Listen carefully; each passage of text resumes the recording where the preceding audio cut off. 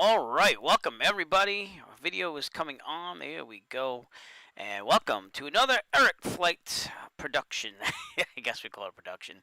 Tonight, we're going to relive what I wanted to be a railroad flight last summer, and that was going to the Woodstock Festival site. So without further ado, let's get a little Woodstock here. Yeah. Just a little intro, if you will. Yeah.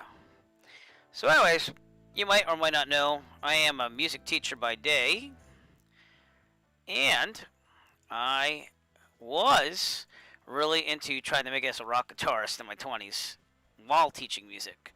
And while that didn't happen, it was a good time. Still something I look fondly back on, and honestly, I'm a pretty big music buff still to this day. So that's why I wanted to take this flight out to Woodstock. Let me move this camera over a little bit.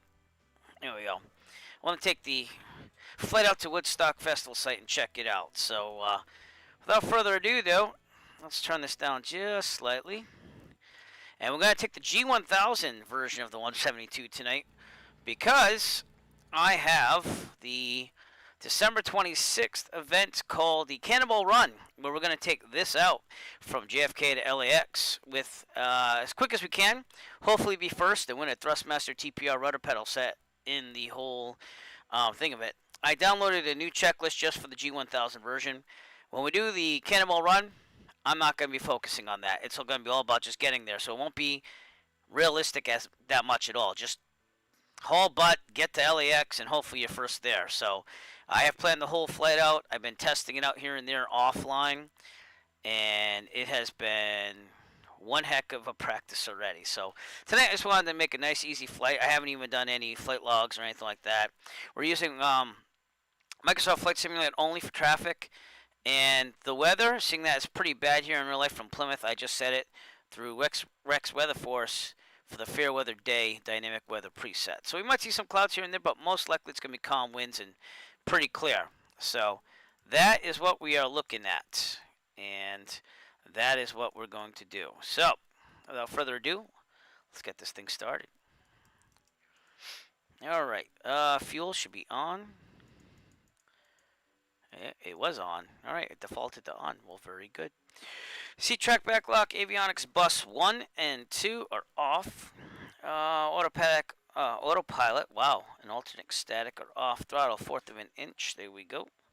Mixture full lean. I'm also going to check my frames at this time. They're doing pretty good. I got about upper 30s, so pretty good there.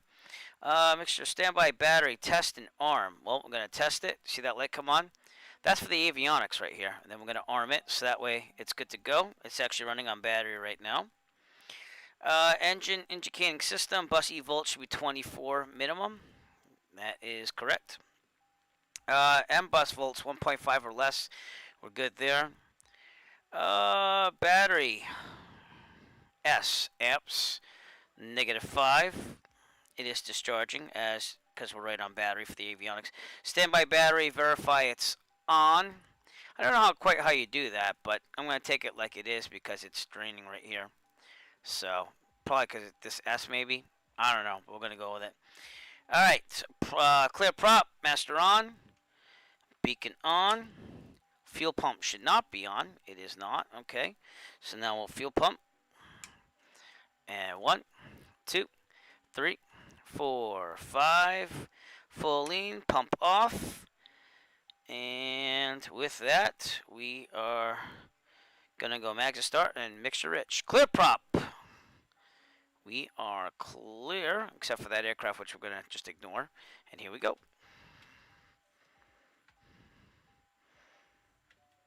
And there we go. Now we don't have to worry about the battery as much because it's going to be charging, as you can see right here. See? So it's got amps going to it and everything. So we're good. We shall turn the battery on. I don't know why it does that. It defaults to that even though I hit the switch. So, no clue. Fuel pumps off. Yep. Oil pressure should be in the green. Oh, forgot to feel the thing. I always go full. Oil temperature, oil pressure in the green. Good. Amps on the batteries are looking good. 2626. Annunciator lights. This doesn't have the annunciator like the steam gauge, so I'm guessing it would be the alerts thing here and stuff like that. I don't like the inset, so I'm going to turn that off. Alright, mixture as required. We're doing good, and avionics bus 1 and 2 are on. So here we go, avionics on. That should turn on this other panel. Insert, again, off. Inset, I mean, off. Alright, push that to start that up. We have our flight plan in there already. It's going to be direct to Sullivan County in Monticello, New York. And we're going to overfly that, obviously. Go check out the Woodstock site, and then we'll land there. And that will be our flight for tonight. Okay, seatbelt harnesses, flaps up. We'll double check that. Very good.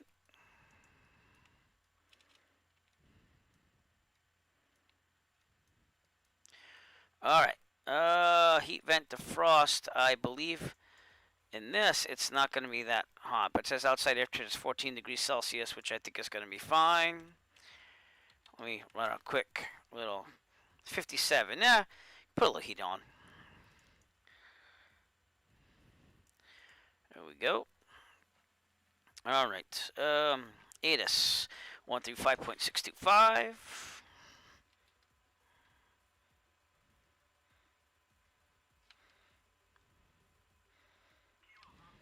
Sorry about that.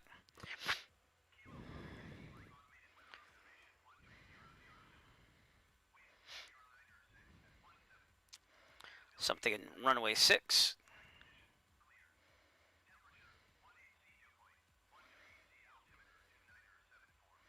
29 or 7-4.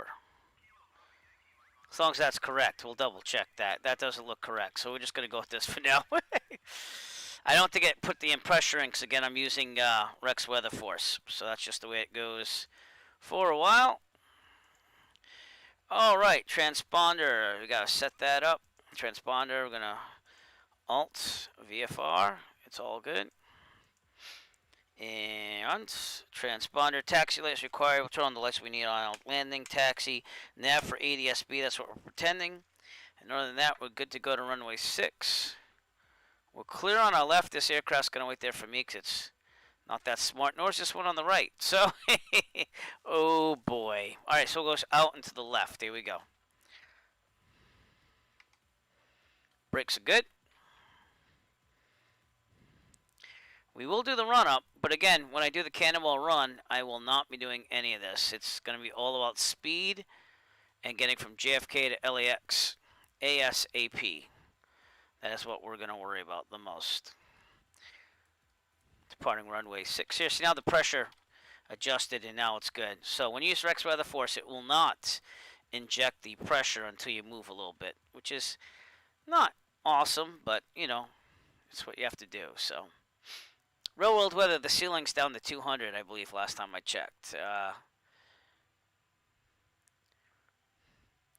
Overcast at 500, excuse me, so it's down to 500. So we are leaving at a time where I kind of would have left, which is local, about 9 o'clock a.m. And head out to Monticello, New York, and visit the sites. So I'd probably rent the plane probably for the whole day and probably just fly to and back. And I'd take the e-bike. It'd be in the back seat, right there behind me. It'd be tied down with bungee cords and stuff, and secured before we'd even leave. So, my rudder pedals are a little bit, yeah, off tonight. So we're just gonna go with that for the run-up. I don't know why, but it's been like that with my rudder pedals. That's why I'm trying to win those Thrustmaster TPRs. So see what happens. Let me turn the chat on, by the way. That might have been good, huh? There we go. And if you're just watching, welcome. We are doing the run-up before we take off for Monticello, New York to go visit the Woodstock Festival site. Hence why you see the Woodstock poster right there. Brakes are set for the run-up. Fuel valve set to both. Taking the G1000 version, the 172, to get more used to it for our run on the Cannonball Run on December 26th. That's going to be 18 to 22 hours of constant flying in it. Trim set for takeoff. Looks good. Flight controls. Looking good. And of course, we check outside the windows to make sure that it moved appropriately. Free and correct. Instruments, no red X's. I don't see any red X's, do you? Nope. Alright, altimeters. The barometer set. Standby altimeter set. and I have to set all that up. So, listen, PFD, this is what they're talking about. I do like to see the wind, so I can see if it's a tailwind, headwind. Right now it's a headwind, that's why we're taking runway 6. Bearing. That's GPS to Sullivan. It's 181.9 nautical miles. I like the whole HSI there. And bearing 1 and 2, you can have another bearing if you want on the nav 1, nav 2 there, but I don't need that at all. Alright, other things I need to do? I don't think so. I think we're good. That's for all direction finder. You don't need that. And we're good there. Alright, G1000 altitude select. I'm not going to use autopilot tonight, but I will set it up just in case. I think we're going to cruise at 8,500. And that way we have enough clearance for anything out there while we go to Sullivan County. Let me see what I did plan for real life here. I have my old flight log here. So, it might have been 6,500. I can't remember. Come on now. 6,500. Okay. So, I'm probably not going to use autopilot because I like to fly by hand. I've been using a lot of autopilot practicing for that Cannonball run, so most likely will not, but at least I know I'm aiming for 6,500. Standby, instruments, mixture, best power. We're good there. Roller wings are only 150 MSL. And manual electric trim. What you do is you make this go up and down and make sure it's working. So, but we're just going to make it like that. At 0. And you also have the manual right here. So I'm taking it this has some type of motor in it that you have to check. 1800 RPM. Here we go.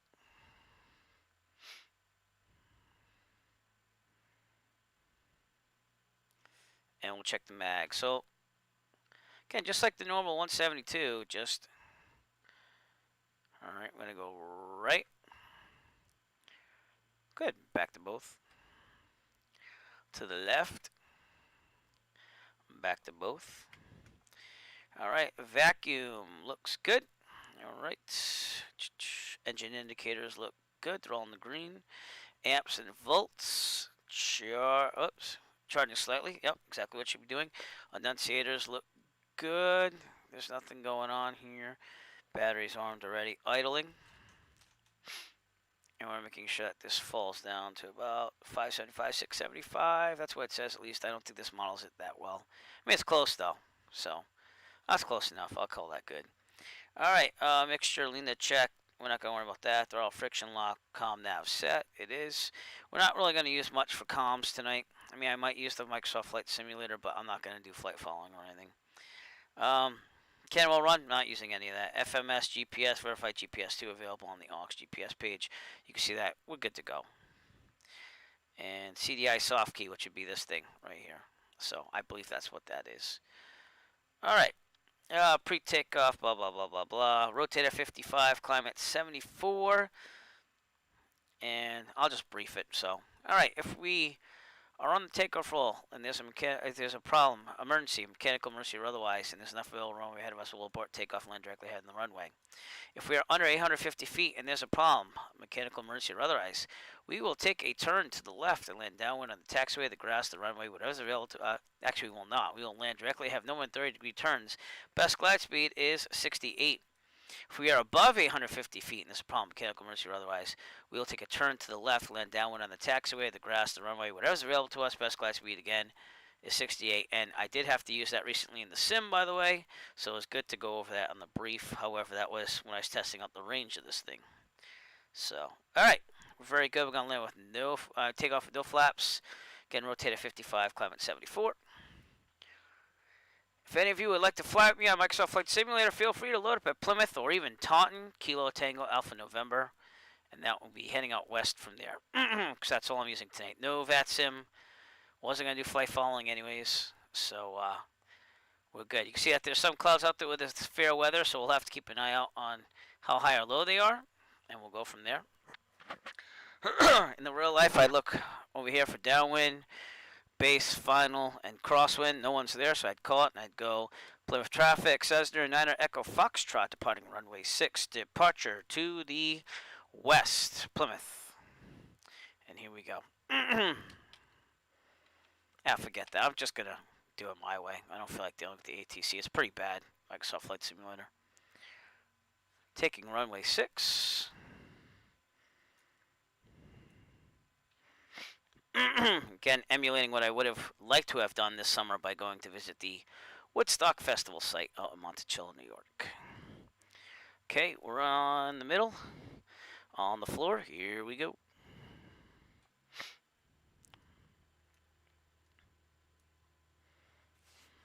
These rudders are very sensitive, and they're the Thrustmaster T-Flight ones. So they're not the TPRs like I wanted, but they'll definitely do better than the Saitek Cessnas were. Sorry about that. They're so sensitive, though. And up, here we go.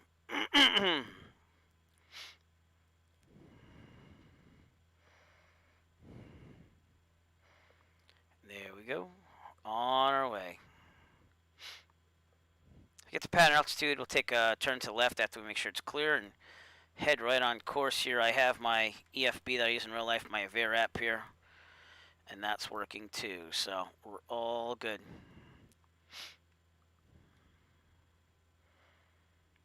Plymouth is my real life home base, so something I'm familiar with.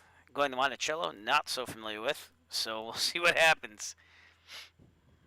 And the chat is open. If anyone wants to chat, that's up to you. If you just want to hang out and watch the flight, then by all means, please do.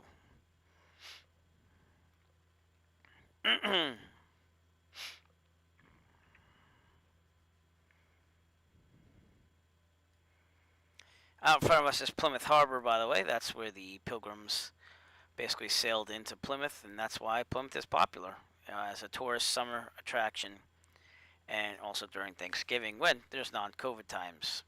1,150 is our pattern altitude. We're just about there. I'm going to take a turn to the left here. We're clear on the left, so we're good to go. Let's head 45 out here, so that way kind of get out of the pattern.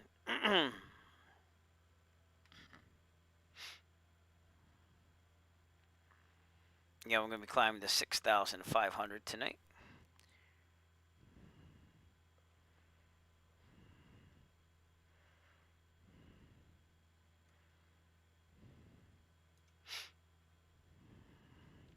Good enough. All right. Clear on the left. There would be some windmills down here. I know they're down there. I just can't see them from here. And that's the airport back there. All right. We're going to turn a left here on the course and keep climbing. We're also going to trim it, so I have to keep holding back pressure on the yoke.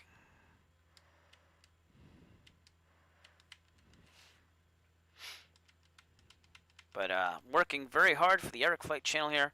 I got one video almost ready to go. I edited it and everything. I just have to get the what camera do I want to appear at what time thing, and we will be publishing that video soon. So then there's another 3 videos to basically edit after that. They take me quite a lot of time to do, so but we do what we can.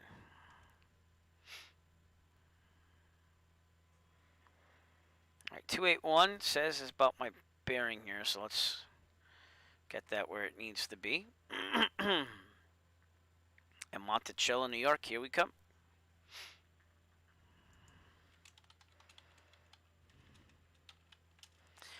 $182 nautical miles, actually 183. So it's going to take us a little bit of time, especially with a ground speed of 84 while climbing. So that will definitely improve as we get going here, but we will be going against the wind.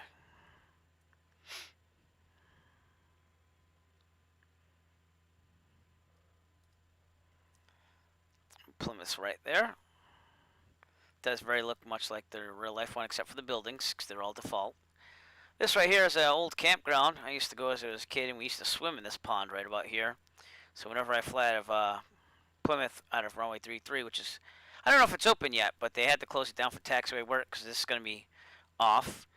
But I'd go right over that old campground and see it every single time. So Pinewood Lodge in Plymouth.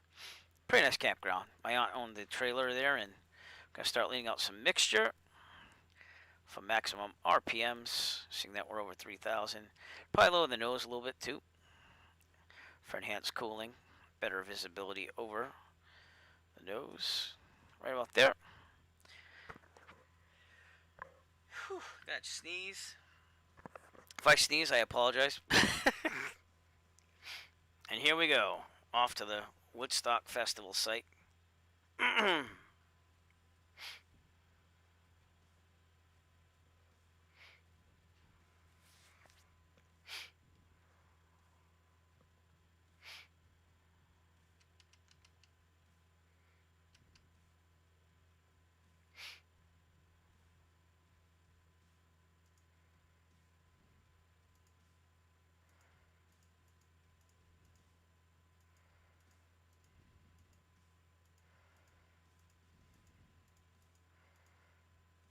Okay, I did something there, so I'll figure it out.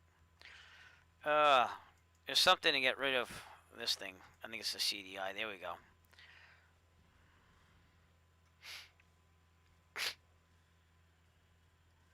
Very good. This looks very much like what it looks like in real life, by the way. And my favorite visual around the area, the Assawamsett Ponds out here.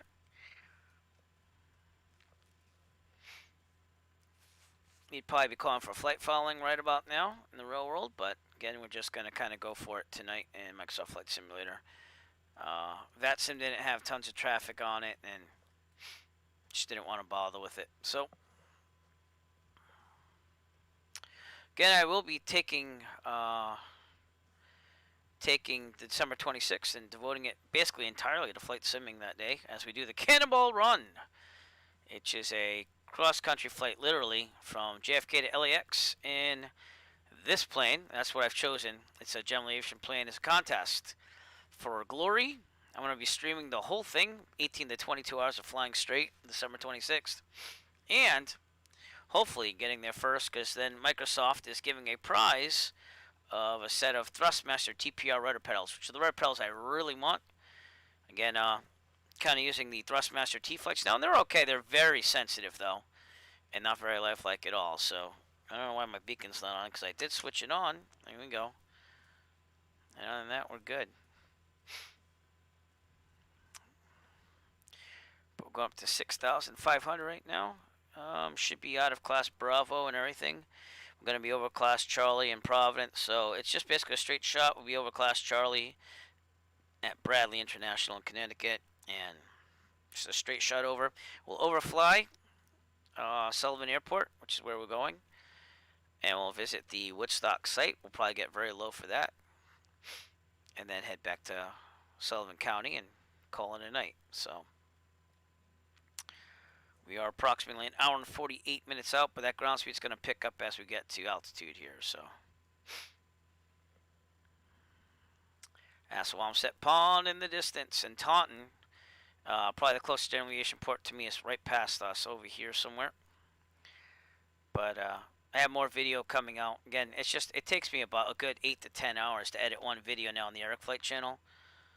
Because, well, thank you. Really, well, I shouldn't say the easiest to do, but if you take a picture of the cockpit, you have to zoom it out and everything. Then you go to Photoshop and you edit out all the windows, and you make that transparent, a PNG. I took the video editing software I had, and I recorded just the outside view. I kind of set it up with the drone, I think, and I recorded just the daylight time of a video and superimposed the PNG image file on top of that and made a 10-minute long video of me looking like I'm cruising. So thank you, though.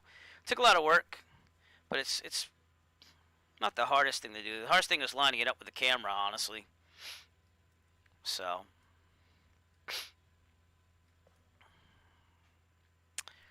we're breaking through 6,000 almost on our way to Monticello.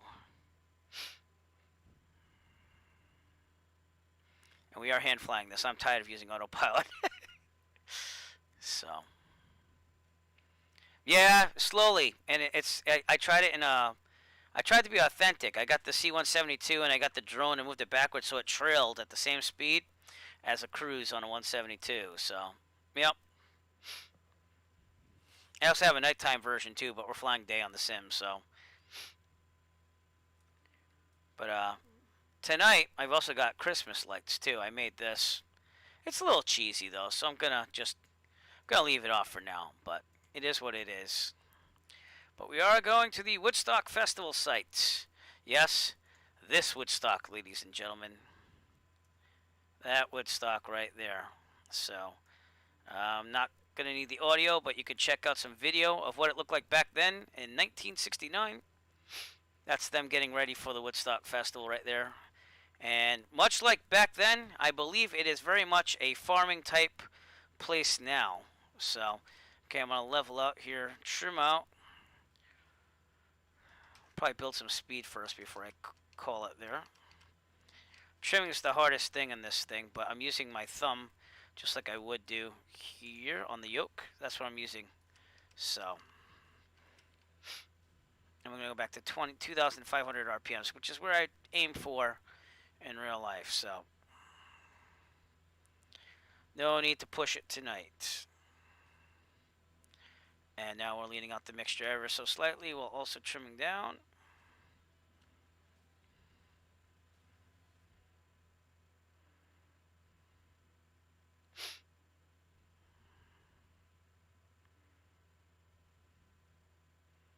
Right about there.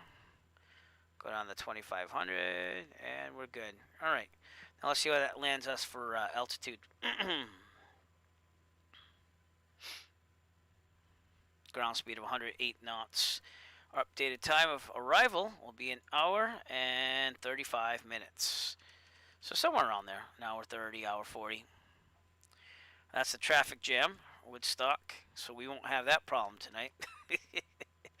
But I would really like to go out there in real life. So that's why sometimes for an idea for a flight is just, hey, I would have done this last summer. Let's do it in the sim. And it is good practice. Right now, coming up on the Taunton River. I actually live somewhere over here. I'm not going to be too specific, but the Taunton River is still a main river in Massachusetts. And again, Taunton Municipal right down there on our left. So I used to live about 5 minutes away from here too. And I believe we can't see it, but it was basically. Oh, actually, it's over. Maybe not. I don't know, but that's 5 minutes away from there. Before I used to just drive there and go look at planes, even though there's not lots. So, but that is my closest general aviation airport in real life. So, all right, trim it up. Let's go. And again, it's very much just look at this and make sure that you get it in the middle, and hopefully it stays after a while. Yeah, but autopilot, it's a lot easier. But I do not want to fly autopilot tonight, so eventually it will level out. Alright, we'll also have Providence, Rhode Island coming up in the distance. Again, these are all real destinations I've flown in real life, except for Monticello, but I've flown this route quite a lot, going to Connecticut and stuff. So if you want to see any of this stuff in real life video, check out the Eric Flight channel on YouTube, where I post my real world flights a lot. And again, I was just talking that I have 4 more videos to edit. One of them is almost done. Hoping to get that done by the end of tomorrow. Just have lots going on before the winter break for teaching. So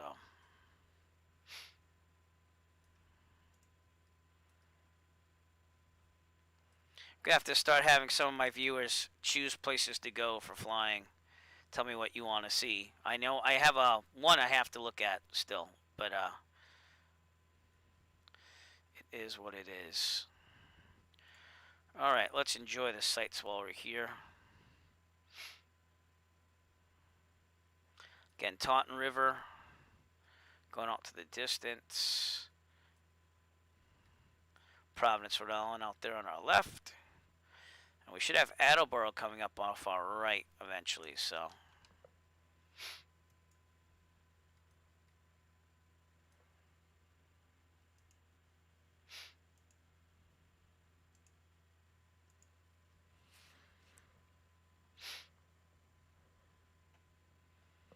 Looks like a pretty nice flight, though. We're not using real world weather nor time. I picked a time where I would be kind of departing in real life, which is at 9 o'clock in the morning for this.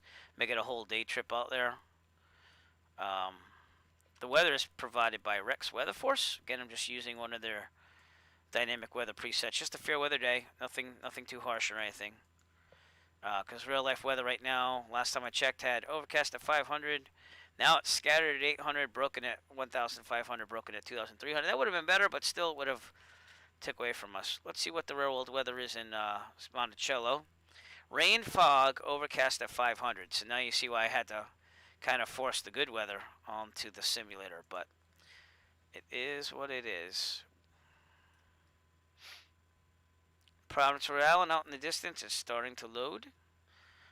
This is my home state. I grew up in Rhode Island, a little bit north of Providence, in a town called Lincoln, but it's always nice to see Providence and overfly it in real life because it's kind of like a homecoming. It feels really great.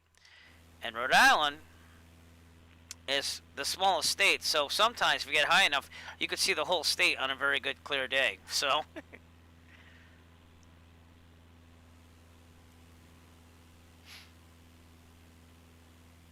Boston would be out there in the distance. Sometimes you could see Boston in real life. Right here, they just barely don't let you see it. So unless I maybe zoom in, no, not even then. So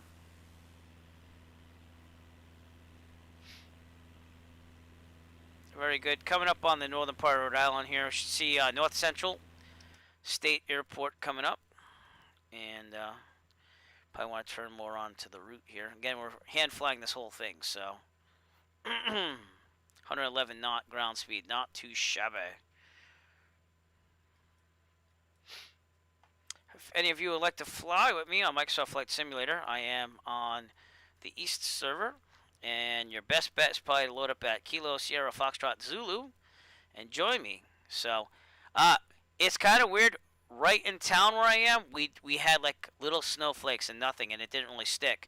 But if you go a little further north, I'm talking like maybe 20 minutes north, we had some snow. So that's there wasn't tons of it. There's probably about an inch or two, but it will be coming soon, I think. So today we had a lot of rain. So and tomorrow's supposed to be in the 60s. I don't know why, because we're in Massachusetts, but you know. It is what it is. One of the things that I think Microsoft Flight Simulator is missing, in my opinion, is seasons, because it doesn't look this green anymore. This is the summer type looking things. But when it does snow, and it has snow in the forecast and the weather's working right, it'll show snow on the ground and everything. So that is pretty cool.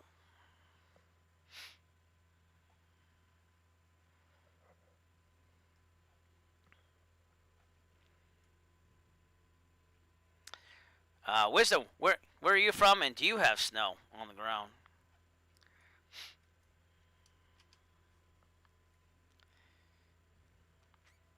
Again, I'll try to put out some sights along our way here. Again, crossing north of Providence, you have Narragansett Bay over here. In the distance, you have Newport, Rhode Island, which is a very nice place to visit if you ever want to visit somewhere. This is Bristol, but during the summers, when there's non-COVID times, Newport is a very touristy place. They have lots of mansions from the Victorian age on the coast over here that you can visit. And, yeah, probably one of the scenic places in Rhode Island that you can get. Providence is, you know, probably not exactly a tourist city, but, you know, it looks nice. So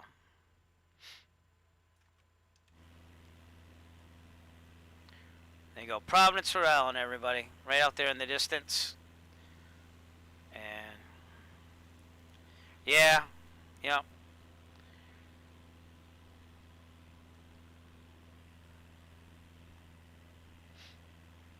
Again, Northern Rhode Island's kind of like the place where I grew up here, so let's see if I can find that.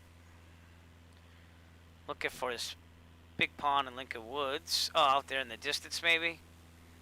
Yeah. I'm going to say it's out here. We're a little too south to see it, so. But this looks pretty lifelike, so. Yeah, what stinks about the snow in winter is that it's not really going to mean much because most of these ski places will be open in New Hampshire and stuff around New England, but I don't think they're going to have very good attendance. So, well, we have a headwind of 12 knots from 358, so it will slow us down a little bit, but not much. 113 knot ground speed, it's not too shabby.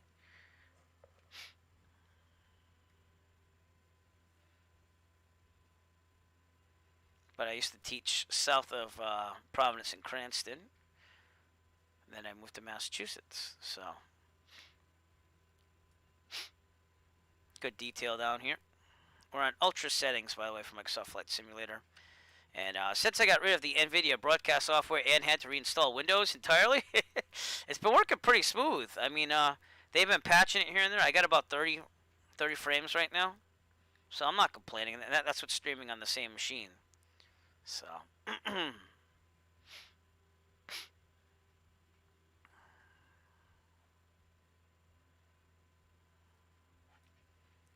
So, Wisdom, do you fly flight sims, or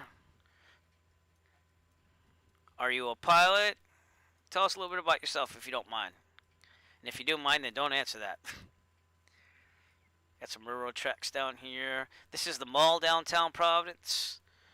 And, again, buildings aren't really loading as good as I'd like them to. This is the post office in Providence. So, oh. Yeah, it does take some power. I'm reloading Prepared version 5.1 right now because I had to reload my whole computer. I had a big problem with Windows and had to reinstall it. So, I'm right outside of Kilo Sierra Foxtrot Zulu. So, again, on the east server. Sometimes you have to be on the same server.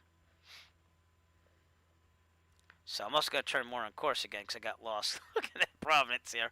But it's cool. Oh, here he is. This is my old neighborhood right here, actually. I used to live in a house right around here.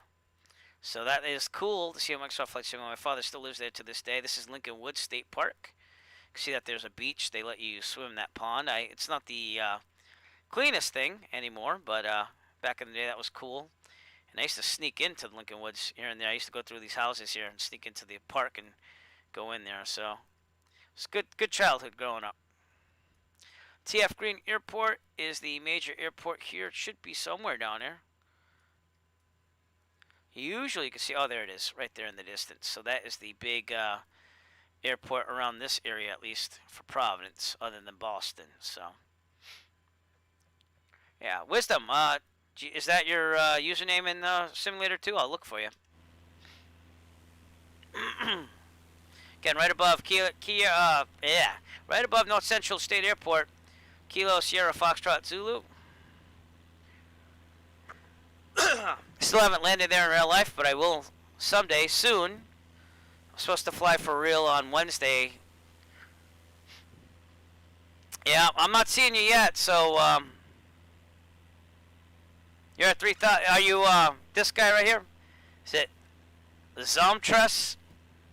I'm going with the X. Yep, you're right here. Right in front of me.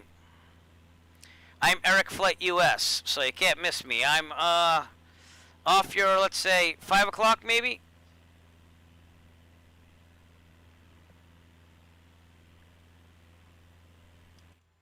So you are to my 2 o'clock.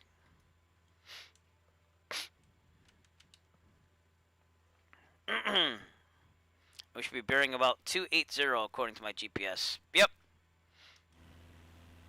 Right there. Feel free to join us, sir.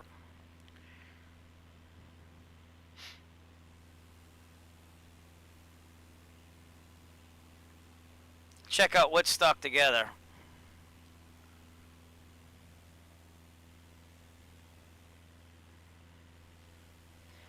This is Lincoln Mall, and my old high school should be over here, I think. I think that's my old high school right there. So, reliving my life through the simulator. Isn't that fantastic? But again, if you do feel like flying with us, feel free. Next airport I'd probably line up at is Danielson, Kilo Lima Zulu Delta. That's in Danielson, Connecticut. I actually flew there in real life, and there is a video of that on the Eric Flight channel, so feel free to check out anything like that. Let's get some range on this map here. So yeah, we're off the direct route, but we're not that far off, according to my electronic flight bag at least. I use the Avera app on my Android app. I use it in real life and with the simulator. And if you want to gauge our progress, you also have the gold bar at the top over here. And that tells you, you know, percentage-wise, when that gold bar goes all the way down, that means we're there. So that is what we're doing. What do you want for fuel here, for fuel burn? I've been burning like 11 gallons trying to test for that Cannonball Run event. 1, 2, 4, 6, 8. Yes, that's about right.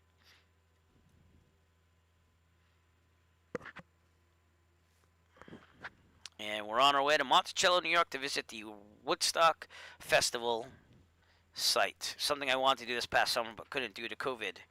So I just wasn't going to take the chance of everything being closed or, you know, restrictions. So hopefully with the vaccinations coming out soon, hopefully, I think I'm scheduled as a teacher to take it in between February to April. So, and I will be taking that. I have no hesitation on taking that. So I'm teaching remotely until that time.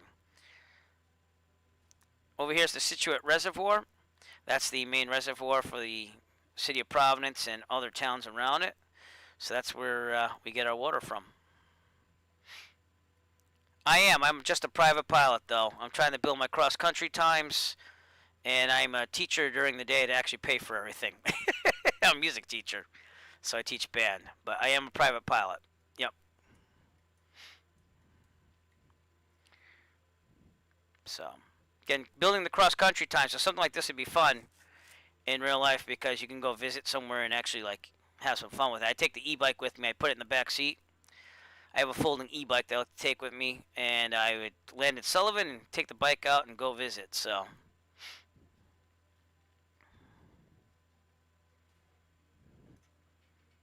But I did get my private pilot certificate in October of 2019, and I've had fun with it ever since, even with COVID.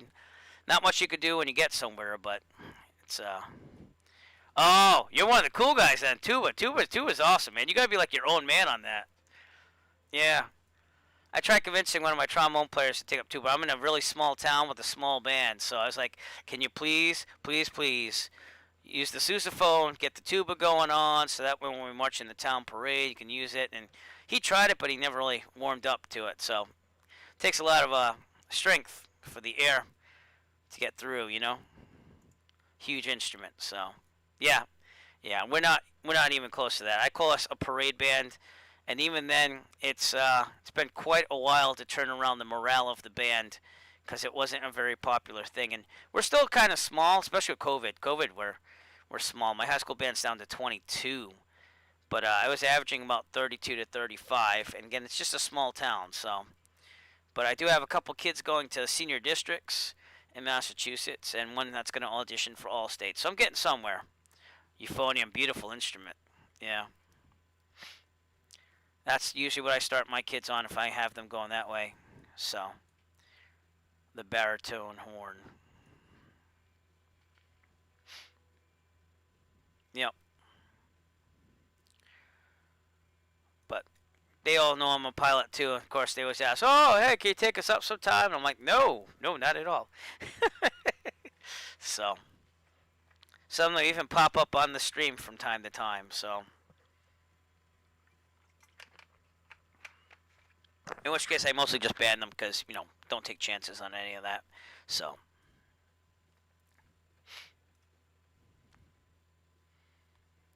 That's awesome. Yeah. When I student taught, I was in Rhode Island, and we had two sides of the city. We had an east side and west side of Cranston. And the Cranston west side was kind of more the halftime show band, and the east side was the highly competitive marching band. So. But I only got to teach elementary band, chorus, and general music there. And then basically got laid off twice due to funds. And I moved to Massachusetts when I got married. So, and I've been in the same small town I'm in since hitting Massachusetts. So it's been pretty good to me. It's just it's not the same experience as like a big band of 200-something kids, you know? But I do have some very dedicated and hardworking kids. So, yeah. Well, thank you very much for subscribing to me on YouTube. Let's take a look outside and see where you're at. Looks like I got someone hanging off my left there, so if that's you, let us know in the chat. But you're right behind me at 6,300, almost 6,400. So very good. Enjoy the sights. I don't know if you're flying real old weather or not. Again, I had to load some regular VFR weather. It's pretty bad in the area here. Here's Providence's weather. Oh, I can't actually show you that, I guess, because I'm using dynamic weather presets. But Sky Vector is showing pretty bad. It's been pretty crappy all day, honestly. So Providence weather, real world is the winds are good. 4th square mile of visibility, 1/4. Definitely not VFR weather. Fog. Let's see where's the ceiling here? Oh, there it is. It took a while. It's eventually going to be overcast at 300 with mist and 1.5 square miles of visibility. So again, that's why we're flying some forced VFR weather today. But this is yeah. So that Rex Weather Force though, it's a pretty good app. I will say though, with the updates on the regular flight simulator, I think the weather's gotten better. I think they've gotten a little bit better at it. I still think Rex Weather Force is a little bit better for authenticity, but it definitely has improved. And I think that if they keep working on this, it's going to get even better. But for VFR, I mean, look, you can't beat this. This does look like real life. So, Citrus Reservoir in the back, and we're making our way to Connecticut. Actually, we are in Connecticut. Danielson, which I have landed in real life. A lot of gliders and stuff. It's actually right there. There's a school. They have lots of gliders, and they have a lot of skydivers here. So I'm actually editing that video right now and hopefully releasing it tomorrow night. My cross-country flight from Plymouth to Danielson and back. So, but I have some footage of the gliders and the skydivers and stuff. So it's pretty cool.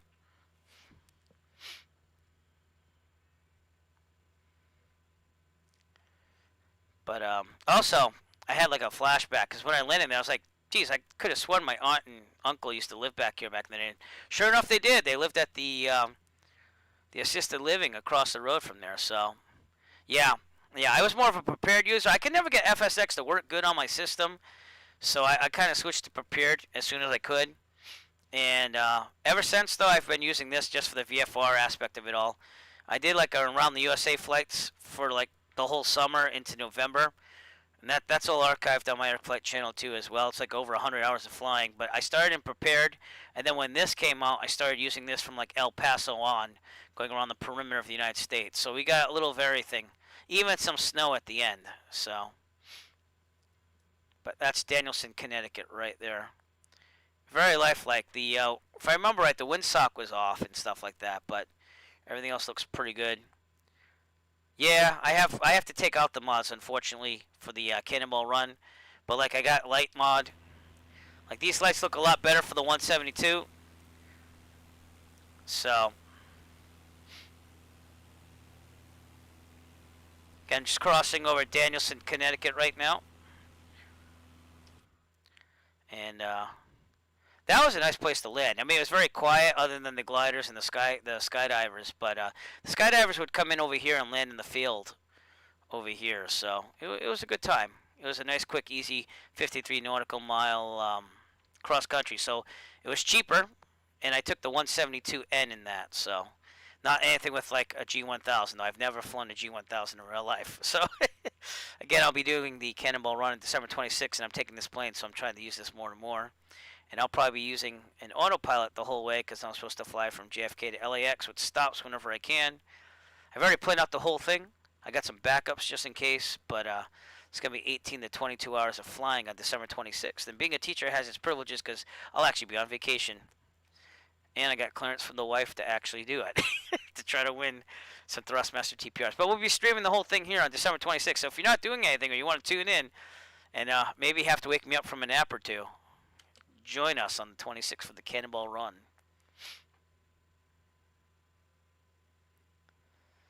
I do not own it. I am currently saving up for an airplane. I'm thinking like a 172N or 172P.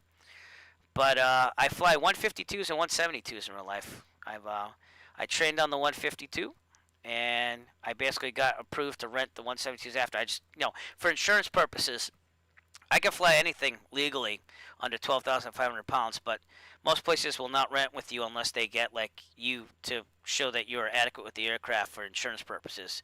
Because if you ever had problems with an aircraft and they didn't check you out in it, then the insurance could say, well, how did you know he's proficient enough to fly in that type of aircraft? So But I fly the 172M, the 172N, 172P, and the 152. And again, just building up the cross country time. I'm almost there. I want to get to 50 hours of flying cross country. Been working on nighttime stuff lately, and then seeing that COVID kind of like is really bad right now, I kind of took a break. But I hope to fly next Tuesday on the 152. Probably do another cross country there. I don't know where yet. I haven't planned it out yet. It won't be anywhere too far, and the weather's not looking too good on Tuesday for winds at least. So I have to kind of see what's going to happen as we get closer. And then on Saturday, where I will be on vacation. Vacation starts after Friday.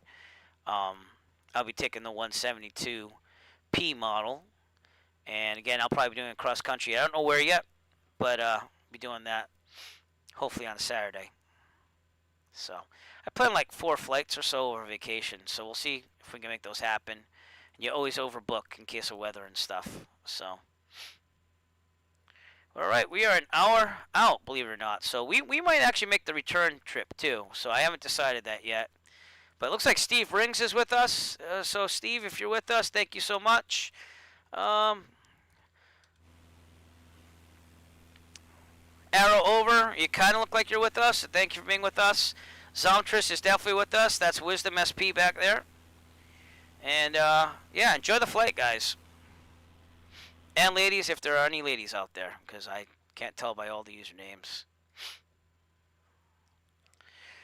All right, we are leaving Danielson. Windham, which is another airport I've been to in real life. It should be out in the distance. I think it's near this pond. I'm not quite sure, though. But we'll keep an eye out for it. And then the big one that you're going to see, we're going to fly over Class Charlie Airspace, is Bradley International. I hope to go there sometime in real life, too, because they have a New England Air Museum there. So, be nice to go see that. But again, COVID is just ruining everything. You can't even, I'm not going to step into a restaurant now because it's that bad right now in Massachusetts and Rhode Island, and New England in general. So, it's pretty bad. I know that we're up to 30 COVID cases at the school that I work in. So, it's spreading, It's worse in other places. But, Steve, you're doing pretty nice formation flying there. Nice job.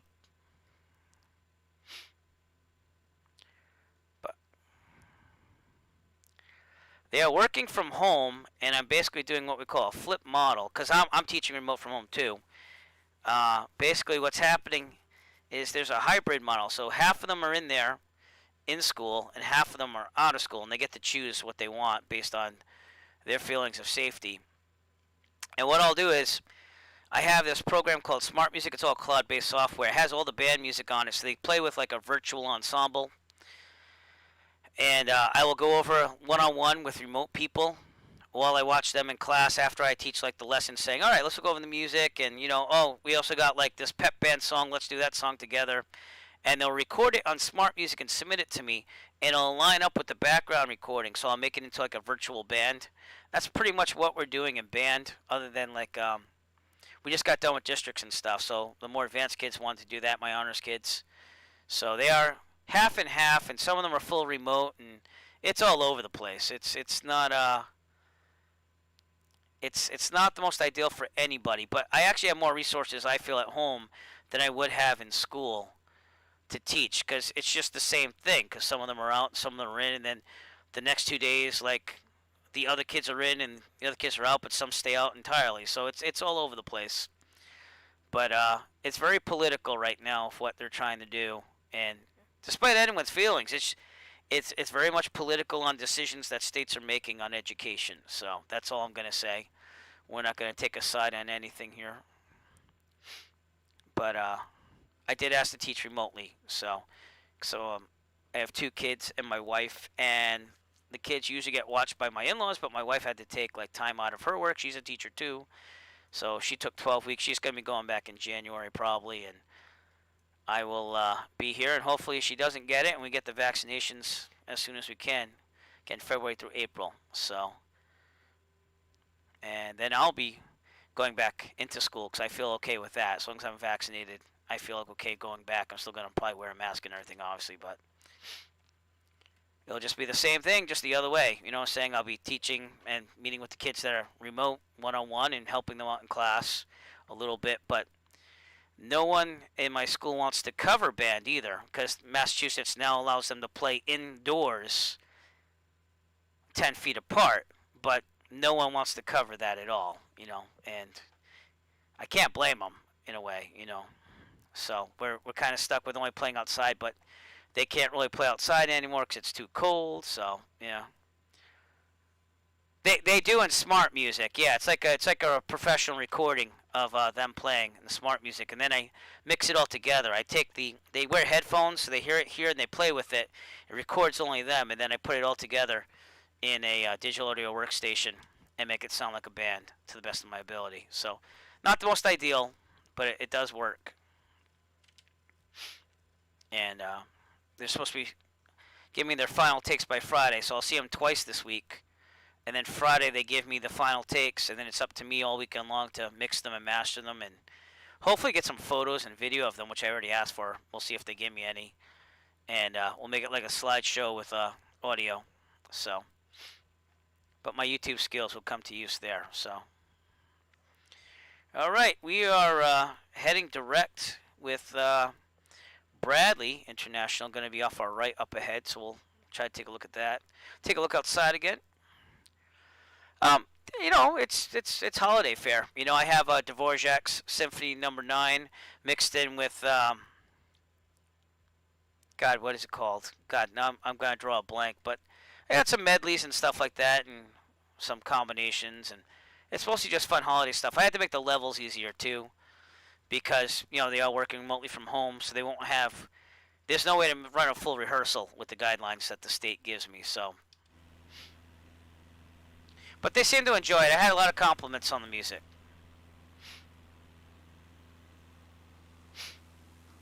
All right. In the distance should be Willimantic, which is Wyndham Airport. Don't know if we're going to see it. It has a dam right next to it, so I'm kind of looking, but it should be behind us. So. Is that it right there? Yeah, that's it right there. So I've landed there in real life, too. Came down here. It's like a dammed off well reservoir over here. But that was a very nice airport too, but couldn't do much there either. Because again, COVID. So I basically landed there. Called the briefer to close up my flight plan. And just went back. So, I love the New World Symphony.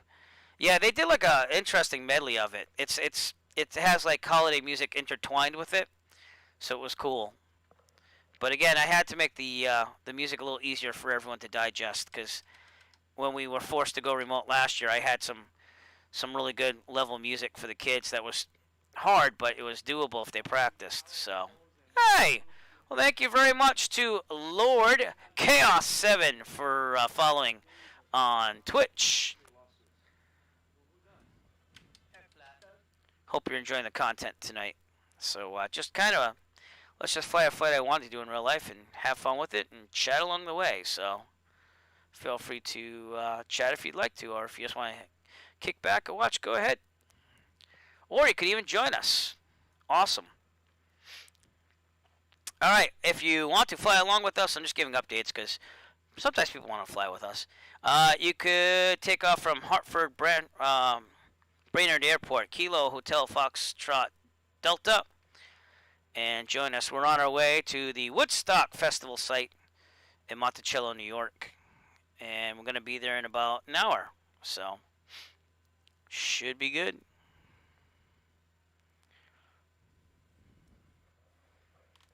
Feels good not to be on autopilot. I like having control of the aircraft, so. Yeah, true. Well, we've done Carol of the Bells in years past and stuff like that. And, the Nutcracker, so you have to mix it up, you know what I mean? So I actually fly out of Plymouth, Massachusetts. That's my real life home base for flying. So yeah, I live in Dighton, Massachusetts, but I drive out to Plymouth because of the flight school, because there is none at Taunton Municipal, and from what I heard, the airport manager is not that good there. So if I ever bought a plane, I'd have to decide between Plymouth or Taunton. But yeah, I've flown out of Plymouth. And I continue to. That's where I rent from. So, My flight school is pretty good there, and they have a wide selection of aircraft. After the instrument rating, I would like to get in the Piper Warrior, take that for a spin, and then the Piper Aztec, and honestly, saving up for an airplane at the same time. So I don't know what I'm going to do. It's going to take me probably another year and a half, I would think, unless I run into some money. But not flying as much due to COVID also helps me with that, too, I guess, because I sock money away. So, oh, cool. Plain Jane's, right? Pretty nice place, especially with the new terminal. Yeah. Yep. So I probably drive by your house all the time when I go flying. Yep. Yeah. Oh, thank you very much, Tommy D14, for following me on Twitch. By the way, I do not do upside down flying at all. I just thought it was a good quote. It's one of my favorite movies. So, oh, thank you very much, T Galley, for following me on Twitch. Glad you like what you're seeing.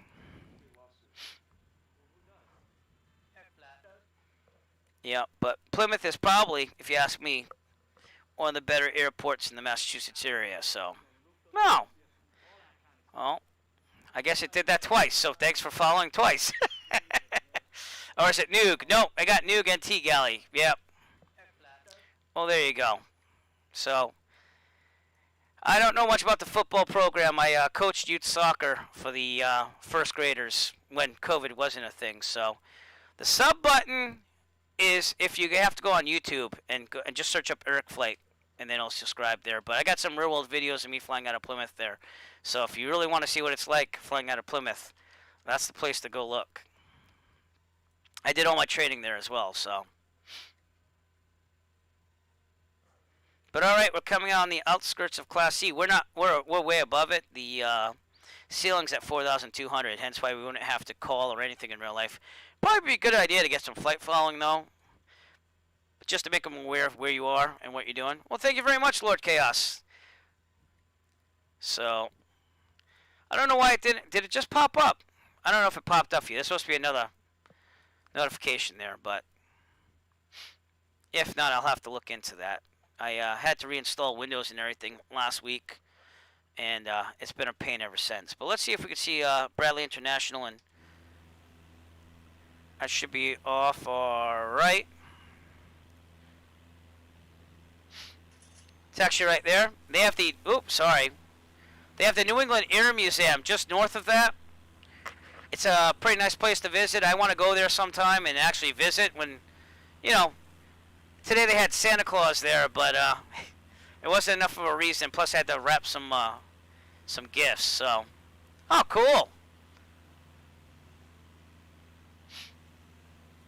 Betcha Florida was nice. Here's Hartford, Brainerd Airport. Another one I want to go visit. That'll probably be my next Connecticut airport to visit from Plymouth. So, for me, it's pretty good. I miss the seasons. Like, it's not this green right now. This is definitely summer, but it looks very much like what it does in real life, honestly. The default buildings leave something to be desired, but that's the best they could do. I mean, they did a pretty nice job. It's just that when you look close, they look kind of just generic. But they do outline the real-world buildings and stuff like that. I think the flight dynamics have something to be worked on with the aircraft, so they don't really fly like real life. They tend to float when you land them and stuff like that. But as far as the scenery, this is why I fly the sim a lot, because, I mean, you can see highways and everything. You could use those as visuals on planning and stuff, and does a nice job. So, well, there you go. Subscribe to Eric Flight on YouTube. Tommy, thank you so much, bud. But it is very comparable. Again, they have some work to do. If it's snowing in the weather, usually there's snow on the ground, which is pretty cool. But that's about it for seasonal type stuff. So, but they are working on it, and it is getting better. So we'll have to see what happens. You mean the nav map, that thing? It's not terrible, you know. But no. Thank you very much for the tip, Tommy.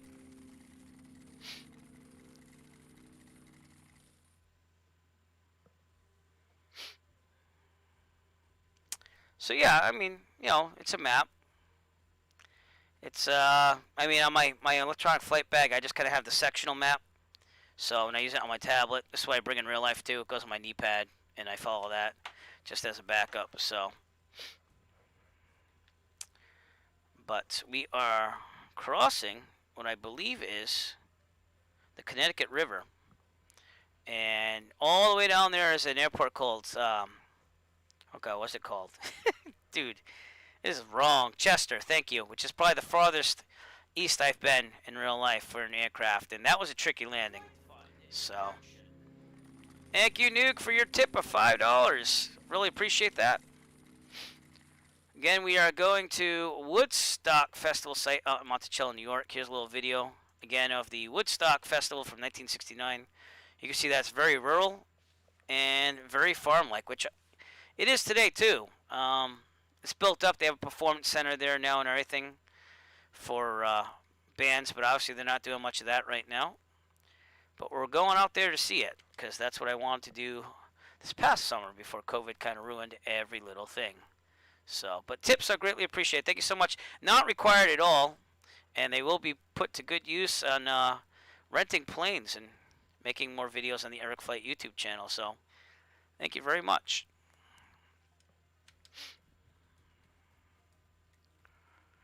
But we are directly south of Bradley International in Connecticut. It's right there, actually. Let me get a good outside shot. We have lots of people flying with us tonight, which is awesome to see. I haven't had that in a while. So if you like to fly with us too, probably the next destination, take off from Robertson, 4 Bravo 8 from New Britain, Connecticut. That's a little south of us. Right out there is Bradley International. To the north of that would be the New England Air Museum, and I believe I do have my scenery in there if I installed it right after the Windows great crash from last week where I had to reinstall everything. So Bradley International out there, and that scenery, if I installed it right again, looks pretty good. Lord Chaos, thank you for the tip. Appreciate that.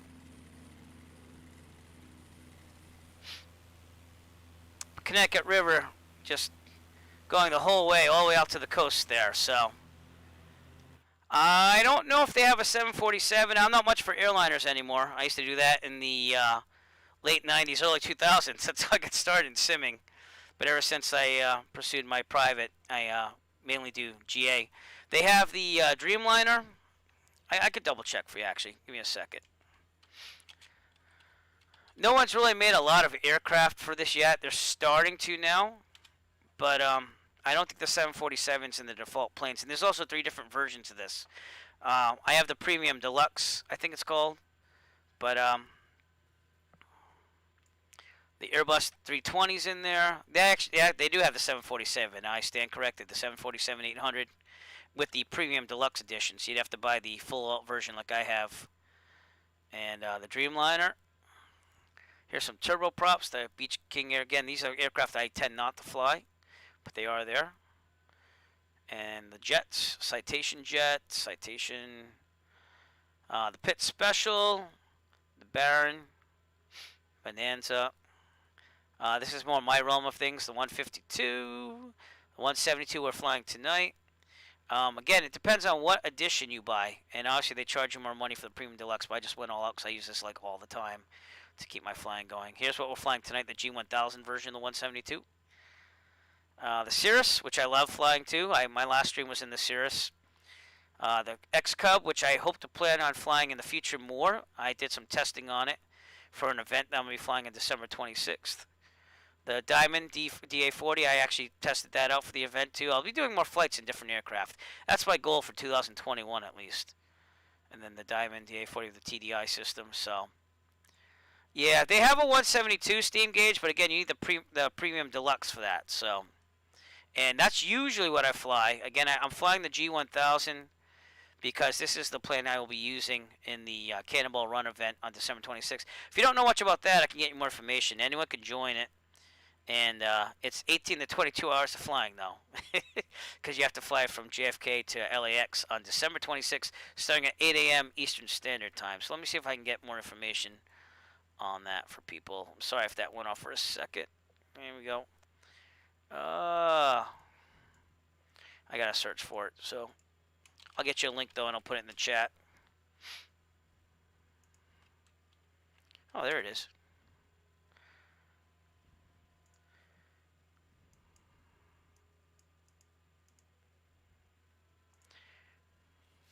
Let's see if it's in the frequently used column here. Documents. I don't think it's there. Man. Cannonball. There it is. Alright, let me get you the link here. That's what it is. I'll put it in chat so you can do it there. It's going to take you to the Microsoft Flight Simulator forums. But CDL, a streamer on Twitch, wanted to do something special. And it was brought by one of his viewers. I just learned this the other night by watching their stream. That they brought up the idea of a Cannonball Run. Just like the movie and also real-world events of driving out to California from New York as fast as you can. They wanted to do that with general aviation aircraft. So it was like, oh, well, that's cool. And then Microsoft came in and said, you know what? We'll offer up a pair of Thrustmaster TPR rudder pedals. These $560 rudder pedals. And I was like, dude, those are the rudder pedals I want. And my Saitek Cessna ones just broke. I'm using Thrustmaster T-Flight ones right now. I got a really good deal somehow on eBay. Everything is wicked expensive for equipment right now because everyone's out of it. And China's having problems making it to get it in here, and most stuff is restocking in January, but you can't touch anything, and people are ripping people off left and right on eBay by reselling it. Like, I saw the Thrustmaster TPR pedals for $900. They retail for like $550. It's just that you can't get them because they're all sold out. So I wasn't going to pay $900 for rudder pedals. Sorry, it's not going to happen. I'll pay the $560 because it's high quality, and I just want a really nice pair that I have forever, but I was not in the Air Force. No. I almost did the reserves. Then I decided to go to college for a year, and I just stuck with college. So, but I do appreciate anyone that does serve. And the problem is I have two small children and stuff. It's not even a problem, but you know what I'm saying. And I almost did the Civil Air Patrol once I got my certificate last year, but with COVID and everything. I went to the Berklee College of Music in Boston. Trained as a musician. I also went to Northeastern University for 1 year before that and did computer science. So between technology, music, and teaching, that's where most of my interests are, with life at least. But I'm a very creative person, so I like to do a little of everything.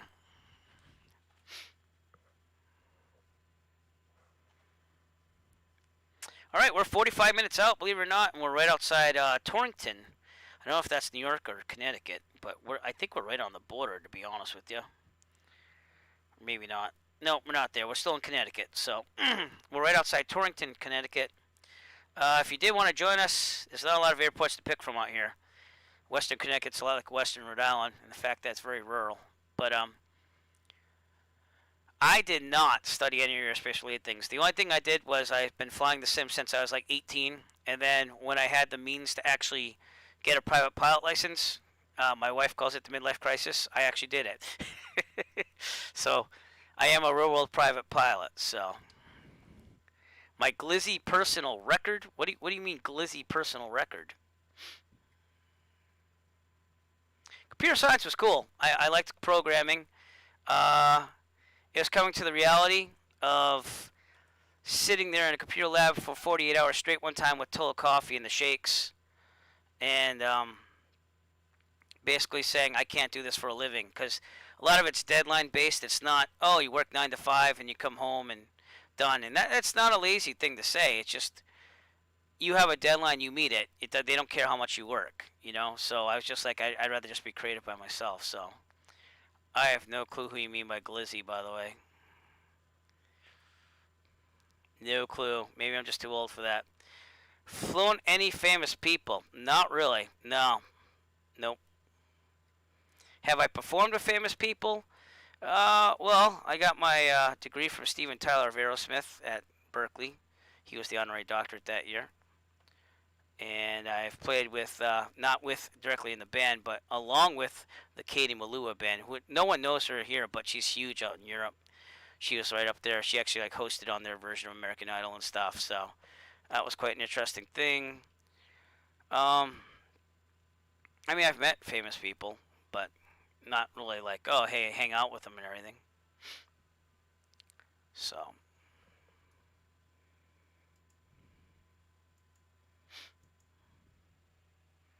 but, you know, it is what it is.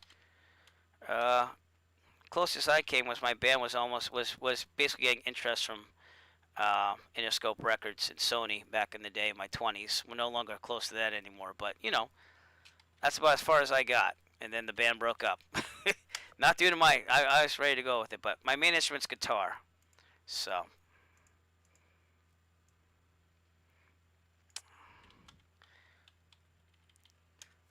That is what I do. Still play it to this day, obviously. Just I'm not gigging or anything because of children, which I always wanted, so. It is what it is. So. Really? You think so, huh? All right, if you say so. I don't think I think it would have been more in my 20s, but okay. I don't think I'm pimping anything, to be honest with you, but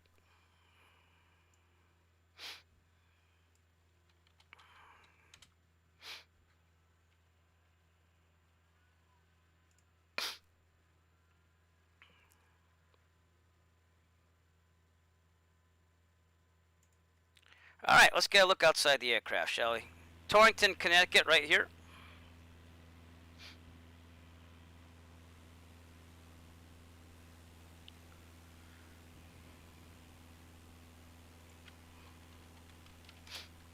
And there's not much really here, just Western Connecticut going into New York, but we got Steve Rings down there.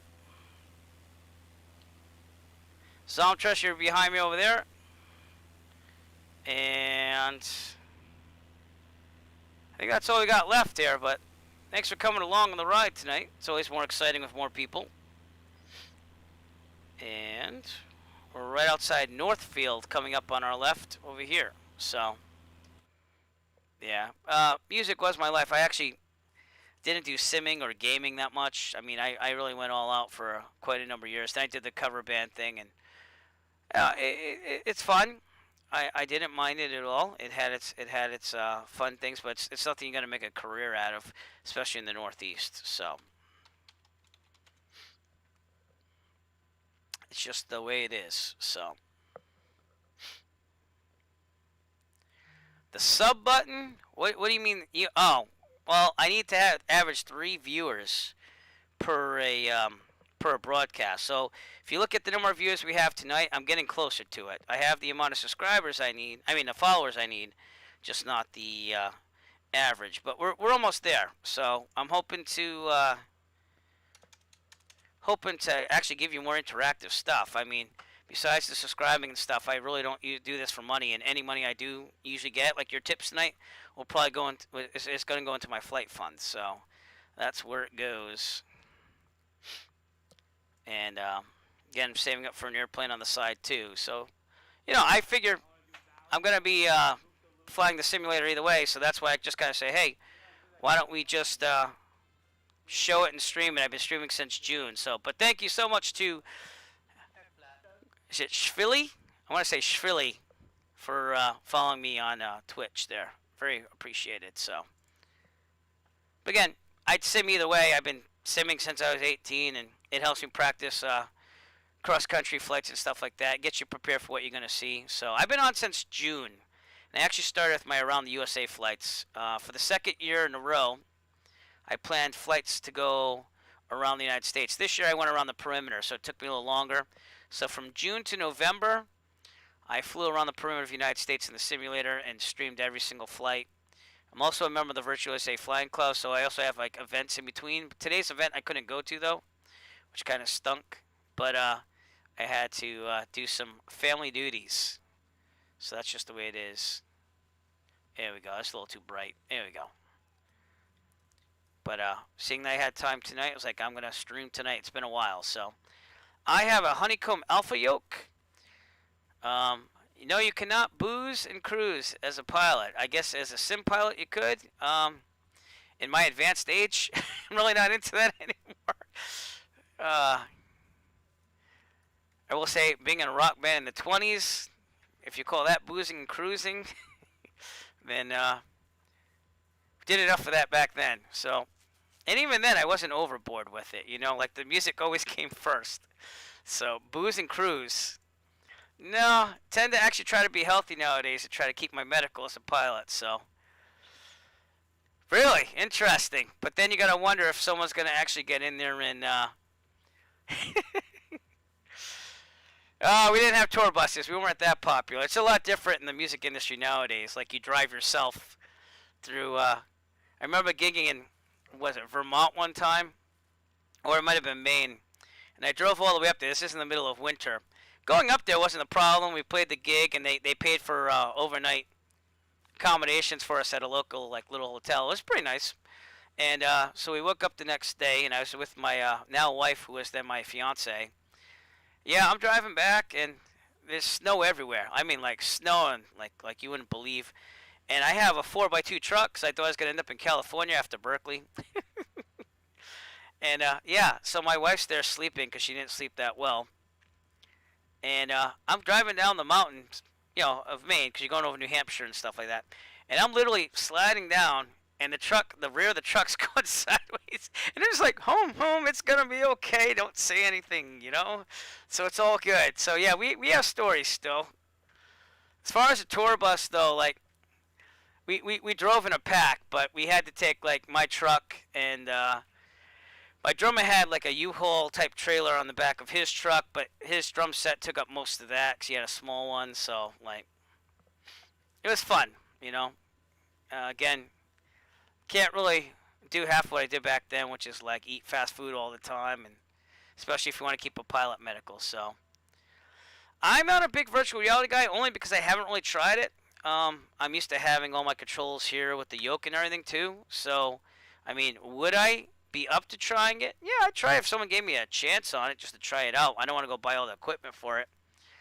But you know, the medical is what expires. So like if you want to become a real world pilot, like I'm a private pilot, so I get to fly not for compensation, just for fun. But you have to have what they call a medical with that. So you have the pilot certificate, which means that, yeah, I'm good enough to fly a plane. And then the medical is I'm fit enough medically to fly a plane. And that expires. And if you can't get a new one due to your health, then you can no longer fly. I mean, there's one little way around that, maybe. But again, if it's a really harsh medical condition, you are not supposed to fly. So that medical, though, I have what they call a third-class medical. So, yeah, some people would, and there's nothing wrong with that. So, again, I just had the means of doing it. It's something I wanted to do since I was 18. I didn't want to do it for a career, per se. Basically, everyone in my family doesn't really approve of it. Again, my wife calls it the midlife crisis. And, it's just something, it's way before her. That's how I try to explain it to her. And then, believe it or not, and I don't mean to brag here, but the Eric Flight channel really doesn't do much for income. But I have another YouTube channel that kind of not like took off like, oh my god, exploded viral, anything, but it makes me enough money to pay for all my flying and paid for the whole private pilot training and certificate and everything. So YouTube's been pretty good to me on the other channel. So, and I do like do-it-yourself projects and stuff like that. So stuff I'm going to do anyways, like fix the car, fix the brakes in the car. So have I ever seen Sully? Yes, I've seen the movie Sully. It is a very good movie. Yep.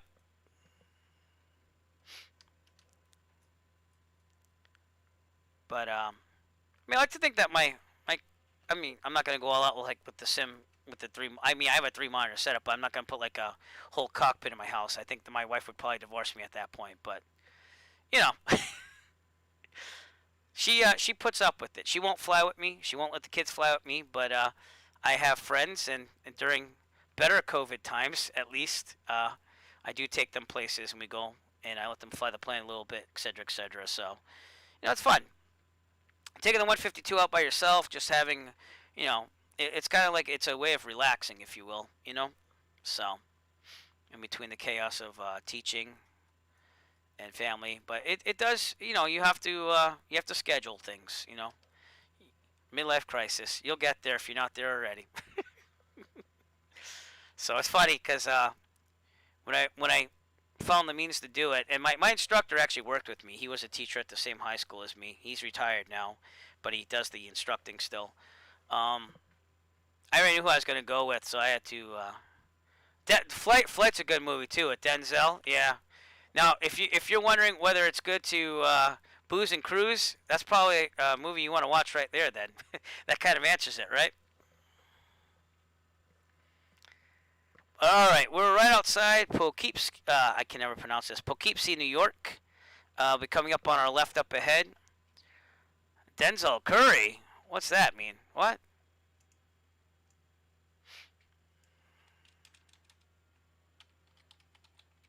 I don't know what you mean by Denzel Curry. We're talking Denzel Washington. So, Denzel Washington. He's a pretty good actor. He's not bad. Let's see what river is that. See if the sectional tells me at all. Probably won't. It's a smaller one. No, but we're just about to cross into New York, believe it or not, right here. So let's get a little look. See that red line? That would be the New York border right there. Steve Rings joining us below. Level that out a little bit. So I'm Tristan in the background there at 7,000. And we're just getting into upstate New York. Be crossing the Hudson out there in the distance. And if you did want to fly with us, just join us. We're on Microsoft Flight Simulator. I'm on the East server. And your best bet's probably Sky Acres Airport, 4/4 November. Should be coming up ahead, right outside Poughkeepsie, New York. But it's been a pretty good flight so far. I have not been skydiving. I think I want to do skydiving, though, after flying out to Danielson and seeing what it's all about. So, wow. There's so many questions on this. Any tweakers who try to stab and jab you while boozing and cruising? No. I will say that although I did not partake in this, that there is a underbelly of the original Rock World. At least there was. At least 15 to 20 years ago. I believe there probably still would be. So, oh, Shvili, thank you so much for the tip. Hi, Jumpy Toaster. How you doing? Nice to see you. Where are you from? What do you do? If you don't want to answer that, that's fine too. I just like to strike up the conversation here. So, and again, tips not required at all, but I appreciate it because tonight's been probably the most I've made on tips. So we'll be using that for flight funds, hopefully next Tuesday and Saturday. So I'm doing okay. We're enjoying a flight here. Decompressing by flying on the simulator here out to Woodstock Festival site in Monticello, New York. Real world flight. I would have liked to have done this past summer if COVID actually didn't exist. So there's two possible things on that. It's either going to be Ticonderoga, New York, or the Woodstock Festival site in the future when COVID's over for like a trip, you know. And probably take me about $500 round trip to do that. So, Games, Washington. Cool. Nice. Well, if you want to join us tonight, I'm on Microsoft Flight Simulator Multiplayer East server. And we're right near Poughkeepsie, New York. Probably your best bet's 44 November, which is Sky Acres Airport, if you want to do that. I think they're selling that airport in real life. I forget. I'm part of the Virtual USA Flying Club, and like it was brought up that like one of the airports out here is being sold at auction. So like, oh, dude, that'd be awesome. We could have our own airport. I don't know. I think the liability would be a little too much. So. Oh, okay. Well, do what you will, man. Do what you will. Okay. Sky Acres should be out there. Poughkeepsie, New York is out there, and we will be crossing the Hudson up ahead of us. We might be able to barely see it. I think that's it right there. And we are only 28 minutes out from the Woodstock Festival site area, Sullivan County Airport. We do have to go more west, so we're going to overfly the airport. We're going to do like a teardrop, come down lower in altitude, and just scope it out. We're going to do stuff that you really couldn't do as much in real life. I mean, you could do it. What's the altitude out there? It's probably about 1,500 feet MSL, so we want to keep it at least 2,500 and above and check out the Woodstock Festival site. So, cool. But, Yeah, this is very. I mean, I've never flown out here in real life in a GA aircraft, but this definitely looks very very realistic to real life flying, if you ask me. And thank you, Jumpy Toaster, for 557 for following me on Twitch. As far as building my own airplane, probably not. I'm probably just gonna save up for. I would like the 172N or 172P. That is a like a late 70s, early 80s, mid 80s 172, so I can fly people. But they're going a decent one for that's about $70,000. So you have to come with like a at least like a 15% deposit. So we're working our way up there. It's gonna take a while. So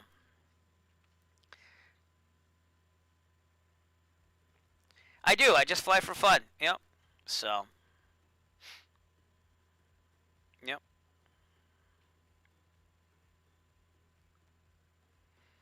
Don't quite get the Warner Brothers thing, but it is what it is. So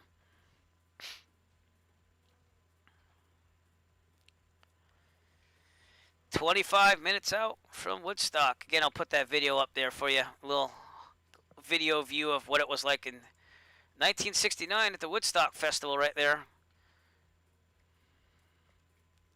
Just a little snippet.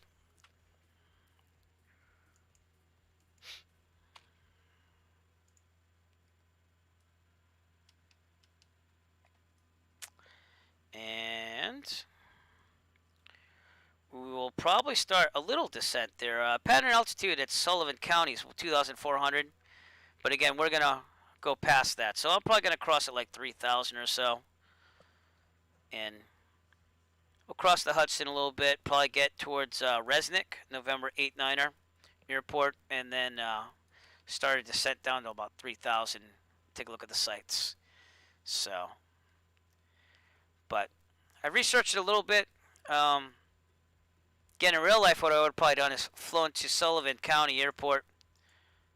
Wright brothers. You think so? Yeah. You think so? Yep, they're in North Carolina. They have a first flight airport that you can go visit. So that was part of my Around the USA flights from June to November. So that's cool. It's cool.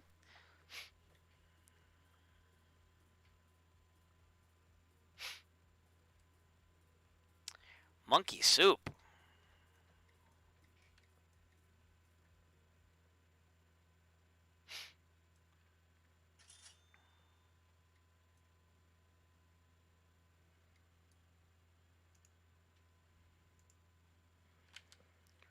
But we are about to cross the Hudson, so we will be having no Sully moments here. I have not heard of monkey soup before. See, now this is when I start feeling old, because I'm like, you guys are going to have to clue me in on this, because now I'm feeling old. Maybe it's just being a father. I don't know. I don't know what makes me old. But Richard, now I'm going to check that up. Richard Pablano. All right.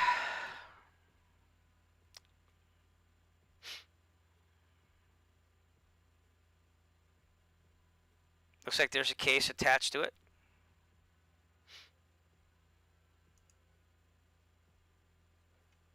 Is it a musician? Yeah, I'm not putting it down in the Hudson. We're not Sully, so. Oh, okay. All right, well, I guess, oh, God. I'm not doing the Hudson. We're not doing the Hudson River here. We're going to cross the Hudson. But there it is right there in all its glory. See, New York's that way. New York City. So, yeah. West Point's also down that way. And you could keep crying for Hudson, but I am not going to be doing that. So, no, we're going to make it to the Woodstock Festival site. And I will not skim the Hudson either. Nope. Not going to happen.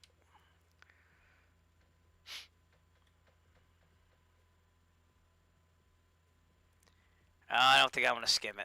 Nope. Maybe on the way back I will think about it if we're going to do a way back, but so. I've tried that. I've actually taken one of my real life flights and tried having the video like I'm doing the Woodstock video right now on this thing, and it didn't line up obviously because the yeah, I won't be boozing, so I'm not gonna have it either. Again, there's a time and place for everything. We're going to Woodstock.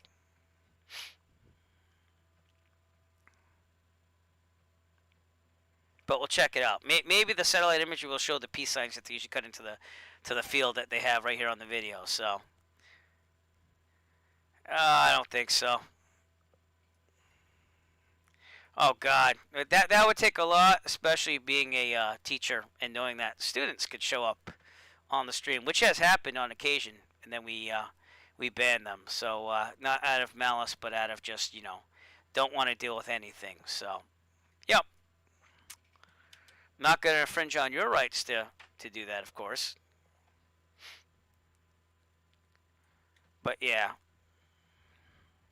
I wouldn't say that. They're good kids. It's just that people like to have a private life too, Someone was talking if I met with anyone famous. Think about it that way. I'm like the celebrity and they're like, oh man, I wonder what he does. So, do try to keep it clean. So, just don't want any problems, and usually it's the other way around. Usually I'm the one that has to bring up the problems, and I've had to do that on one student in all my years of teaching, and it didn't go well for them, let's put it that way, So to avoid any problems, confrontations, we like to just keep our private life private, so. You'd be surprised at what kids try to get away with today, so. Then I look at what I did as a teenager and said, maybe it's just payback. I don't know. So, when I get famous, honestly, it's just, you're going to always have this thing where there's going to be two different worlds, So, but if it means anything, I am licensed as an administrator. I'm just not using it. So I kind of understand educational law pretty well. Too young for that, So, no, that with COVID, do you really want to be an administrator right now? Probably not. So,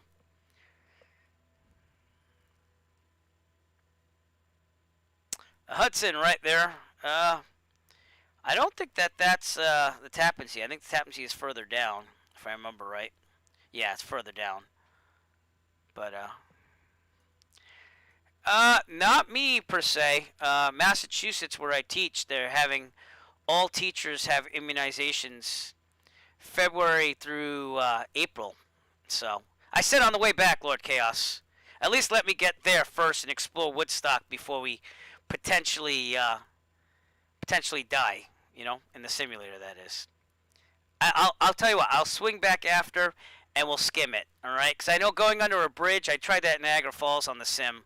And it said I cracked into the bridge when I didn't. I cleared it. I was pretty good, but it didn't like me. So, but we will. We'll go back to the Hudson after. How's that? Let's just get through the main part of the stream first. I'll do some stunt flying for you tonight. All right. So we are just over the Hudson, getting to New Paltz, New York. I never knew that existed, but it's out there. Steve Rings is still with us.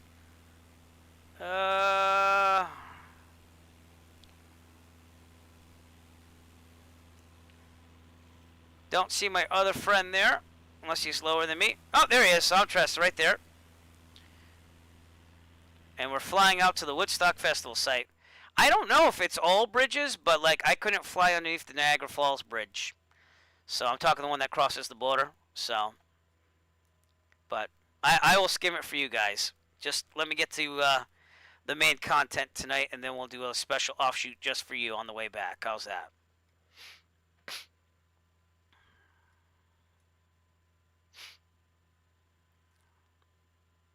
We'll refuel, and we'll go skim the Hudson. In real life, the farthest I've gone so far is Chester, Connecticut, which is right past the Connecticut River. from Plymouth to Chester. I've also flown, this might actually be further now. I've flown to Keene, New Hampshire from Plymouth, and that starts getting in the mountains of New Hampshire, so that was cool. That was a cool flight. But as I save more money, and again, this is something I would like to do in real life. It'd be cool to take like a day trip, if you will, with the plane and go places. So again, Chester, Connecticut was kind of getting further out east in anticipation of something like this in real life, and I just have to wait for COVID to kind of depart a little bit more before I do something like that. 'Cause you can't go anywhere. It's like everything's red around here, and see that yeah. And I got an e-bike that I bought when I couldn't fly for 3 months from March to right wing. Are you flying formation on me? Up, you're out in the distance. There you go. And Steve Rings is down there skimming the surface. That's what I would like, I mean, I still got to respect time with family and stuff. But I would like to fly like once a week if possible, and weather doesn't always allow me to do that. So I typically fly about 3 to 4 times a month with weather and everything involved. So, but that's what we do. So, and I've just been flying what they call cross-country flights, which is 50 nautical miles or longer. So I get credit for that. So that when I get my instrument rating, I kind of already have the cross-country done. When they're 18, they're allowed to. That's what I've heard as of now. So would I like to? Oh yeah, would have been awesome like today. Well, maybe not with COVID, but let's say it wasn't COVID times. They had like Santa Claus and like Bradley International, the airport that we passed I showed earlier. Would it be cool to fly out there, go to the New England Air Museum, show some planes, this and that. But my kid did fly in a general aviation plane. Again, this was at the Plymouth Air Show in 2018, the last time they had one, only due to like COVID and cancellations. And but he actually went up, and Mom wasn't too happy about that. I was with him, and one of the instructors was flying. So, Black Aqua, thank you for following on Twitch. Appreciate the follow.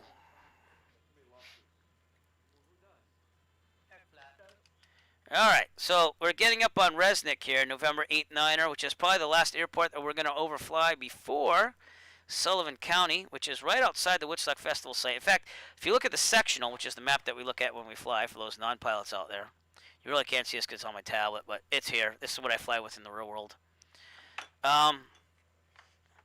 It's basically on the sectional is a little amphitheater, because they do have a real-world amphitheater there now, and then they have the original site and museum over there and all that stuff. But let's start descending down here. So we're going to go down 2,100 RPMs, cruise down,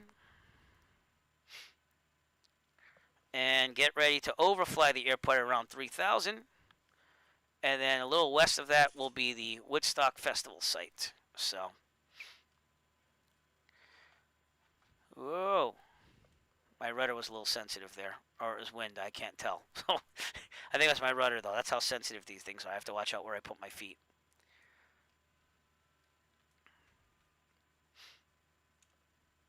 Alright, we'll pitch down for about 500 feet per minute, which is this thing right here. And that's comfortable for most people. Now I'm trimming up. That's just warning that I actually set it for 6,500 if I did autopilot. I don't like autopilot because I've been doing that like all week long. Again, testing up for December 26th run on the Cannonball Run, which is an event. Let's see if I got the link. Yep, here's the link.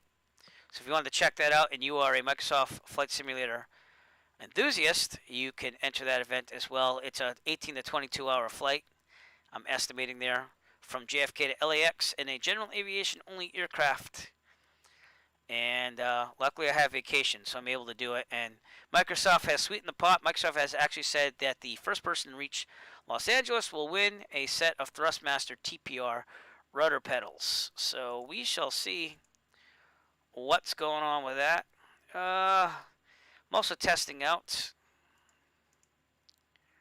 Let me see if I can reload this actually. Let's see if it's actually working.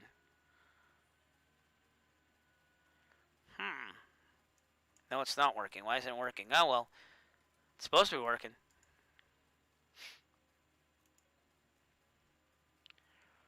I don't know. Well, I had some tracking software on here for the flight, but it's not working right now, so I don't know what's going on. So, But anyways, it has like a move. It has a map on it. Shows you your track and stuff. So I will have to make sure I reload that before I do the event, and that's how they check to make sure that you were doing this for real. So we're over Resnick. We're doing a cruising descent here. Resnick Airport should be somewhere out here. I don't even know what it looks like. It has one runway and it aims towards the north.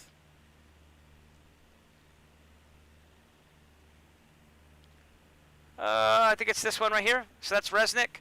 And then out in the distance will be Sullivan County Airport, which is the closest airport to the Woodstock Festival site. And I kept saying this, but I never finished it. But in real life, I'd fly out there. I'd park there. I'd take the e-bike that I usually have, a folding e-bike. I'd pull it out. I'd ride over there. We'd check out the sights and stuff. And then I'd just ride back to the airplane and take off and go back to Plymouth. So, but I bought the e-bike in April after the flight school was closed for rentals.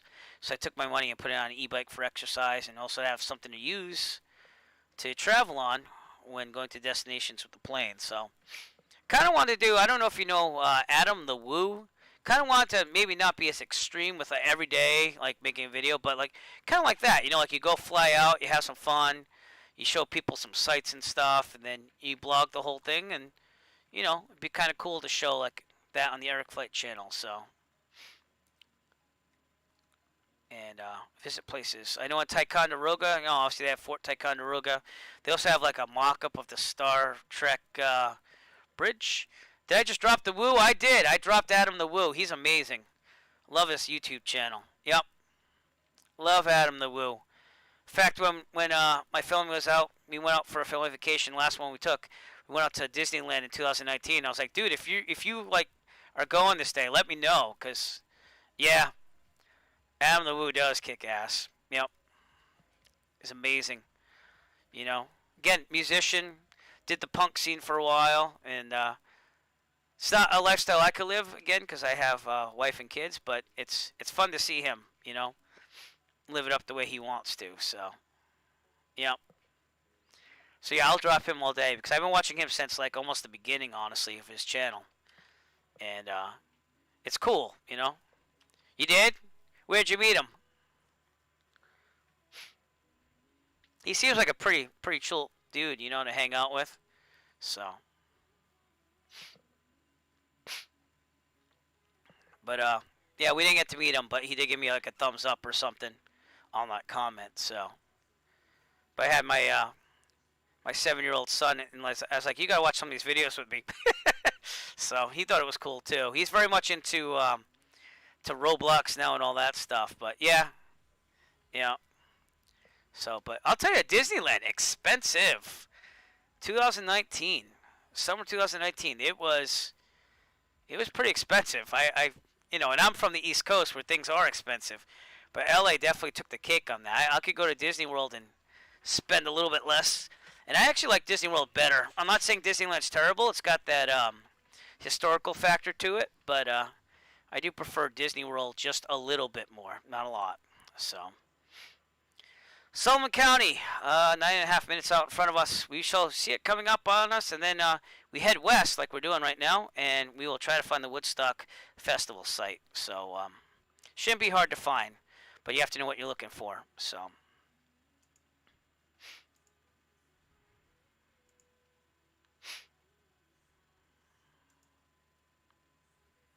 yeah, Adam the Woo. If you haven't checked him out, check him out. You know what? I'm even gonna put it up here. So give me a second. I'll give you a link to his channel. You gotta check him out. He's really, really good. Yeah, right. So this is the Adam the Woo YouTube channel.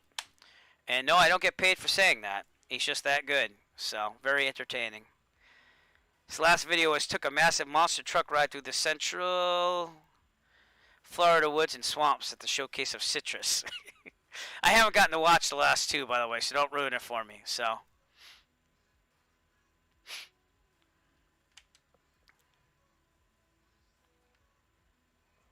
but thanks for everyone for showing up tonight. Definitely had a high number of viewership compared to past streams. again, appreciate everything. We're trying to get to associate level. No, sorry, affiliate level. I say associate. Affiliate level here. Is that what it's called? I think it's called affiliate. Where I could offer you more interactive content and stuff like that. But I want to work on some stuff during the winter break. Again, I just have to get through this week. But yeah. So we'll see. So, but thank you for showing up. Always appreciative of that. We will skim the Hudson. Just let me get the main part of the stream over with. So, honestly, I have to do it. I'm not on a schedule. I try to do it at least once a week, if not 2 to 3 times a week. Again, being a family man, it kind of makes it a little unpredictable. I do try to write in the schedule when I am going to stream as soon as I know. But it's usually, if I had to say, average 2 times a week. So, it really just depends on what the kids need first and then kind of get going here. So, and my wife actually does a very nice job of covering for me sometimes, so I owe her a lot too. So, all right, Sullivan County should be out there in the distance. We're about 12 nautical miles out, so we'll be looking for it. And what I'll do is I'm going to get the Google Maps ready to go so we can kind of compare it to what it looks like on their satellites imagery.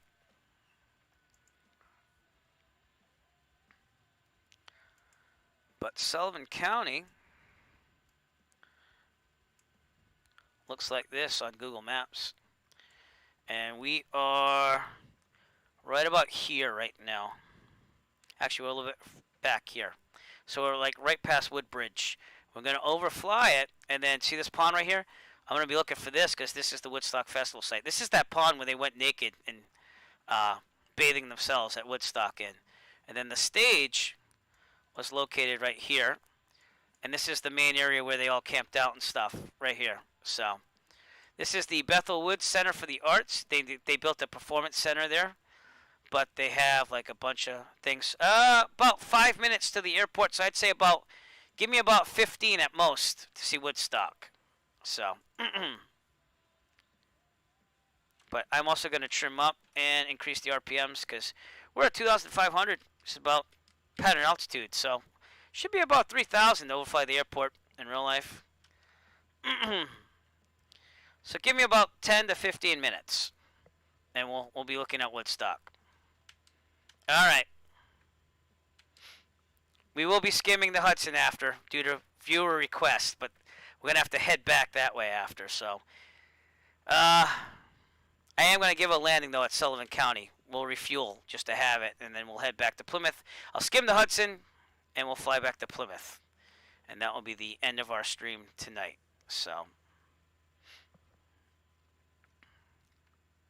right, so let's see if we can see it out here. I don't think we're quite there yet.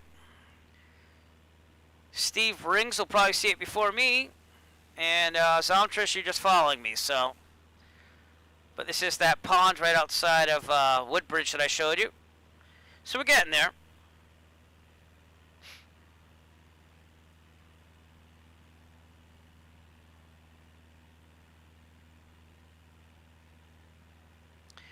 It's about an hour and a half, hour 40 minutes, I'd say. Wasn't that bad. It should be, or typically it would be faster with real-life weather because most of the headwinds are coming from the west to the east, so I'd have a wind pushing against me, which would make me slower going across the ground. I'm not using real-world weather, though. And then on the way back, it'd probably take me about an hour 15 or something, thanks to the winds pushing the plane more in real life. But the weather's really bad in real life here for real-life weather, so we had to force nice weather. That is the airport out there. That's Sullivan County.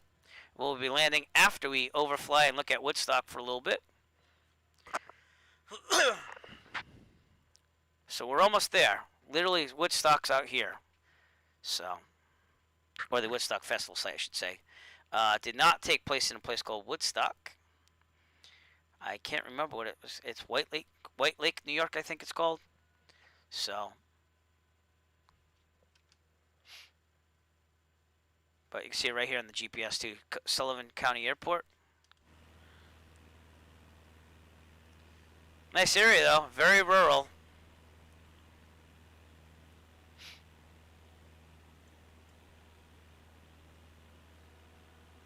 And you can see on the Google Maps, they do cut peace signs into the grass there. So the museum, I think, is over here. Yep. And then this is an outdoor, like, dining area maybe or something. I don't know. But I did ask them. I was like, you know, do you have a place to park bikes? Because obviously I take the e-bike over there. And that would take me about, I think, a half hour of biking. But I got an e-bike for a reason, so it wouldn't be as strenuous. I also basically ride the bike every week at least, if not 2 to 3 times a week, without the motor, just to exercise. So I like to think I'm in good enough shape to do it either way. But we are going to overfly Sullivan County International Airport. I didn't even know it was international, and yet it's not towered. Does that make sense? I don't know. So if we get updated weather here, that 124.725. This is what the weather is supposed to be in the simulator, at least. If it actually has weather. It does in real life, but the simulator doesn't always do that. So, all right, let's see if it's on the air traffic control. I doubt it is, but yeah, Sullivan County. Oh, wait, no, back. That's the wrong one. Sullivan County International. 124.575. In real life, it's 124.725, so that makes sense now.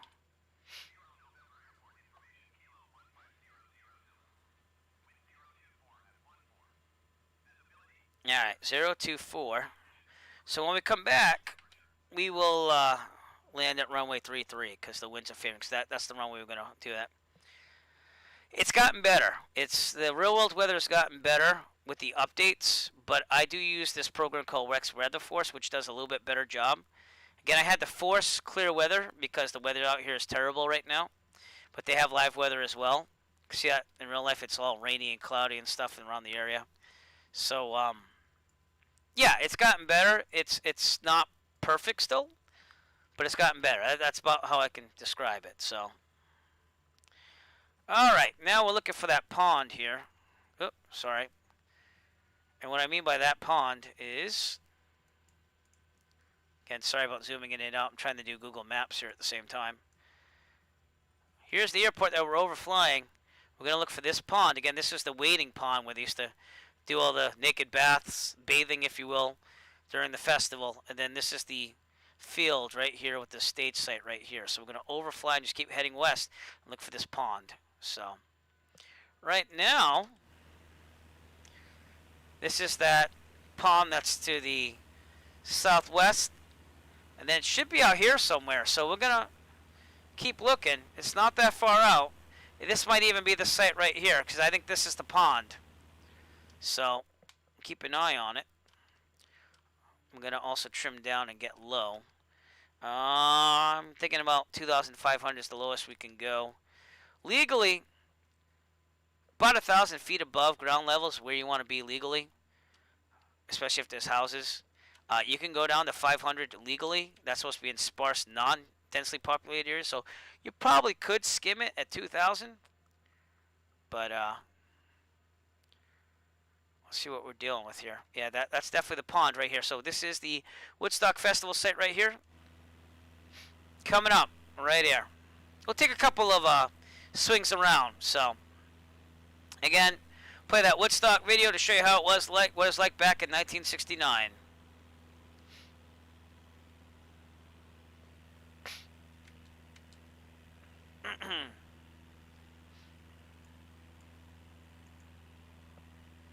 So here's the lake, the watering pond where people used to bathe. A lot of those paths that they used to walk around and were over there too.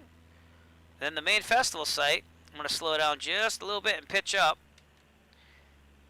It's right here. Here's the Bethel Center for the Arts right here. Bethel Woods, I mean.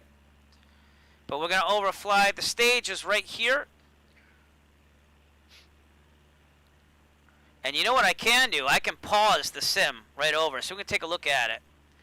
So we'll do that. But here's the Woodstock Festival site right here.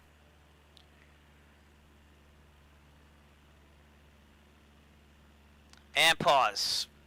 Pretty cool, right? So we'll pause the sim. We'll take the drone out and hopefully nothing crashes. This is not very realistic, but I got a crowd tonight, so let's show you a little bit about what's going on here. So again, here's the Bethel Woods Center for the Arts, which is a big outdoor amphitheater, which is over here. Notice that the default buildings don't do it justice. But, you know, you can kind of see it's kind of an amphitheater. And anyways, the main festival took place down over here. Whoa, grass. And you can see it slopes down, and the stage was right down here for the festival. So Hendrix played down here, and the crowd was up there. How cool is that to get that view? So there is no stage built there right now, but it was right here, right where these rocks and grass were, right at the bottom of the hill. So you'd camp out over here, do your various recreational drugs, I guess, if you were into that, and you'd see Woodstock from here. Again, this is the drone view. We paused the aircraft up in the air, so it's just hanging there in real life right now.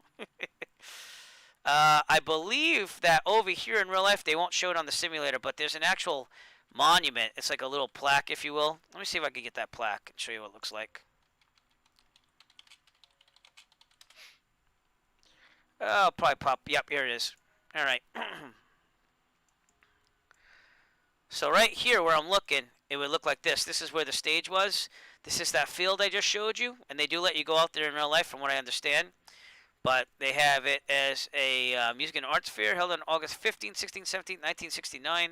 And this was the marker erected by the owners Louis, Nicky, and June, is it Galish, I think, from 1984. But that's what this view would be right here. So you'd see the stage. It's actually more of a, I'll be totally authentic, it's more of like a view like this. This is what it looks like in real life. So, pretty cool. Again, National Register of Historic Places. Peace signs cut into the hillside. That's looking up. They have the stage right over here, looking up the hill. Oh, yeah. This is the museum, which, again, I would want to see. But, again, in COVID times, it's open right now, but they have special restrictions in place. And I just don't think it's, personally, for me, it's not the right time to go. Especially with having a family I have to worry about. So, here's the outside of the museum. And then, again, this is a sign for the museum to kind of show you what it looked like. And it was pretty beat up. So, but, I mean, you had that many people there, so it made sense. If you ever want to watch this, this is the stage area right here. So, they built, like, little stone towers. But, this is a place that's selling like pieces of the plywood. See that stage right there? They're selling pieces of the plywood that made up the stage as like relics, if you will, and like collectibles. So, but they're wicked expensive. Here's a little panoramic shot, I believe. No, it's not. I thought it was. It looked like it was. Or maybe it was. Oh, yeah, it was. Cool. So if we look down, the stage is down there. And here's the field. It's pretty cool. I love panoramic shots. I think that's awesome. So, but we'll take a look at the simulator in a second. That is, I think, Joan Baez. Get another panoramic shot. Maybe not. Nope. But pretty cool. It'd be good to visit there, you know, and that's why this is one of my want-to-do flights, basically. So I don't know if I want to do yoga. Not really much of a hippie, believe it or not. So, but it'd be cool to visit. So. Again, this looks like drone footage, and I didn't think they allowed drones there, but, oh, that's panoramic, too. Look at that shot. See, we could recreate that one, too. But again, the stage and the field where people were. Pretty cool. Be cool to take, like, a picnic lunch there, too. But, yeah, and then this is the woods. I believe around the pond, they have the woods with trails and stuff. This is where they had, like, I believe the little shops and stuff, where they trade goods for free, because it's all about, you know, living free and stuff and peace. That's a random woman posing there, man posing with that, but it would be a cool place to visit, you know. Again, this is where the stage was, and the museum. And I think that's, oh, inside the bus. That's a trippy bus. Here it is in winter, and yeah, it's pretty cool. Stage site one more time. So you must be able to go on the stage site somehow. So, all right, getting back to the simulator though. This is what it looks like. And that drone shot was 69. The second Woodstock was not in the same location. The 25th anniversary was Woodstock 94. And I think they tried to book the original site, but they just couldn't get it. So they did it a little bit outside the area. And then Woodstock 99 was the second reincarnation of that. Because as you know, the music business is all about the money. And that was the 30th anniversary. And then I think 99 went disastrous or something. Like they had like near riots and stuff. So they've never done it again. Unless I could be mistaken on that, but I don't think they've ever done it again. Because people can't control themselves. So very much not like what it was back then. But I think for the 50th they tried to have it again. They were thinking about it, and then it never happened. So, but it's pretty cool. Again, it is cool what you can see in the simulator, you know. And to pause my plane, which is up there. Wait, where is it? I'm somewhere up there. But Somtress is there. Steve Rings is there. It's kind of cool that you can just pause and see what you want to see. So, again, I would have to take the e-bike all the way from out there to here. And I'd probably end up on this road, if I remember right. Yeah, I'd end up on this road and take a right here. So it looks like a long distance, but honestly, it'd take me about half an hour to get here with a bicycle. So, excuse me. And main parking's over here where they lynch you for parking. Hence why I wrote an email and said, can you let me know if there's a place to put bicycles? So, I locked that thing up like no tomorrow. So, but that is the Woodstock Festival site. All right, here's what we're going to do now. We're going to land at Sullivan County. We're going to refuel. We're going to make our way back to Plymouth, and I'm going to skim the Hudson for my dedicated viewers tonight. I appreciate you being here tonight. And we're going to do this. So to get back to the plane, we just push the number pad 5. Goes back to where I am. And that's how close we were. We're going to overfly, so we'll unpause.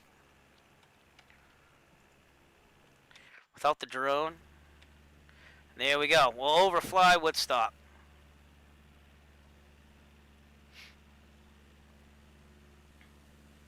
Pretty cool. Again, this was the pond where so many of those naked people are taking baths. So, be one with nature. Pretty cool.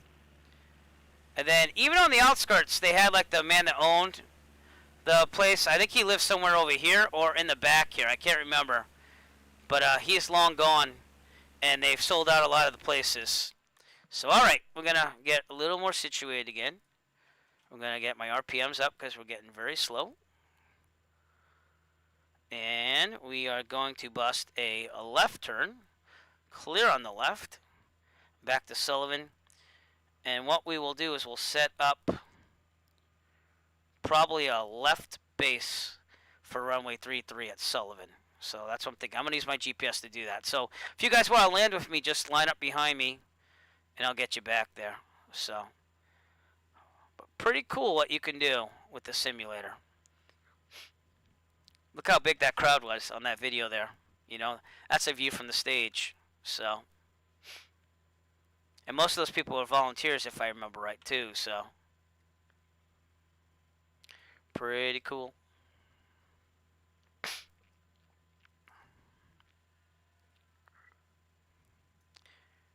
Again, it's out there in the distance, the Woodstock Festival site. Right over there. It's a little hidden by trees, but it's there. Airport's that way, so that's why we're going to swing out wide here. Take another left. Pattern altitude, once again, is 2,400, so we want to be around 2,400 when we get closer. We'll let it descend just a little bit. At 2,500 RPMs, we'll slow it down, and we'll do a landing there. But how many of you would think this would be a cool flight to do as like a day trip? Go out there in the morning, spend a couple hours, maybe 3 to 4 or 5 hours out there, and then head back. That'd be cool. And with summer, it wouldn't get dark as quick. So we left Plymouth around, I want to say 9 o'clock. So we've been flying for almost 2 hours. I probably have about 3 hours of fuel left. But again, in real life, I'd probably land at Sullivan and then take the e-bike. So. Alright, we're going to head out here We're going to go more out here eventually, and then take a left base. That means I'm going to enter over here, take a left, and be on final, which means the final landing spot over there. And if we were going to call this, we'd be on 122.8 for the CTAF, which is the Common Traffic Advisory Frequency, because there's no tower here. So you'd be calling out and saying, Sullivan County traffic, Cessna Echo Foxtrot, 3 miles to the southwest, setting up a left base for runway 33, Sullivan County. So with all that, I just said I'm 3 miles to the southwest. They'd be looking for me out here. And then I'm entering in on a left base, which means I'm going in and taking a left to land on that runway for those non-pilot people out there. Okay, we're going to slow this down a little bit. And we're going to descend down to 2,400.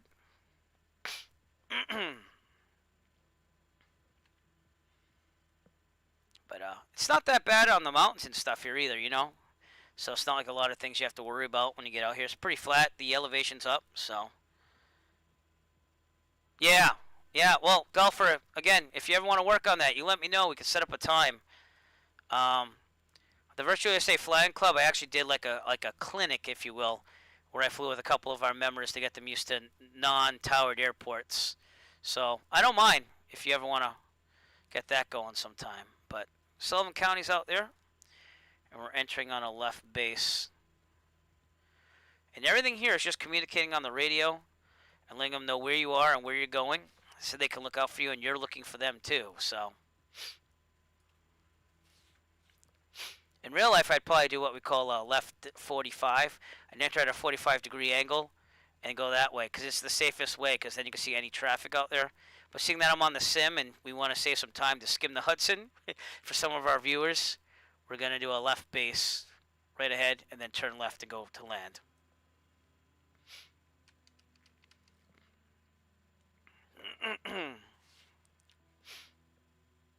But yeah, you take your time with VATSIM.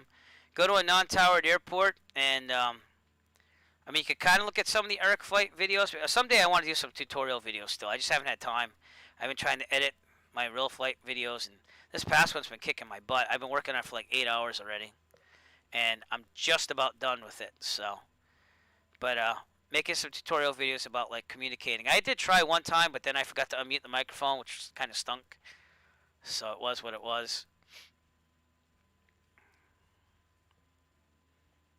But that is real video from 1969 with the Woodstock Festival. And who knows if there'll ever be another one. It's very commercialized now, which, you know, is a good and bad thing, I guess. So,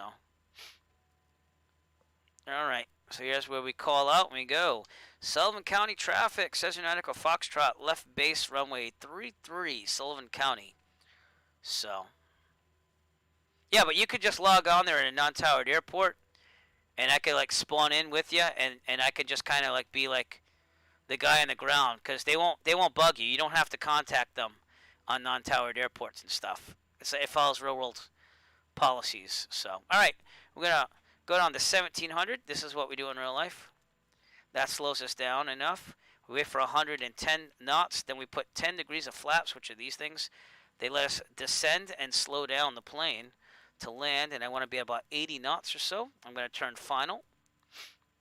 It's runway 33, so that means about 330 should line me up with that. This is the thing that's not as realistic. It's called, I have no peripheral vision unless I move that thing.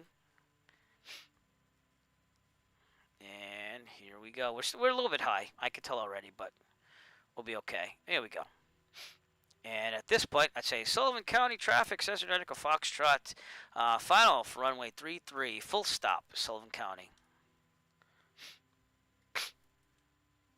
Yeah, you could even fly as long as it's not like in a class D or C or B. Just don't enter one of those, and you can fly wherever you want without air traffic control. So, and they won't mark you on anything. You know, if you go into a class C, D, or B, you need to have contact with them.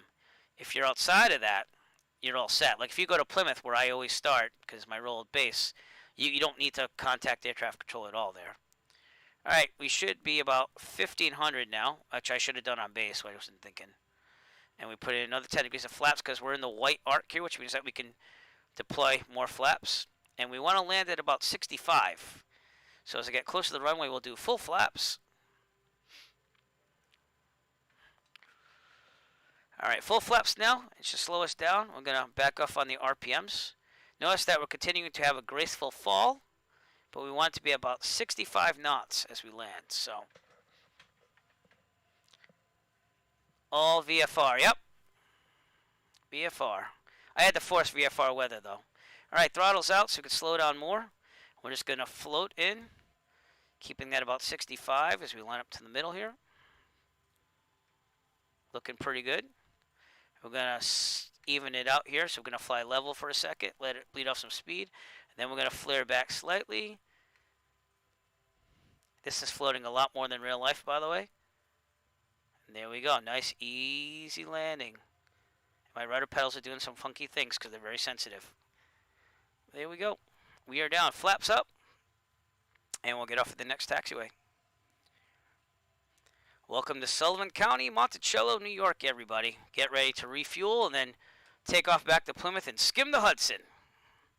You guys are still here, right? Skimming the Hudson? We'll do it.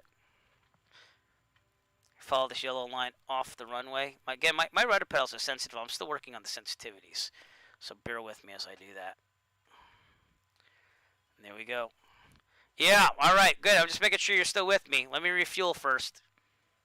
Skimming the Hudson. That's going to take us a couple minutes on the way back, though. All right. We'll get ready to... We'll do a little cheat here. We'll refuel before we leave, but flaps are up. Strobes are going to stay on because I'm going to take off from here.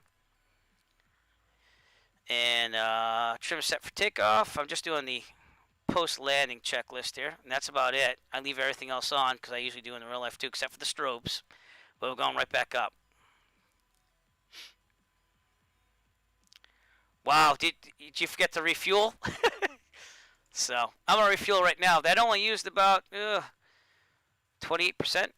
So this thing carries 56 gallons, but only 53 gallons are usable. The last 3 gallons are just there for being in the tank. So basically the sump where it goes through, it goes up to a certain level where 1.5 gallons on each wing are still in there. So, but all right, we just refueled. We did a little cheat thing. We didn't park or anything. Pressure 29.74 inches. Is that what you mean? Or you mean pressure on landing? No, no pressure at all. He made it. That's all that matters. I'm going a little fast on the taxi here, but you know, it's cool. It's supposed to be a slight jog, if you're wondering.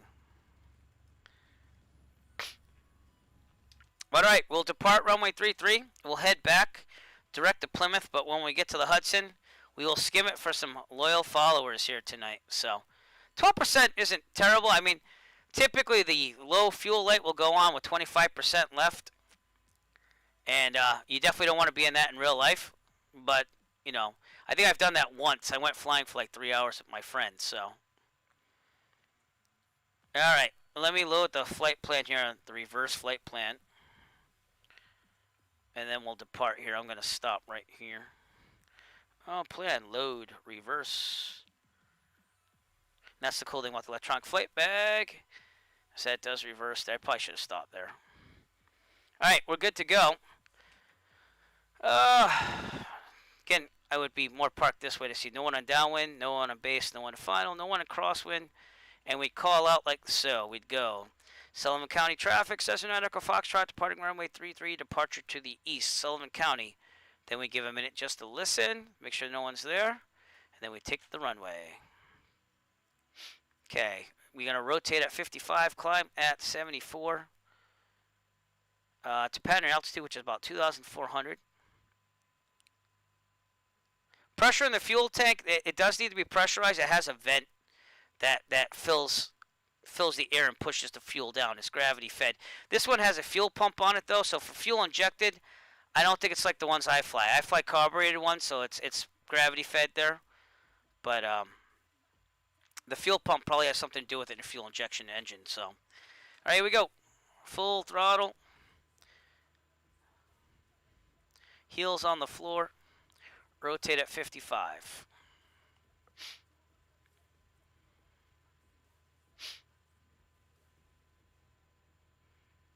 Now, I'm going to see how far I can get down. I'm going to be honest with you. I'm not used to doing acrobatics, but we'll see.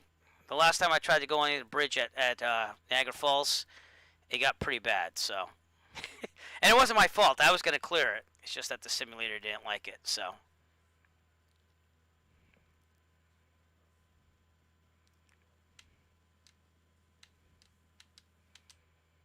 Okay. Pick up some speed here. Oh. I didn't increase my mixture. That's what happened there. I should add more power there. But right about there, now you see the speed climb a little bit. Yeah, that matters. That mixture should have went all the way in when I landed, but it's okay. You gotta wait till I get there, Tommy. You gotta wait till I get there. I gotta fly out there. We get to 2,400, we'll take a turn to the right. Make sure we're clear there first, of course. And then we'll head towards the Hudson and direct to Plymouth.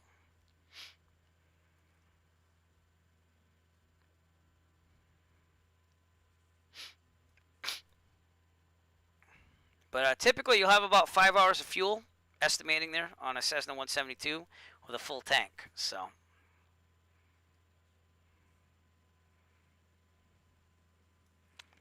Alright, at this time, we will now take off the Woodstock references, as we've already passed that in our flying.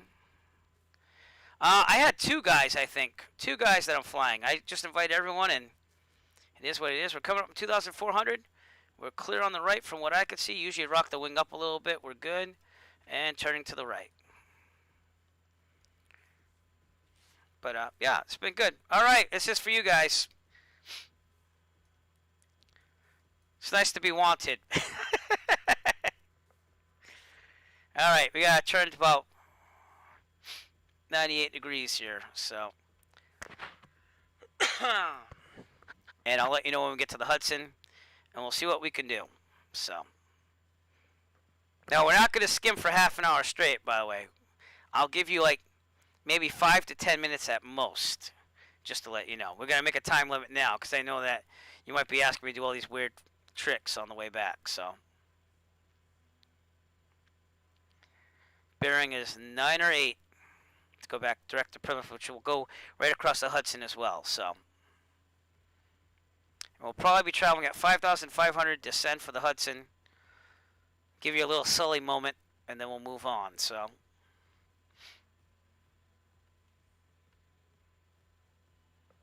Alright, this is so I get back on track. I'm a little bit more than 9 or 8.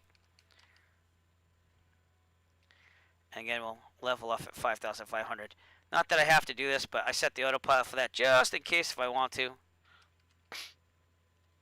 And we'll see what I can do.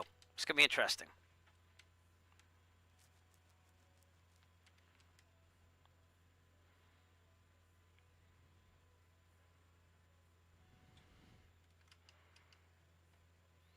Now see on VATSIM, if I was on VATSIM, I could basically do this too. I mean, they want you to fly professional on there, but like, you know, you can do this. Over a body of water, you could fly to the surface legally. Is it safe? No, heck no. It's not safe at all. You catch a whale in there, and you really dig it in there, you could flip the plane over. So, see what happens. But that was Woodstock at the festival site from 1969. Good times. I'll also update the time there on the top there. Give me a second. And right now, not that we're traveling at our fastest speed, it's saying it'll take 1 hour and 39 minutes to get back to Plymouth. So not bad. If you get 3 hours, maybe, let's say 3.5 hours, because they charge you from the time the engine starts. Times, if you're taking a 172, not as nice as this, probably about $125 for the cheapest one at my flight school. So what is that? Give me a second. I could probably do it in my head, but I'm just not doing it in my head because I'm just not thinking of it. Well, popped up calculator as a search there. That's not what I wanted, but alright, I'll use an online one. It's fine. Alright, we're on track here, so we'll turn to 8-9er. So at 125 times 3.5 flight hours. So a round trip for this, it costs about $437.50 with the cheapest 172 at my flight school. But that's with fuel and everything. So, yeah, it's an expensive flight, but you know, it's a day trip. It's a day trip to gain hours and to do something fun with your pilot license. So, sorry, I was kicking up the chair here. All right, if you must know, I'll give you an update on how long it'll take to get to the Hudson. It'll take us about 20 minutes to get back to the Hudson. So, guys, you have to wait 20 minutes till we get there. And that's what it's going to take. So,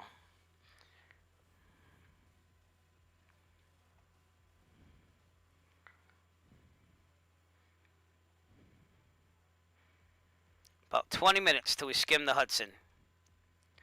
Okay, thank you to everyone that, all right. Well, I just wanted to give you an update. I mean, you deserve it. What's up, Atomic Sugar? Awesome name, by the way.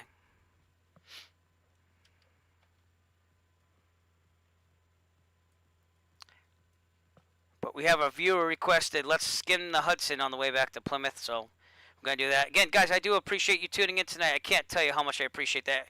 Appreciate even the tips, although not required at all. Do appreciate that so that I can further fly in real life. It's going to help me out there. Not required at all, though. I just appreciate people tuning into the stream. And we've had I'm gonna say I think we've had the most I've had since starting streaming in June. So it's really appreciative of that. I appreciate that.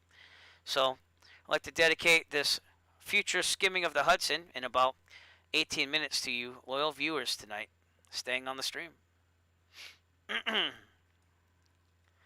Do pilots do this in real life? Well, yeah, the dumb ones. I actually, I was having, in fact, I don't know if those people are still here from Plymouth, but I was having breakfast at Plain Jane's before a lesson one morning. This is early in training, probably like 2017. And this guy's like, yeah, I took it down all the way to the water, man. I'm like, cruise, oh, it's awesome, man. And I was just thinking, man, he has a death wish. So, but yes, you can fly as long as you're away from anybody and ships and everything. You can fly down to the water as a pilot. Again, it's not safe, and it's not generally accepted. So, but we still have about 17, 18 minutes, guys, till we get to the Hudson. We'll climb to 5,500.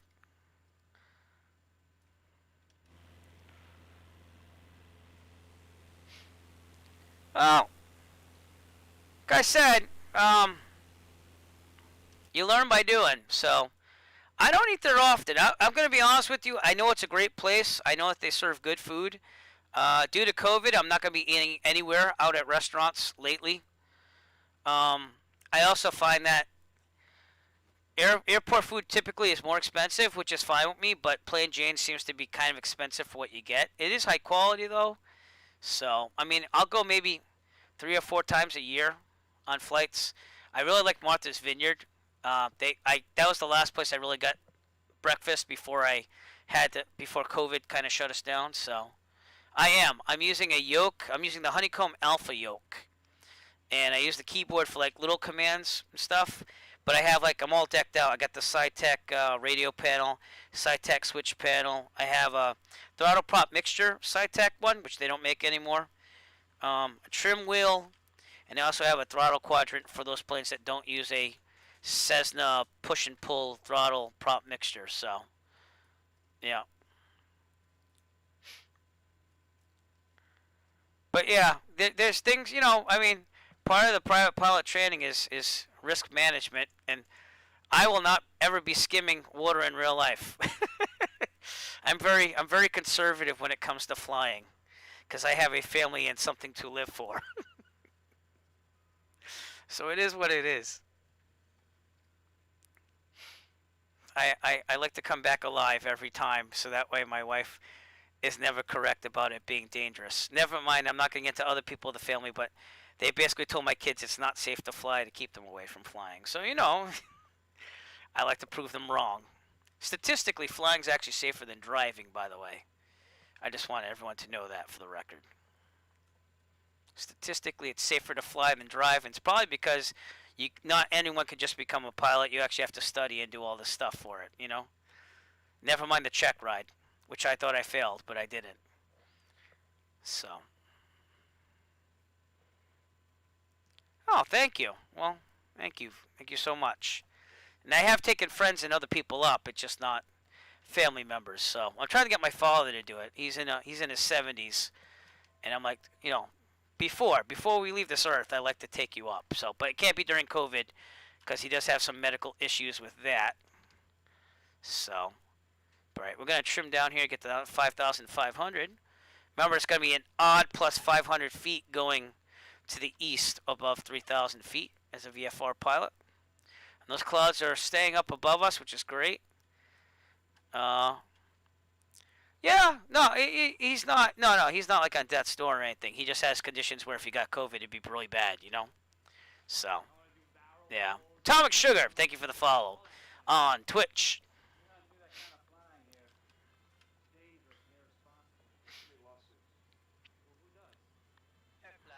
All right, update on how long it's going to take us to get to the Hudson. Let me get it in the GPS here. Can't be that much longer. We still have a little way to go. About 11 minutes, guys. 11 minutes to the Hudson, and then we're going to skim it for you. So, well, that all depends, I have to get to know you, know that you won't grab the yoke and put my life in peril. Keep your feet away from the rudder pedals, and let me control the radios. So, 11 minutes to the Hudson.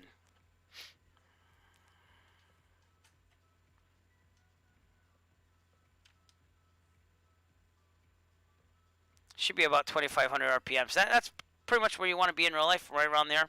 You want to give a little leeway in case there's winds or strong winds, and not only that, gives you a nice burn rate of about 8 gallons per hour. So that will spread out your gas a lot more. You'll have over 5 hours at that point because you have about 53 gallons usable in this at a full tank. So what does that make it? 5. You have 6 hours. You're not going to go the fastest you can go, but our ground speed right now is 131 knots. You can see it's typically faster from the west to the east, and that's kind of based on just what's happening during the seasons and stuff. So we're definitely going to be faster going back.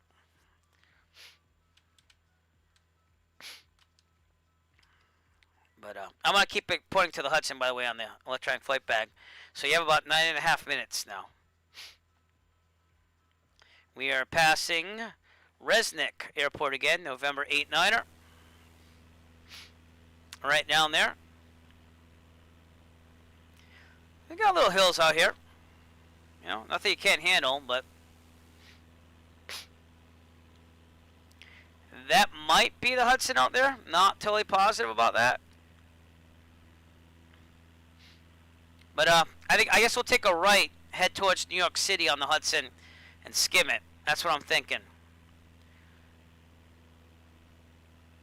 I thought that was an amusement park for some reason. That was weird. But that's Resnick Airport right below us.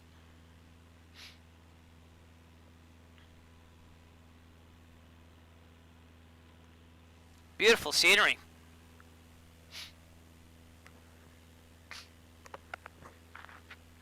Steve Rings and Zomstress are still with me. I am flying the Cessna 172 SP, which is the newest model 172, something I will never touch probably because it costs about $300,000 to $500,000 based on what you put in it. And it has the G1000, which is the advanced avionics. I typically fly planes with what we call steam gauges, which are the less fancy ones that look like this. These are backup gauges, by the way. But everything is right here on the G1000, the Garmin. So,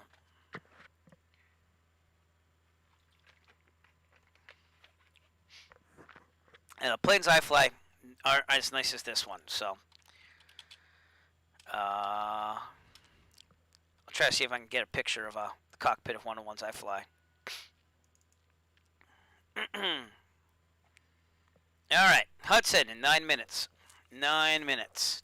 I'll keep calling it out, okay? Hopefully that gets the excitement going.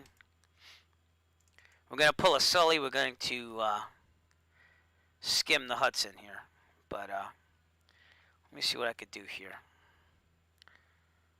Nope. That's right. I removed a lot of my flight photos to save some space in my Google Photos drive. Just give me a second. Nope.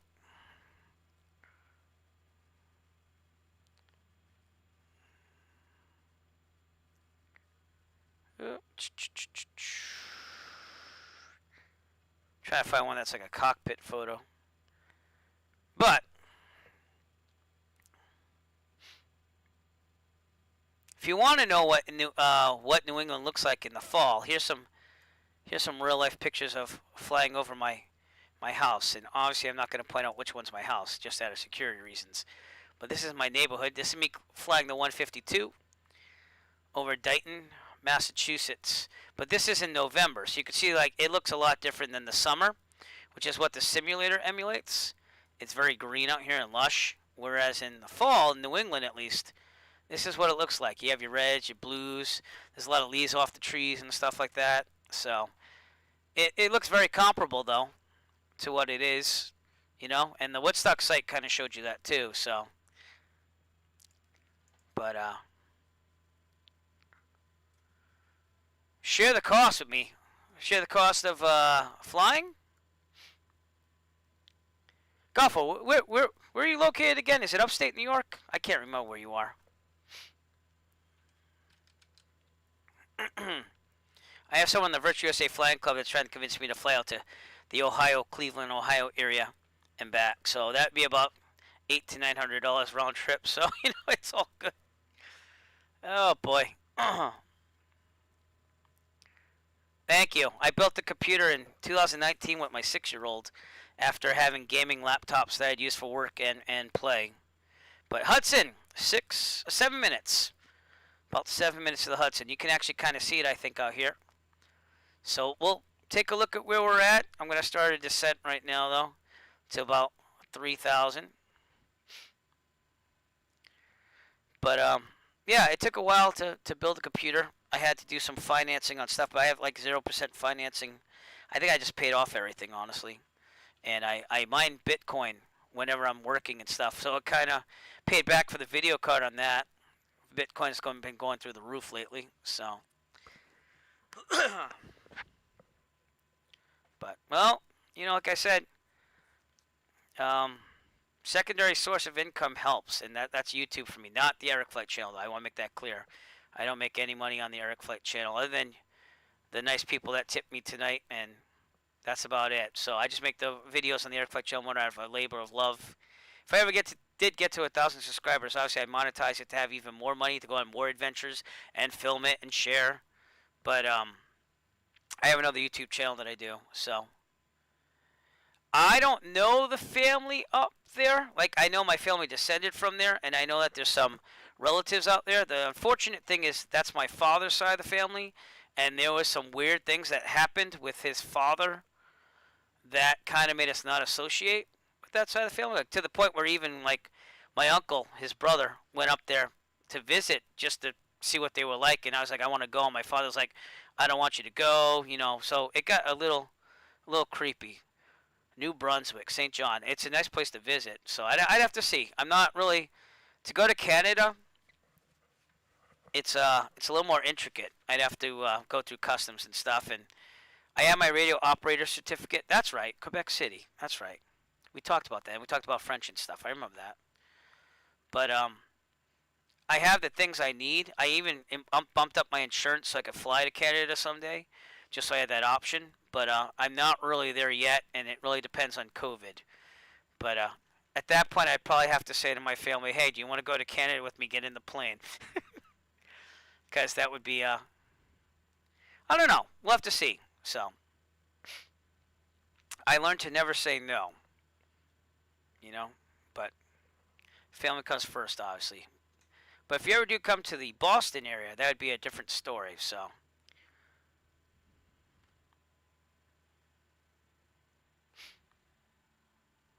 Alright, that is the Hudson out there. We're going to pull a Sully, everybody. We are about 4 minutes out. Maybe 4.5. And we're going to descend down, get a good look. Look towards the right. There was a bridge out there. I don't know if I'm going to be able to fly underneath it, so we'll have to see. And but that is the Hudson.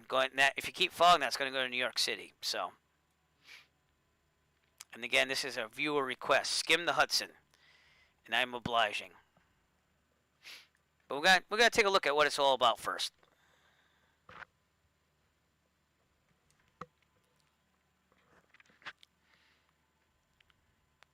Maybe I'll take a couple of test runs to see how low I can go, and then on like the final one, I'll pause the plane. We'll take an outside view. It'll be like a Matrix type look where we just like pause and see how close I got. So we'll see what I can do. All right, mixture's gonna go in as we're descending. When we get to 3,000, be full rich.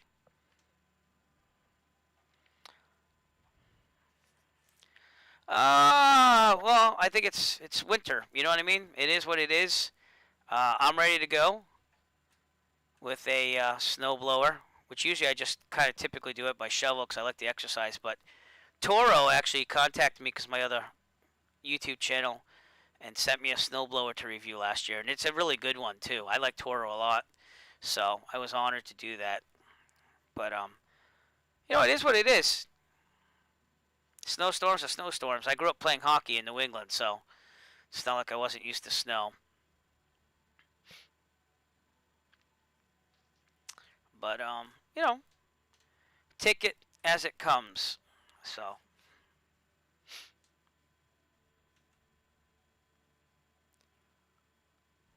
I know Tuesday, when I was planning on flying for real in the 152, the issue was wind. It was supposed to be sunny but windy. So I have to see how strong the winds are and see if I can get a flight in. So that we can do. We can do Niagara Falls, Ontario. And we can do New Brunswick. Let me show you something here while we're descending for the Hudson here. I planned as another flight, a series of flights here on the simulator at least, that I want to try making it to Europe with a 172. And I think I came up with a way that it can happen. So let me, where is it? No. I have it saved here somewhere. Keep an eye on that Hudson for me, would you? Still descending down through 3,000. Where is it? US to Europe. There we go. Let me load the plan here. This kind of goes towards New Brunswick, but not quite there. But this is the thing that I'm thinking about doing in the simulator. Going up through Maine, through Septiles, going here, crossing over to Iceland and Greenland, and then going to Europe and making that happen. So, yeah, they sent me a battery, lithium-ion battery-powered one, and the thing's pretty powerful for what it is. I have a smaller driveway. My old house had like 2 driveways, so I'd probably have to charge it again if I used it there. Mixture's all the way in. Good. We're under 3,000. But it takes up about 9 to 12 car spaces of area, and it has no cord on it because it's battery, so it's awesome. All right, here we are at the Hudson. There's a bridge. I'm probably not going to do the bridge, guys, because those struts look a little close. But we'll overfly that bridge. We'll skim over here. And it looks pretty straight there, too.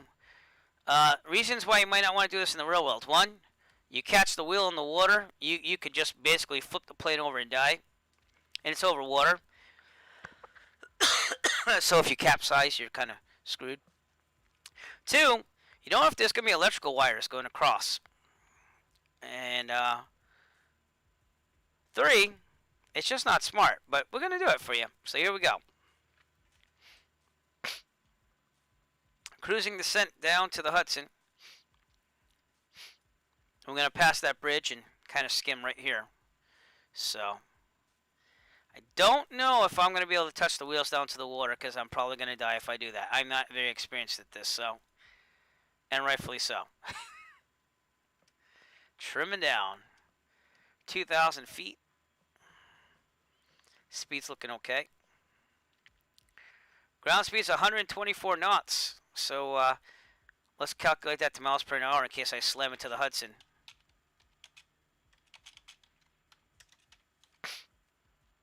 I'm going at about 142 miles per hour.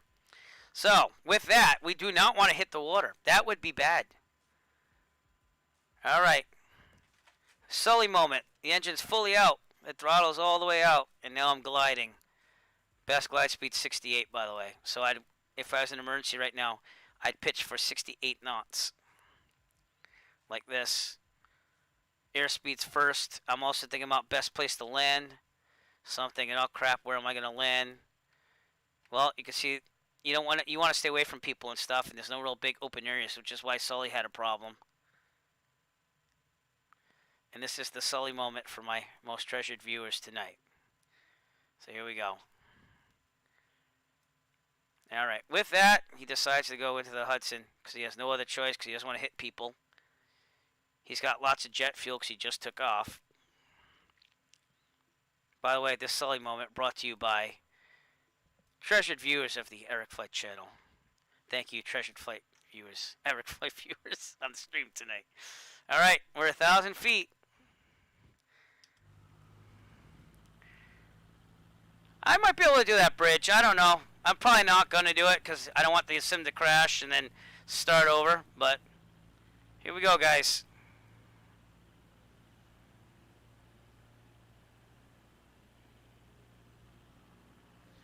If you look at the upper screen, it kind of tells you where I am. I'm 570 feet, and I'm going to be ready to go full throttle as I get closer. It should be somewhere around 0, obviously, because that's mean sea level altitude. That's the 500. It just called it out. Can't believe I'm doing this, but here we go. 250. All right, I got to switch this cockpit view for just a second. I want to get a bearing here. Okay. 100.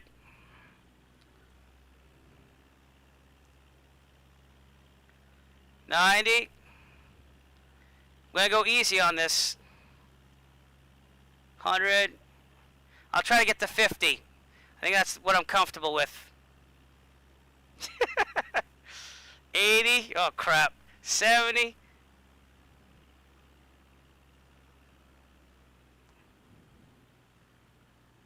Oh, crap. 70. 60. Wow. 73. All right, I'm a little scared, I won't lie.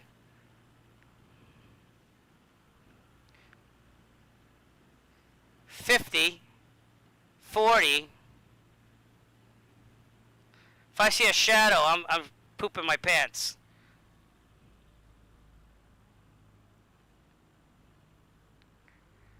That might be as close as I get, guys.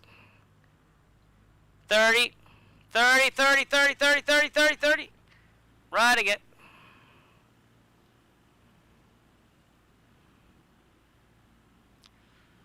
No water. No water. All right, that's it. 27 feet. I got down to 26. You saw it all. 26 feet. Now, what the hell did that look like? Let's see what it looked like from the cockpit. All right, here we go. We're going to get a cockpit view. 26 feet. That's where I was. So let's slow this thing down.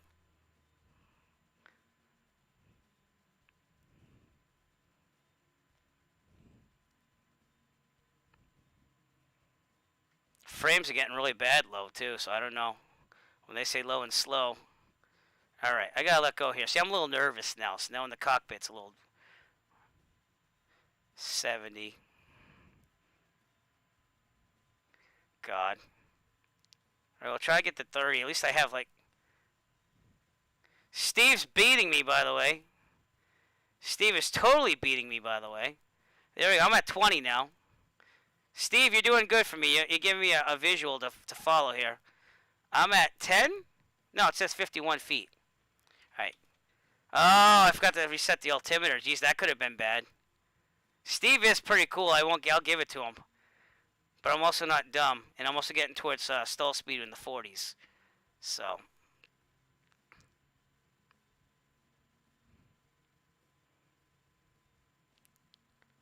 Wow. Steve, my hat's off to you, sir. My hat's off to you.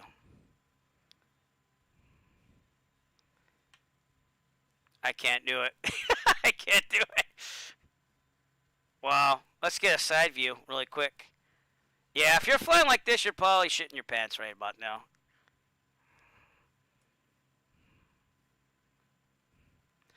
But Steve, I don't... Are you on a float plane, Steve? Wow. Wow. All right. Now, see, now I'm jealous. Now, I mean, I'm not a very competitive person, but Here's about where I was at 27 feet, right? I'm like 6 feet above that.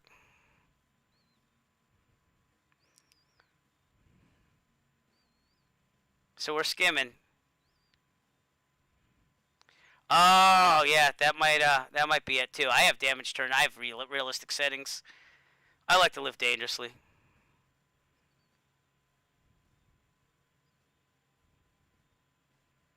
Wow. All right. Well, my hands just aren't letting me get down to 27 anymore. Let's go for. I'm just gonna. There we go. That's 27. That's as close as I got. All right, pull it up. Here we go. Whoo! Steve is the man. Keep going. I'll give you another minute, and that's it. How's that? And there's a bridge coming up. All right. You know, I'll think about the bridge. I'll think about the bridge. If I happen to crash because of the simulator, though, I will reload at November 6th Niner, which is an airport that's to the left of us. Actually, I'll reload at Hudson Valley Regional, which is right next to us. So, yeah. All right. This is it, though. I'm going to get low. I'm going to go under the bridge. If it crashes, we're reloading at the Hudson Valley Regional, and we're heading back to Plymouth. If I go under it, we're climbing, and we're going back to Plymouth. This is it. Steve, follow me on this if you'd like to. God. Here we go. 59 feet above sea level.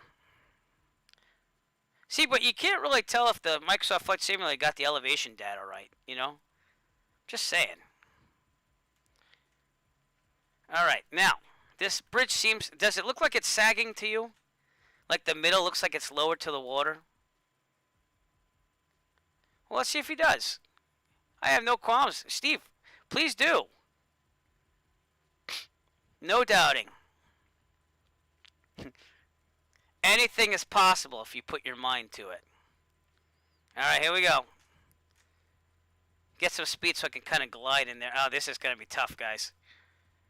All right, I'm definitely going to go towards the edge. It looks like it sags down. Oh, what the hell? We'll just go for it. If I die, we just reload and we go. All right? All right. Where's Steve? I got to get lower. All right, throttle out. Throttle out. I'm going to pick this third one from the side, though, because I have a little bit more clearance. I don't know if this is going to make it, guys. I don't think we're going to make it. Start praying now. All right, golfer. Remember, usually we don't fly like this. It's needless and it's reckless. All right, here we go, guys. Oh, crap. We did it. We did it. We did it. Woo!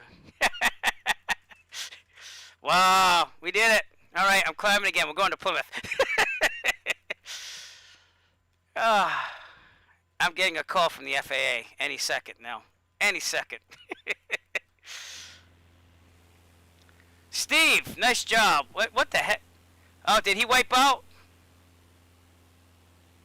He looks like he's upside down, ladies and gentlemen.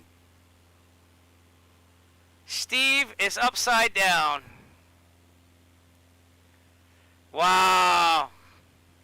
All right, we're going to head to the left. That's awesome. Someone clip this right now. Wow. Holy. I got to find out what the name of that bridge is later on. It's right outside Hudson Valley Regional. All right. Pay respects to a great man. Dun, dun, dun.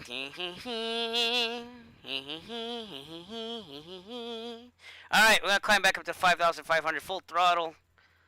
Climb at about 700 feet and hopefully not hit any of these hills on the way there. All right, I got to check my GPS out data to the tablet because that did something. I really wasn't paying attention to that. Hey, 27 feet. Was that bad? Was that bad? Oh, I'm not doing it in real life. I would lose my certificate for real on that one. That would be understandable FAA calling you because they saw that on YouTube and they're like, we're a little concerned with your flying and we'd like to have a talk with you. Please call this number. Yeah, bad idea. We will not be doing that. Not after I spent all that money on a private pilot certificate. If I was a man with no family, with no good life, and wanted to go out with a big bang, maybe, but that's not me. That's not me at all. So, I'm even living dangerously by climbing up these hills right now. So, best climb 74 though. And we could also just put in 10 degrees of flaps and climb at like 65, I think it is. And that way you climb faster. So, but we're going to make it. This synthetic vision, by the way, this is why I'm taking that G1000. But, C Noble Savage, thank you for following me on Twitch. Glad you like the, yeah. I guess I did tonight, so I can't say that I don't anymore, at least on the simulator, right? That means we're 500 feet above terrain, by the way. That's what that warning is. Alright, we gotta head back. See, plan, active. There we go. Oh, come on, man. Oh, that far south. Okay, it's cool. Alright, we got a beer 9 or 2. That's what they're saying to kind of go direct here. But we're doing good. We're going to climb to 5,500 feet and go back to Plymouth and call this thing a night. But thank you for the excitement, guys. Really appreciate it. I'm actually kind of glad that we had a little challenge there. So thank you. Thank you, thank you, thank you. By the way, this stream will be archived on the Eric Flight YouTube channel if you want to check out those attempts there. Steve is back, everyone, I think. He might be joining us again.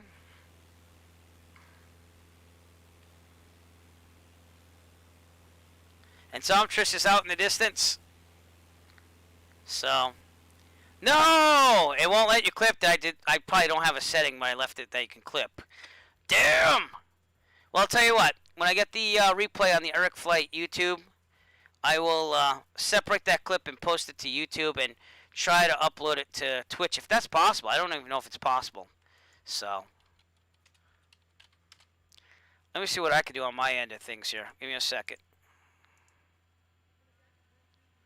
Creator dashboard.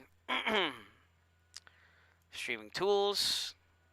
Stream manager. There's something with a clip in it. But I have to be fast about this or I'm never going to get it. Clip that. So we'll have to see. Just now, it's got to be more than 30 seconds. So, well, you know what? Either way, it's going to be archived on the Eric Flight YouTube. So, I'll see what I could do. Either way, that, or you can watch it on YouTube. So, but I'll put a clip on there. I promise I will. Okay, I'll download it. I'll edit it, and we'll put it up there. So,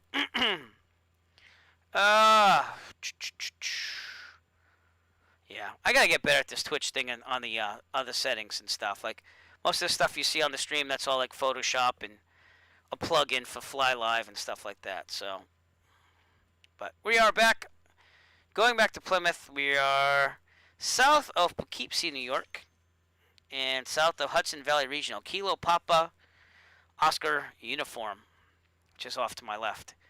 It's what does this thing say? Yeah, see that orange ring? That would be where Hudson Valley Regional is. Yep. Stop doing that. Yep. Zoom out. Oh, thank you. It's a lot of Photoshop, animated GIFs, stuff like that. And to be honest, I learned those skills by repainting aircraft in the late 90s and early 2000s for Virtual Airlines. So, I just kept it going.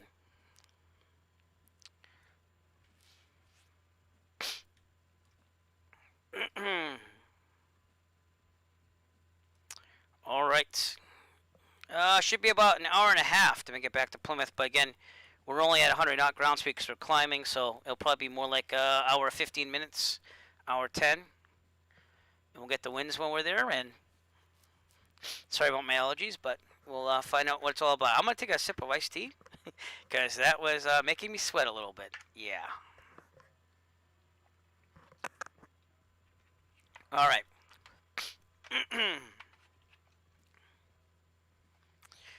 Whew. I gotta be honest with you, that didn't feel that scary, but it's because I'm in a simulator. Real life, not gonna happen ever. Let's lean the mixture out. Get maximum RPMs here. Should have done that around 3,000, but it's okay. It's cool. Right about. Yep.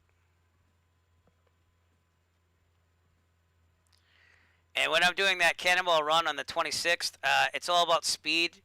It has nothing to do with realism, but I will let you know, excuse me, that there's going to be some excitement with the tactics that I'm going to undertake while trying to be the fastest person from JFK to LAX in this plane. Now, all of them are exactly, I would say, legal. But it's eye on the prize time. I want to get that Thrustmaster TPR pedals, if I can. And if not, it's one heck of an experience. So if you can, tune in on December 26th for the Cannonball Run. Again, I'll leave that link here in case there's any Microsoft... Oh, that's not it. What is that thing? Oh, I don't know. I must have been looking at some... What's that? I know I want to see that clip. Was that the clip I just did? Yeah. Don't pay attention to that clip. That was 30 seconds, so that doesn't mean anything. So, I wish it did. But I will. I will clip that out of the YouTube archive video after. Here's that Cannonball Run event that I'm going to do on the 26th. Excuse me as I get iced tea away from my goatee here. And 18 to 22 hours of flight with autopilot is the way I'm going to do it by hand. And I'm going to try to be the first from JFK to LAX in this plane, the Cessna 172. So, I should complete it in about 4 legs. That's what I planned at least. I got some backup airports and everything. So, I've done a lot of test runs on that this week in between my work. And, yeah, it's, excuse me, it's an interesting event to say the least. So, clean out the mixture a little bit more here. See if we can get more power. Maximum RPMs, that's what we're looking for. See how it went down, so I'm going to push it in a little bit more.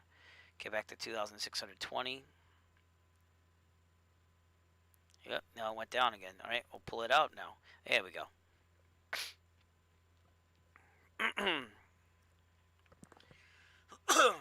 The weird thing is that we do have a headwind here coming from our left 2-4, so we're right about here at 12 knots. So,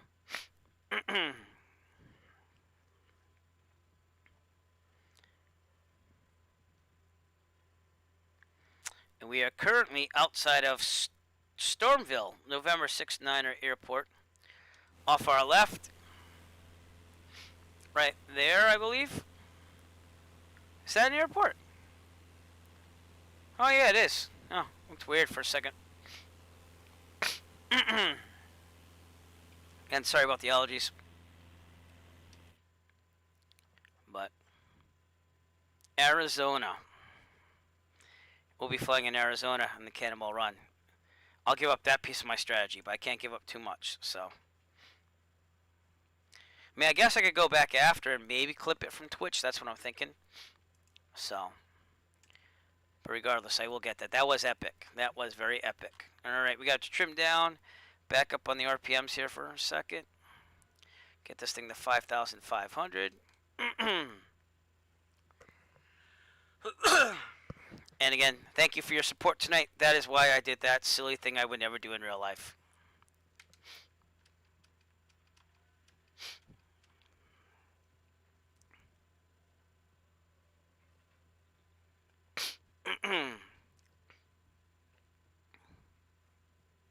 Leaning out the mixture just to make sure we're good at cruise. Yep. Right about there. Alright. So we have about 8 gallons per hour. Trim up to be at 5,500. Right about there. We'll see what that levels out at. And we're on our way, people. About an hour and 10 minutes now, because I'm at cruise. So that's how long it's going to take to get to Plymouth. It's not a bad flight. And going out to Woodstock was a nice time. It's nice to see the festival and the sights and be able to take the drone down there and not be on VATSIM so I could pause the plane in mid-air and do all that. That was cool.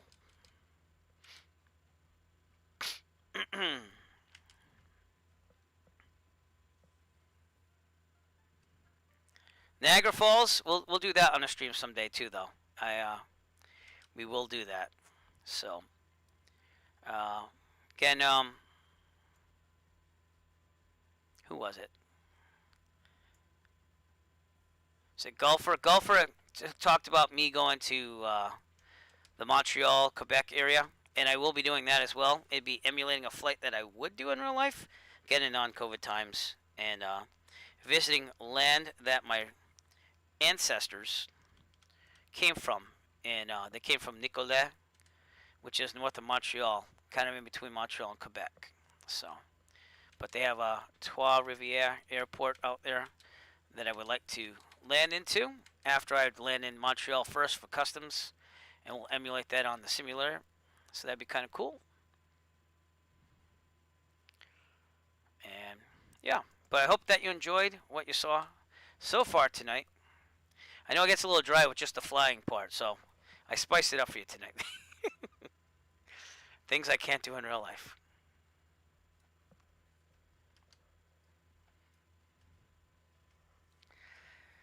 All right, there's not much to see out here. We're in Western Connecticut almost. We're about to cross the line. So again, don't know if it's going to show the line here, but pretty much right outside this lake right here is where the Connecticut-New York border is. So. And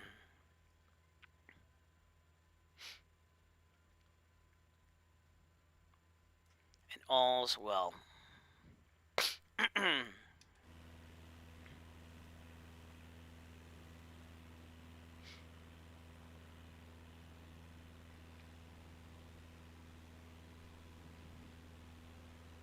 Thought they would tell me what that thing is, but Danbury, Connecticut is right down there.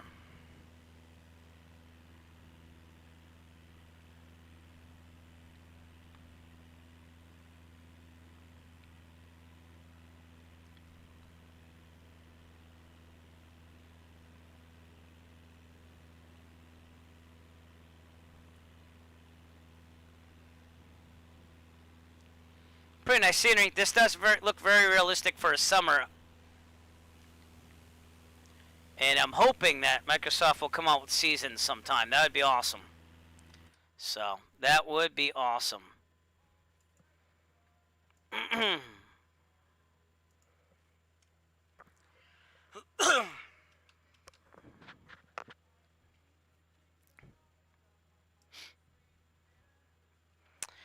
So, what I should have had is I should have had my stream manager up, clip that, done the last 30 seconds, and we would have been fine. It would have been clipped, but I tried. I gotta get out some of this Twitch stuff and research it more. But we'll see. After tonight, hopefully I will be up to 3 average viewers in no time and become an affiliate and have more options here. So we shall see.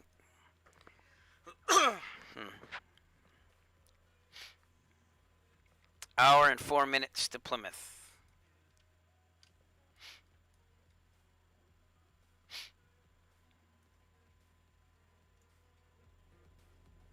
Just notice that the desktop audio is not very loud here, so I'm going to turn it up a little bit.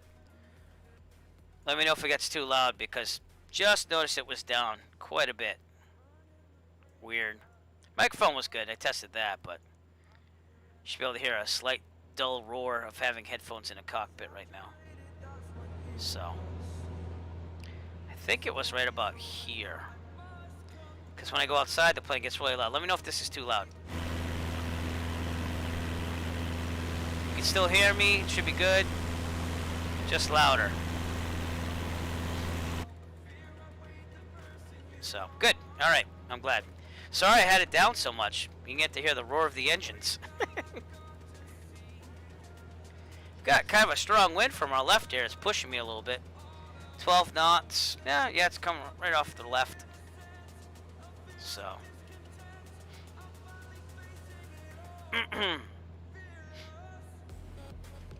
Good. Glad you're enjoying the stream tonight. It's almost 1 o'clock in the morning here. Sacrificing every minute here. We're about an hour out of Plymouth. But make it a late night and then call it a night. So Danbury, Connecticut right out there.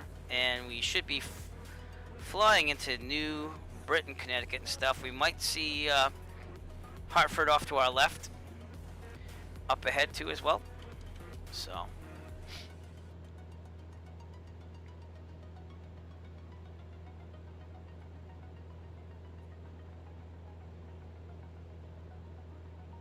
is Steve still with us? No, I don't think so. It's alright, he had a good run though. Appreciate everyone that flew with me tonight.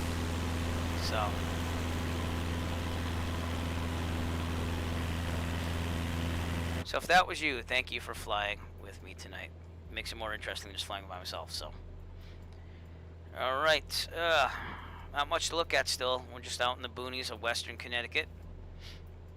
Danbury is probably the only real place of civilization majorly around here.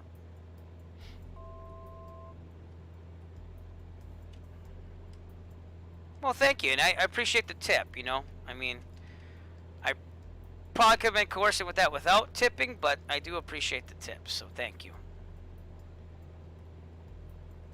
So maybe we'll make that a little bit of a feature in future flights as well. We'll have to see if the opportunity strikes and we have enough time and we hit the objective that we set out for first. We will we'll see about doing some silly things. So I'm surprised it didn't register a crash on the bridge, even though I cleared that. I did clear it. So I wish I had a replay button because then I could kind of get the camera in the front of the plane and see it fly through. But unfortunately, they don't really have that in the simulator. Not like they did in like FSX and Prepared. So, but it is what it is, you know. And yet you can go back to a normal, serious flying stream right after, which is amazing. So serious flying. We don't do that type of stuff here. Like I said, whenever you follow me on Twitch, we don't do that type of stuff.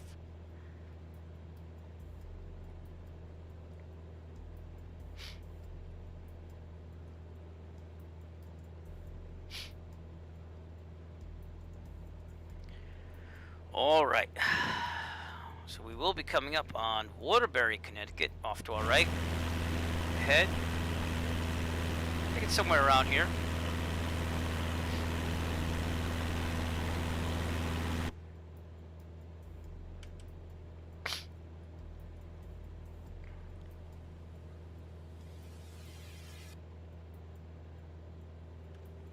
You gotta have some fun sometimes in this sim, you know what I mean? Current time in the simulator would be 11:55 local time here. So almost noon. Yeah, I'm up late. I couldn't make the event earlier. We were preparing for the holidays for the kiddies. Can't say that too loud. They're asleep, but so I couldn't attend the event for the Virtual USA Flying Club today with the Rockies. But I wanted to get a flight in because I haven't streamed in a little bit. So we decided to go to the Woodstock Festival site in Monticello, New York. And now we're heading back to Plymouth. But I also had some viewers that wanted me to skim the Hudson on the way back. So we obliged, and we did a little bit of stunt flying in the 172. So take it as it is. But I'm not on VAT Sim, so. But thank you, Melvin Leroy, for tuning in. Aaron, how's it going, bud? Again, I haven't seen you in forever. So for the viewers, you know it. We Microsoft Flight Simulator actually let me register as clearing the bridge too as well. I mean, I know I cleared it, but you know how Microsoft Flight Simulator can be. So yeah, that was possible going underneath the bridge there at the Hudson. And of course, I didn't clip it or anything because I'm a moron. But I will have to go back in the archive stream and YouTube and clip that out there. So it's gonna be fun. And I don't know if I can upload to Twitch. Again, I'm kind of I wouldn't say a total noob, but still new to the Twitch streamings here, so I didn't hit the clip that button quick enough. All right. Well, Lord Chaos 7, I hope to see you again, and thank you very much for the tip tonight. I'm glad I could oblige you on skimming the Hudson, and you have a great one tonight too, bud. All right.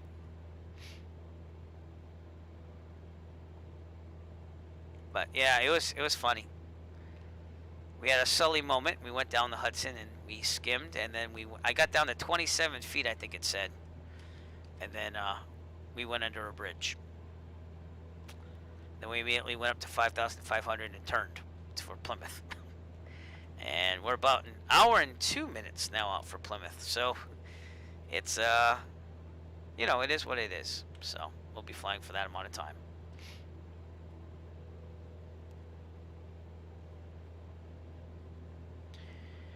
All right, I hope to show you Hartford as we go by it. It'll be off our left, and Waterbury, Connecticut is coming up on our right.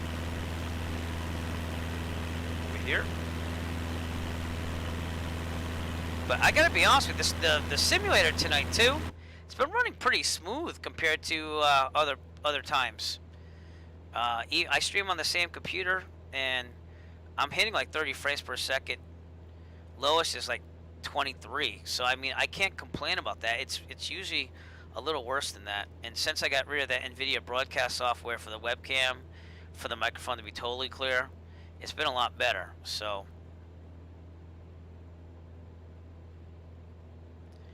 they must have tweaked something in the latest update, because it runs a heck of a lot better. Excuse me, it's getting late. I'll try to keep the yawns to a minimum. But not real world weather, just in not real world time. We're doing the dynamic weather preset of Fair Weather Day and Rex Weather Force. And the time I departed around Plymouth, because I wanted to do this flight in real life this past summer until COVID hit and everything. And so I left around 9 a.m.-ish local time, where I would have done that in real life. So Aaron, what's up with you, bud, if you're still with me?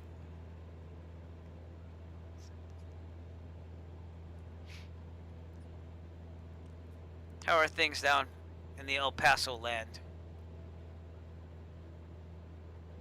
Waterbury, Connecticut out there on our right.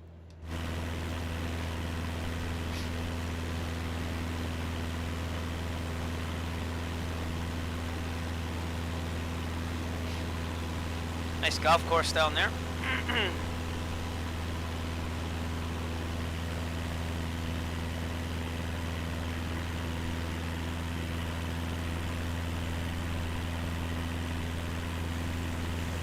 Hartford would be over there. Oh, it's okay, man. I'm not like, holding you hostage to my streams or anything. It's nice to see you. Homework does have to come first, much like any real world job. Much like my family and job has to come before streaming, so. But it's nice to talk to you again. 26th is going to be a big day of streaming for me, though. So I'm going to be doing the Cannonball Run event. Flying this aircraft. I've chosen this aircraft to fly from JFK to Los Angeles straight. So we're going to have to land for fuel, but we have to try to be the fastest one there to win a Thrustmaster TPR rudder pedal set from Microsoft. Microsoft is offering that to the winner of the person that gets there fastest. So it's going to be interesting. And that is during vacation, which I'm sure you're looking forward to. You must be having one too soon.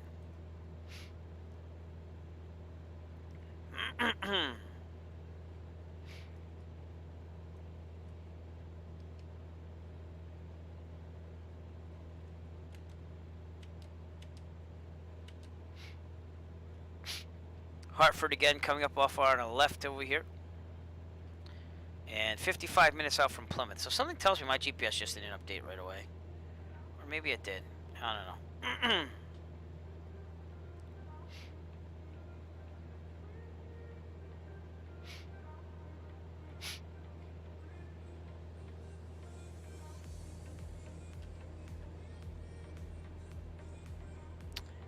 But yep, just heading back to Plymouth, doing all that and getting things done, so.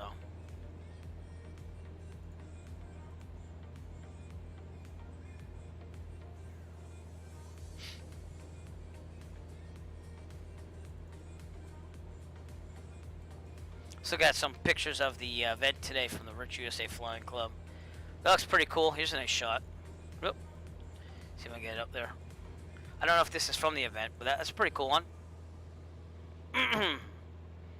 Yeah, a person asked me about that tonight with virtual reality headset, and I've never tried it. I mean, I wouldn't be against it. I think it'd be hard to use like the yoke and stuff that I have with it, but maybe not. Maybe I just haven't tried it, so we'll have to see. But we got some nice pictures. Mountains there somewhere. Here's a GPS shot of all the mountains, and they did a flying event out in the Rockies that I could not attend today. But there you go. There's some mountains for you. Look at that one. That's a nice shot.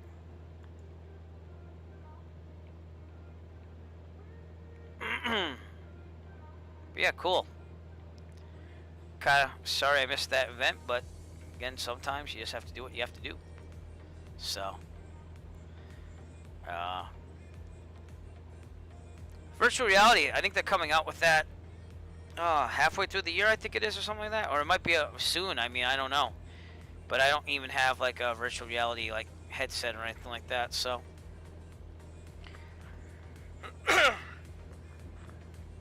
Get more on course here. Alright, we are currently over Bristol, Connecticut. That'll be New Britain, and Hartford will be out on our left. So, Hartford might be one of my cross-country flights I might do pretty soon. And I'm talking Hartford Brainerd Airport, Kilo Hotel Foxtrot Delta. Not Bradley International, only because of the fees involved. But I might be trying to go to Hartford pretty soon. It's about an hour out, so it'll probably be about $250 round trip or so in the 152, maybe a little bit more. So wouldn't be bad though. Get cross country. A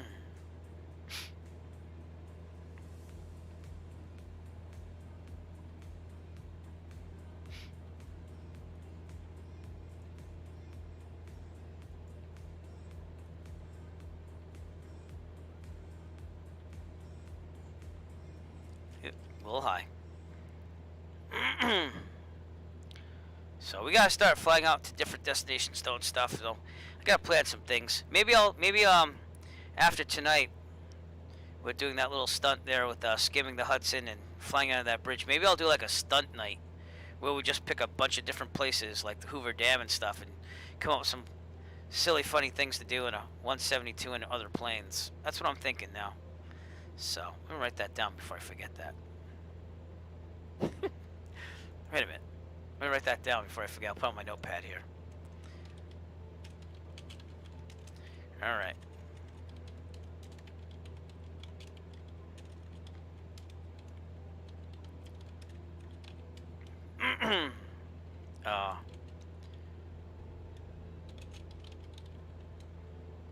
Alright, so that's one idea.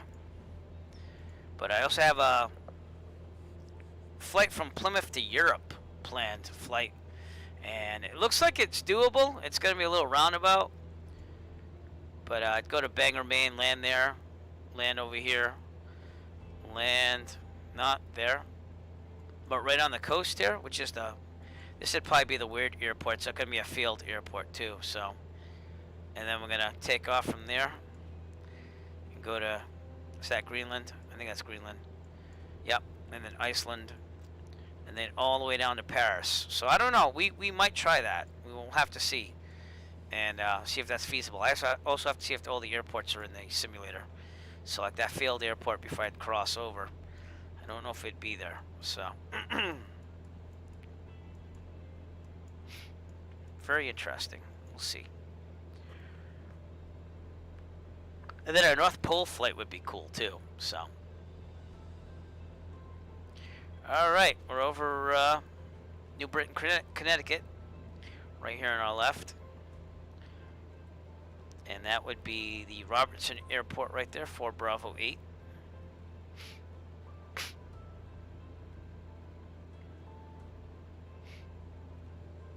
But VR, yeah, I don't know. I gotta find someone who's into that and try it out sometime.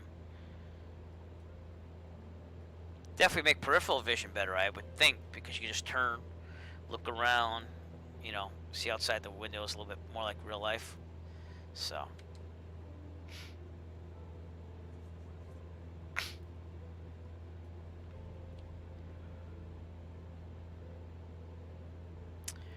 "48 minutes.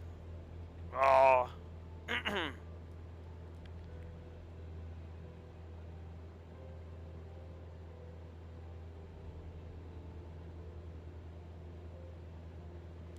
that would be Hartford out there in the distance, I believe.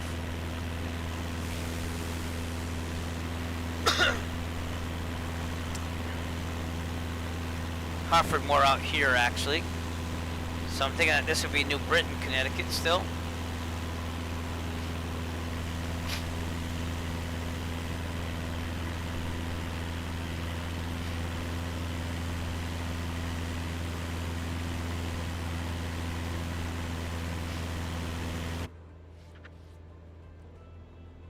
Very densely populated here.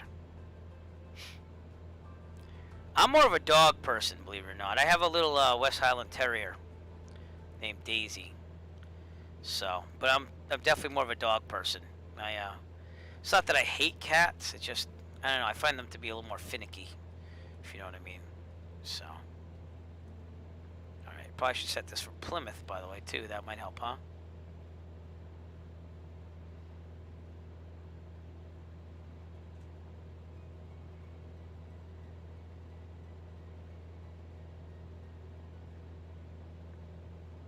Okay, Kilo Papa, Yankee Mike. Yankee.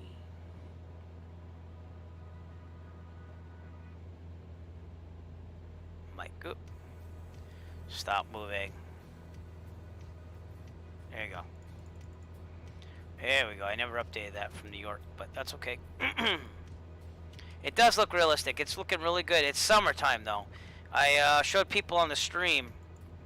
This is a photo right outside my neighborhood. This is what New England looks like in the fall up here. So this is definitely summer in the simulator, but it should look more like this. Maybe even with some snow in certain places right now. So, but that's a real world picture of me in the 152 flying over my neighborhood there. So, lot different. Lot different. Just, you know, I wish they had seasons, but at least they have satellite imagery. You can't knock them on that. So, all right, we're gonna bump the speed up here a little bit.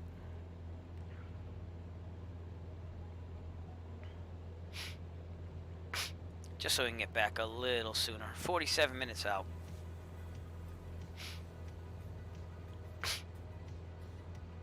Still hovering around Hartford, Connecticut.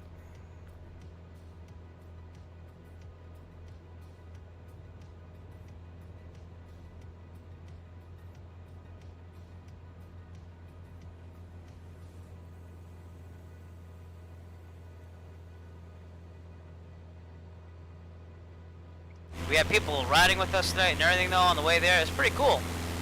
It's a good time. Connecticut River right here. Going all the way to the coast. I've actually flown out over here to Chester, Connecticut in real life. It's a good time.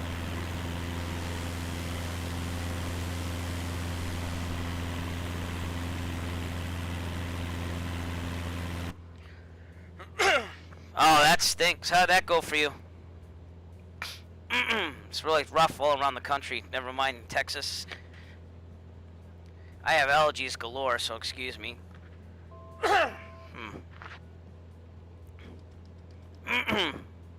But I'm glad you got through it then. How do you feel?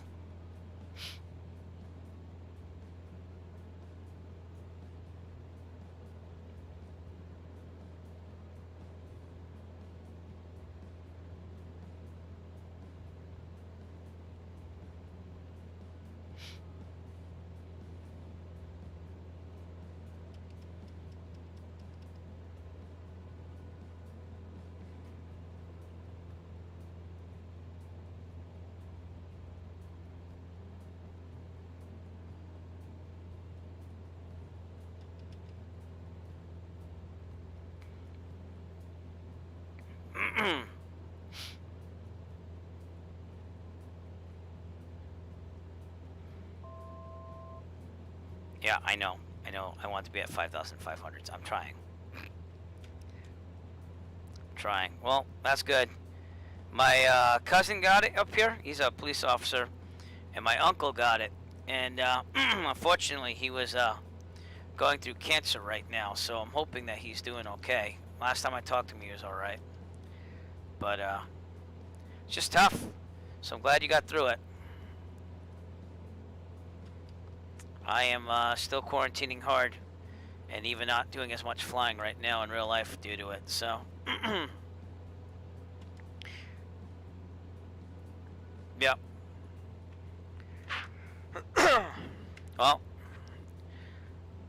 it's different for everybody. That's what I've been told, at least. But even with these allergies, we get nervous up here. But it's just allergies. I don't go anywhere. I don't really do anything. You know, we basically stay home, and occasionally I go out for a flight. So.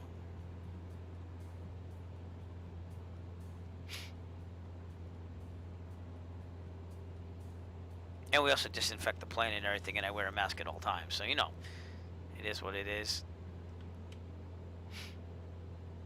But, seeing that I'm a teacher, the state said that we can expect to be getting that vaccine between February to April. So, we'll see how that goes, too.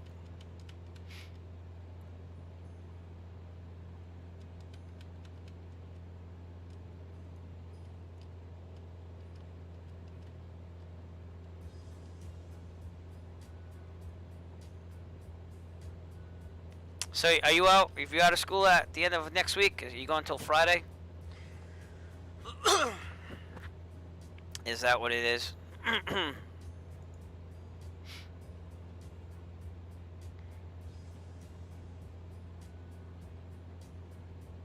40 minutes out for Plymouth.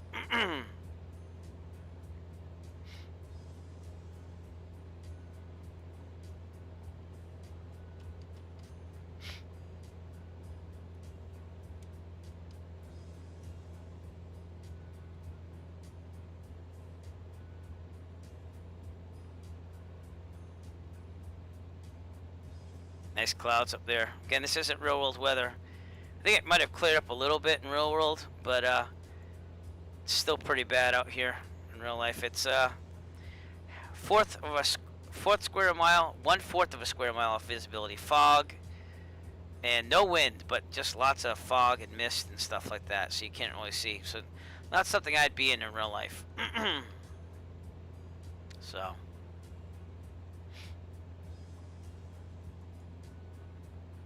Nice. I think I'm reading that right on the screen.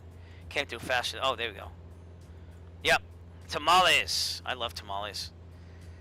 My roommate in college was Mexican American, and his grandmother made like fresh tamales from the garden. Oh my God. So good. I told her we should go in business together. But yeah, that's basically what we have. I'm teaching till Friday next week, and then we're off till January 4th is when we go back. So.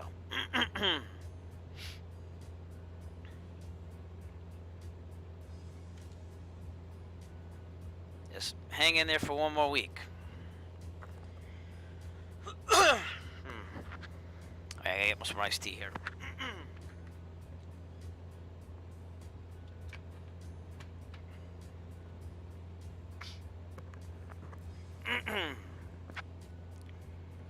But it is what it is.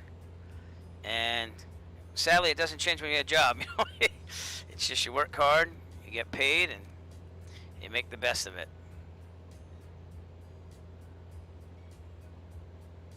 Nice scenery, huh?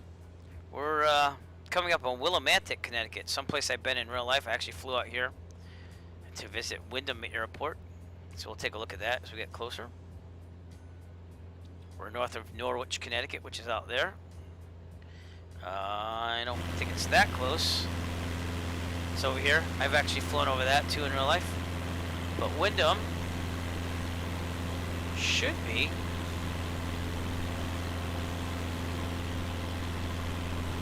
out there. That was a nice airport I flew into. So, very crowded with aircraft, that is, not so much people. and it's built. It's built right here, and there's like a dam with water in it. So that's why I'm kind of thinking that Wyndham Airport is right here. So that's all right. Hey man, thanks for showing up tonight. You know, it's nice that you check in. I'm glad you're feeling better. I'm glad that you're over and through that, and just stay safe and get to vacation. All right. Thanks for stopping in. Feel free to stop by anytime.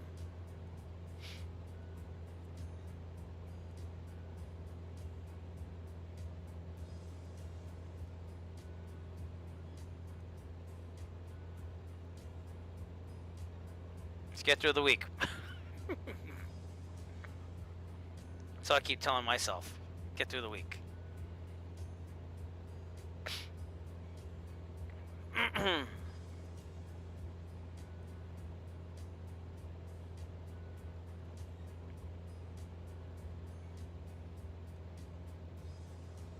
Out there is the Connecticut River still. That's where it opens up over there.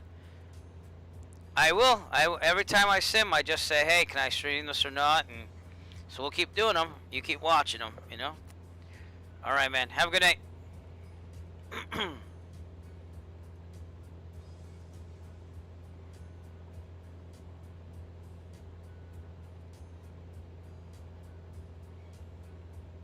Wyndham, Connecticut, out here. Not really loaded, but it's out there. Trust me. It's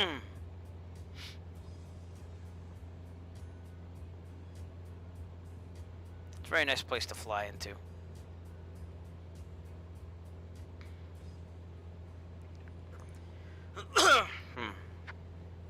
All right, and if you're still with me, I hope I'm showing you some good stuff. I know it got quiet here. Kind of had the KMSV going out to Woodstock and checking out the festival site and that stuff, but we're just trying to make this realistic by flying back here. We're about 36.5 minutes out from Plymouth, Massachusetts, where we're going to land and call it a night. Again, this Kilo India Juliet Delta, thank you, is Wyndham Airport, where I've flown in real life. That video is on YouTube, I believe. Actually, it's right there. There you go. There's the reservoir that they dammed up, but so Wyndham, Connecticut is right. I mean, Willimantic, Connecticut is right here. And this does very much look like real life. So I departed out of there and went back to Plymouth straight.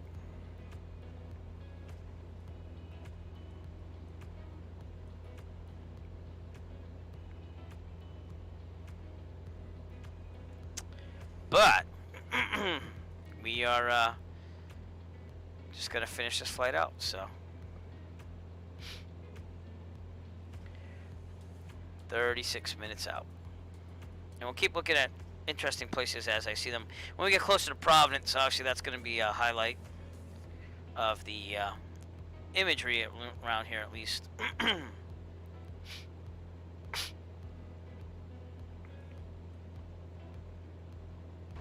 you need anything, just let me know. Ah, CDL, thank you for rating the channel. How's it going? Just let me know. Just talking up. Service.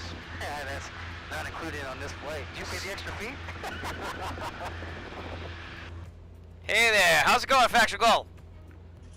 I was talking up the whole Cannonball Run event tonight. So, thank you for following everybody.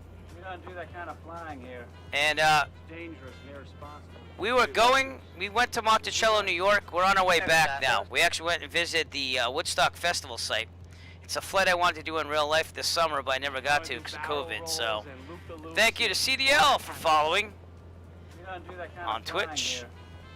It's And, dangerous and irresponsible. Yeah, then Well, who does? Check flat. we had a lot of people like join on just as like you did, and it was Dane Flats. Everyone, Dane Flats. Oh God, there's a bunch of you. We don't do that kind of flying. Cool Hand 71. Dangerous and irresponsible. Forder Learn to Fly. Far Isle Pilot. Check flat. God, there's a lot of you. So thank you for following. Iman Ankari. I think I said that right. Eamon. It might be Eamon. Eamon All Okari. that kind of stuff. Hawk Driver We don't 101. do that kind of flying here. So It's dangerous and irresponsible. There should be lawsuits. Well, who does? Check flat. But as I was saying, we flew out to the Woodstock Festival site, something I wanted to do in real life that I wasn't able to do due to COVID. Oh man, Foxy Paul Blart. That's an awesome name, by the way. That kind of flying here. It's dangerous and irresponsible. There's too many lawsuits. Well, who does? Heck flat. So, as we were going to Sullivan County, I want to do barrel rolls and loop-the-loops. we'll be here for a all that while. kind of stuff. We'll be here for a while. Dave Flats again, everyone, the man, the myth, the legend. Dangerous and irresponsible. There's too many lawsuits. Well, who does? Heck flat. It's been a good night for followers, I'll tell you that. NEP76, thanks for following. There might be a bunch of those coming up. Yep, it's gonna be a bunch. So, Smart Pop. Kind of stuff. We don't do that kind of flying here. We are from New England here, so. Dangerous and irresponsible. There's too many lawsuits. Well, who does? Heck flat. White Leg, I'm trying to get you as I see it in the chat here, so that might come up a bunch of times. Just let you know, we might be here for a while. All that kind of stuff. We don't do that kind of flying here. It's dangerous and irresponsible. There's too many lawsuits. Well, who does? Heck flat. So on the way back from Sullivan County, I'll try to fit this in really fast. We've crossed the Hudson and people are like, oh, you gotta skim it. So we had a little bit of stunts tonight as well. So We don't do that kind of sorry if that flying gets here. redundant, by the way. Dangerous and irresponsible. There's too many lawsuits. Well, who does? Heck flat. Right now we are almost outside Danielson, Connecticut. This is where I fly in real life. I'm actually based out of Plymouth, and I did pull a Sully, but the problem was I didn't hit the clip button fast enough, so it's going to have to be archived on YouTube with the Eric Flight channel, Well, who does? and I'm going to have to just clip it out of that archive. So, but it was fun.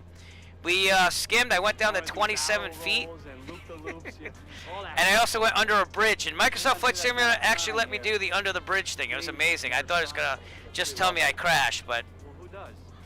Heck flat. it was a fun time coming back from Sullivan County. So that was after we saw the Woodstock Festival site.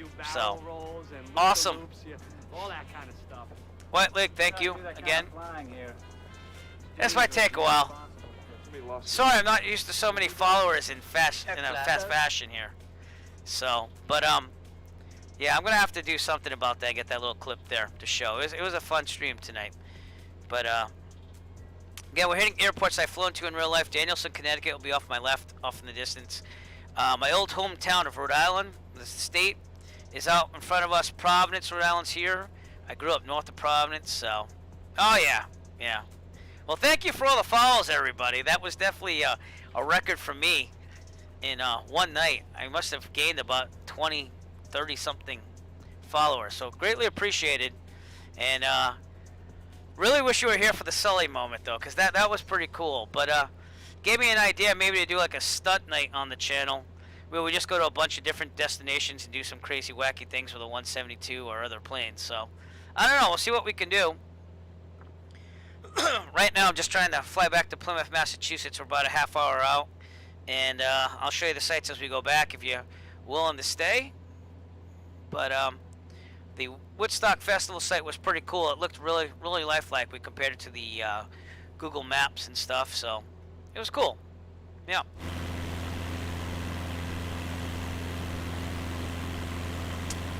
Again, Providence, Rhode Island in the distance. This is definitely what it looks like. I've actually flown this route before, and yeah, just a lot of open land out here, and then getting back to civilization. So Danielson, Connecticut should be out there in the distance.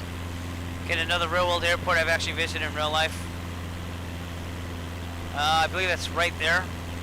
A lot of gliders there, and skydivers.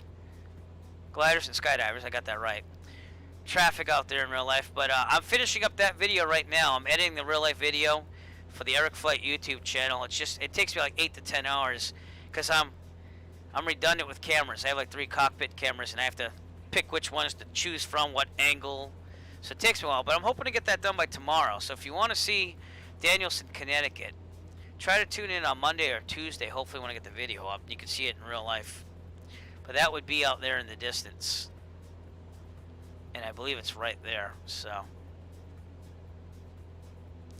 But the big thing is Providence, Rhode Island. You're going to see a big city, capital of Rhode Island. But sports night. We're going to call it stunt night, sports night or something. And we're going to do it. Again, I have 2 kids and a wife and stuff, so I don't get to stream as much as other people, but when I do stream, I do like to try to make it interesting. So Niagara Falls is definitely going to be a destination. However, off stream, I did try going under a bridge there, and the Rainbow Bridge, I think it was, and I didn't let me go underneath it. It just said you crashed. So some places we're going to have to take with a little leeway, and we'll see what happens. But that's where we are. We're about to cross the Connecticut border into Rhode Island. And this is not real world weather. Right now, real world weather in Providence is 1/4 square mile of visibility, fog, and not much for wind, 010 at 3 knots. So it's going to be pretty bad weather. It's supposed to clear up tomorrow, I thought, though, 60-degree Fahrenheit. Because I know some people are from Canada here, which is awesome. And hopefully flying for real again on Tuesday, if the weather works out. The winds are supposed to be a little high, so I have to see. And if not, hopefully Saturday in the 172. Tuesday would be in the 152. So I haven't decided where to go yet, though, but it'd probably be a quick cross-country flight so I could build up those cross-country hours. But yeah, you'll be seeing me and CDL, and I'm sure others. Dane Flats, I don't know if you're doing this, but the Cannonball Run, December 26th, we'll all be streaming, hopefully. I know I will, and it should be a good time. So, New London, Connecticut, yep. So, now I fly out of Plymouth in real life, so I kind of use that as a base for a lot of flights, obviously. And then we go from there.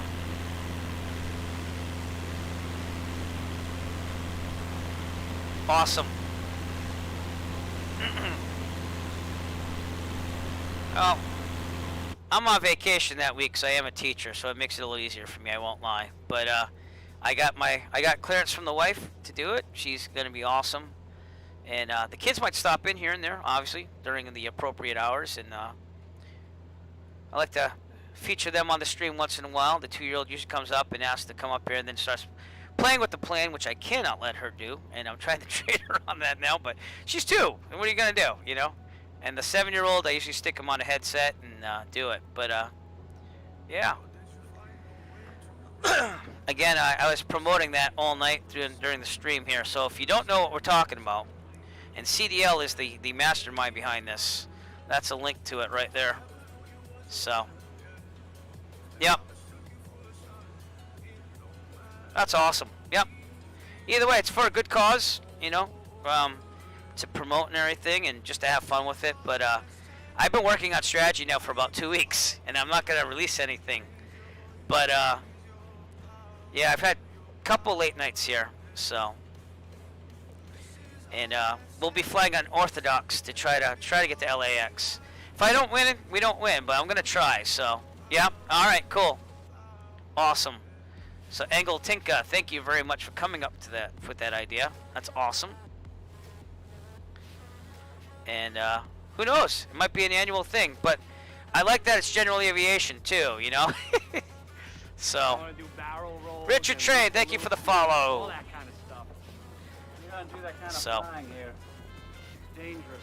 Yeah, too many lawsuits. Well, who does? Heck, flat.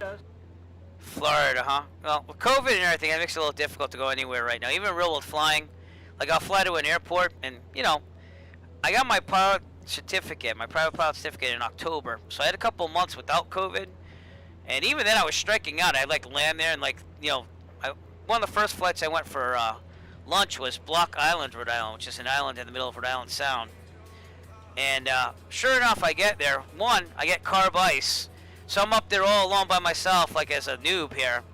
You know, I've just got the training, but I had to solve carb icing, solve that, and then going in there like, oh, the restaurant's closed, there's no water. Basically, the water pump broke, so I was like, oh, great, I just flew out all here for nothing. So that seemed to be a theme of my early private pilot videos. I was like, oh, I'm 1 for 3 on breakfast, but nowadays you can't even really do that and be safe, so it's much just like go somewhere, land, look around a little bit, get back in the plane, go back. So, you know, the adventure is the flying. Alright, so we just crossed the border into Rhode Island. Unfortunately, Western Rhode Island is very rural, This is the Scituate Reservoir right here. That would be the main water drinking source for a lot of Rhode Island. Providence, Rhode Island, which is the capital, is out here. And the cool thing about Rhode Island is if you get high enough, it's the smallest state in the country, so you can practically see the whole state at a high enough level. So, and out here in the distance, we have our beaches and stuff during the summer. We have Newport, Rhode Island, which has a bunch of Victorian mansions out there. And then the main city of Providence, Rhode Island right here. And again, I grew up just north of that, somewhere over here, so. Yeah, Bridgeport. I haven't made it out there yet. The furthest east I've made it in real life is Chester, Connecticut. And I was inspired because Orbex had a scenery for prepared for Chester. So I figured I want to try someplace I did in the scenery. So. But I didn't get the unfortunately. Who said unfortunately? I think I missed that one. Okay, that one went over the head. Right over the head. But Providence, Rhode Island looks pretty cool, and it's cool to fly over in real life too. So, all right, 23 minutes out. All of you are making this a lot easier to fly. I'll tell you that. So thank you for joining. So, well, you know, rural. I kind of live in a rural area right now. Currently, I'm living around here, out in the distance. I live in Dighton, Massachusetts. So it's a town outside of Providence, but I can still get to Boston in about 40 minutes. So, and my friends call it the boonies because my house is in the middle of a wooded area. So, but it's a neighborhood still. There are houses around me. So, I-395 we would have just passed near Danielson out there. Out here, probably the most popular things for work is actually in the southern part of Rhode Island. Towards the south. Warwick's about here because you have TF Green, which is the main airport in the area. So Warwick's out there. In fact, even though it's called like Providence Airport, Warwick makes a big stink and says, you just lived in Warwick, not Providence. But it is what it is. Again, we're over the Scituate Reservoir. Out here would be Mohegan Sun, the casino in Connecticut, and Foxwoods down on near the coast. That seems to be the biggest things on the eastern part of Connecticut. But yeah, other than that, you're seeing most of Rhode Island here from 5,500 feet. So that's how small the state is. You could cross the state in about an hour in a car, that is. In a plane, you could be across it in like 20 minutes, 30 minutes at most, you know. Depends on the plane, obviously. So, but we're over Class Charlie for Providence here. We are above it, though, because the ceiling's at 4,100. So we have no problem, and I'm not really being realistic today. I just stayed on Microsoft Flight Simulator the whole way. I didn't get on VATSIM or anything for air traffic control, and just had fun with it, you know? It was a good time. I had a video playing of Woodstock to show people what it looked like in the 60s. So, you know, take it like it was. That was from 1969. It was pretty cool to compare that. But all these flights are archived, so if you really want to watch what went on, including the skimming of the Hudson, it will be available on the Eric Flight YouTube channel after it processes. But 1969, yep. And I pointed out the stage area. I actually paused the flight over the area, sent the drone down, and I had some real-world pictures from the internet, and we kind of took the drone and put it away there. Yes, from the process. We showed them the pond where everyone got naked and bathed. You know, it was good. It was a good time. So I would recommend it for a flight seeing flight.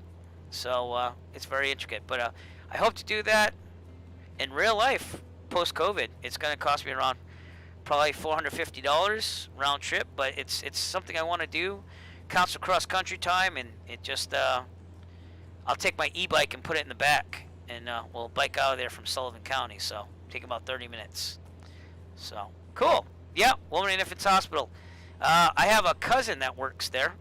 I'm not going to drop a name on stream, but she works, last thing I knew, she worked with the infant intensive care unit. So, yep. And my mother actually worked for Lying In, which was what Women and Infants was before. It was called Lying In or something like that. So, she worked there. Yeah, I think that's what they call it. So,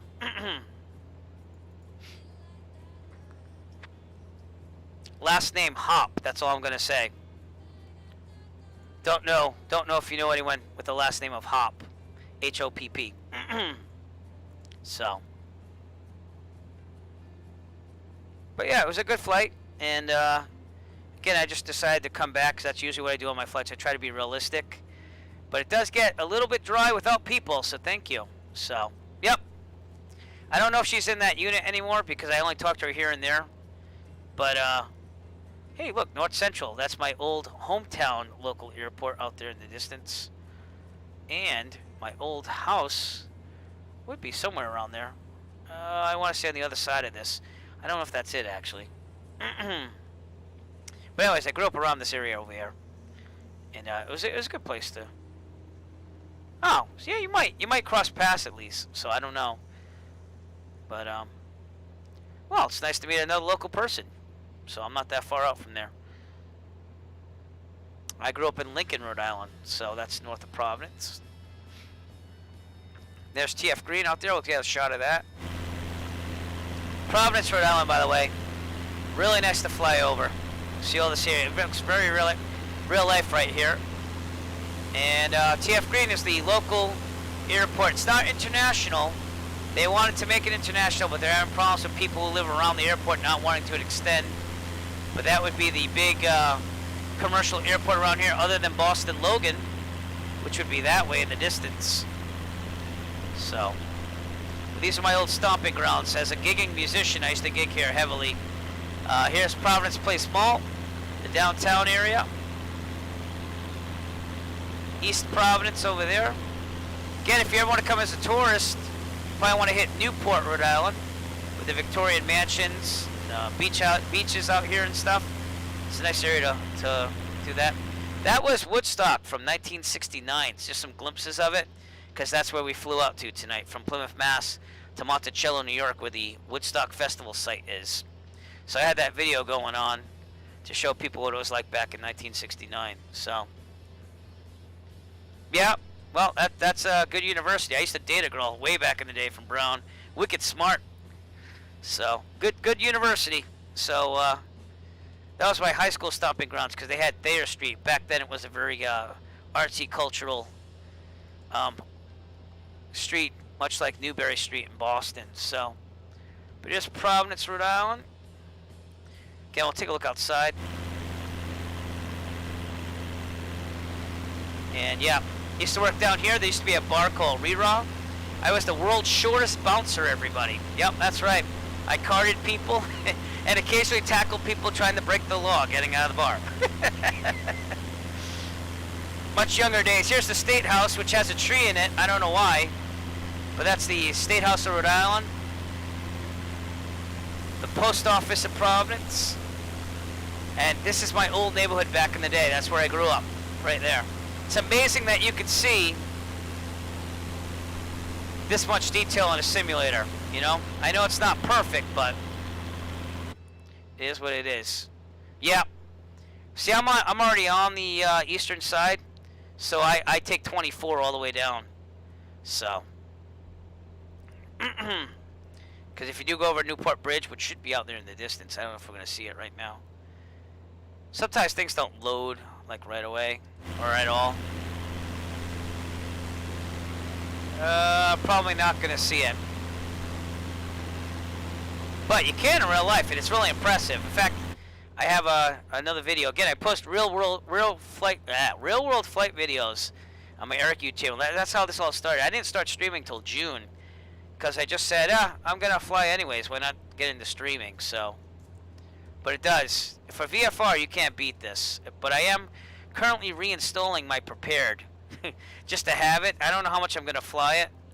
I had a problem installing my new hard drive that I bought as a Black Friday deal. And, yeah, I tried copying over the old hard drive. Just copying it right over so I could just run Windows and everything. And, yeah, it made it so the computer wouldn't boot up. And I had to reinstall Windows and everything. So I'm not saying I lost everything, but I've had to reinstall everything. And I use this for work during the week. I teach remotely from home as a band teacher. So I just had to get it up for work first. And now I'm slowly reinstalling stuff. But I gotta be honest with you, Flight Simulator, I'll give it props. It installed a lot easier than Prepared ever did in FSX to reinstall everything. So, I mean, I was up in a matter of like 2 hours. So,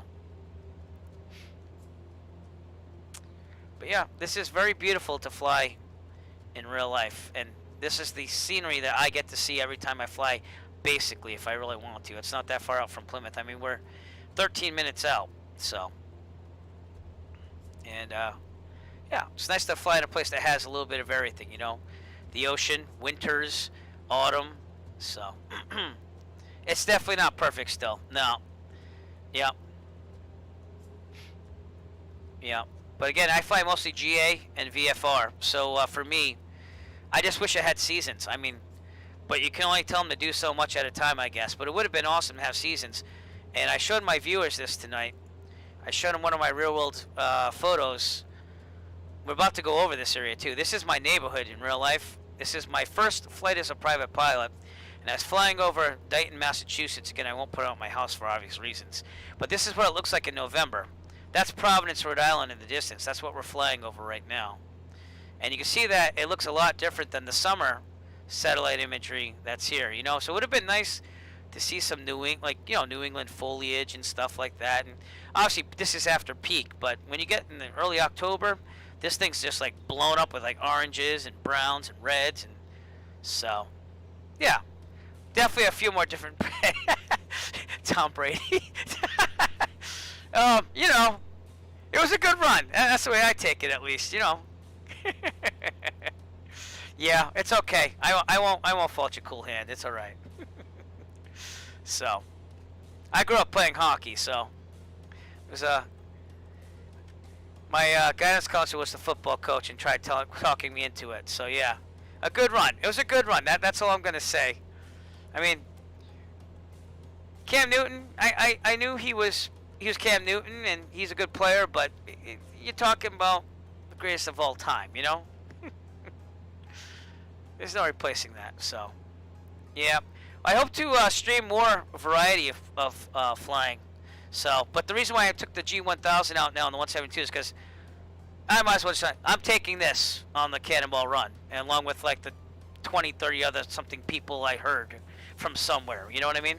So, yeah. See, FSX didn't work well for me, so I went right to Prepared, and yeah, it was good.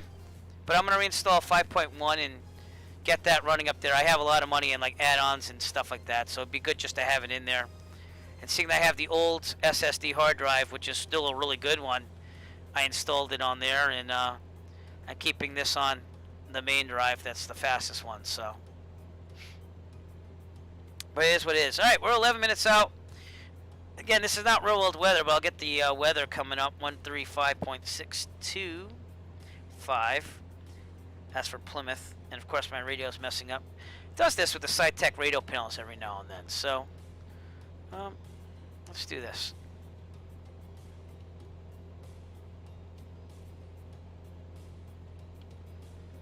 Kilo Golf Hotel Golf automated weather observation 1700 Zulu. Wind 014 at 20. And for some reason when I use Rex Weather Force, it sometimes messes up the weather stations. I'm only using dynamic weather presets right now to force VFR. Here we go.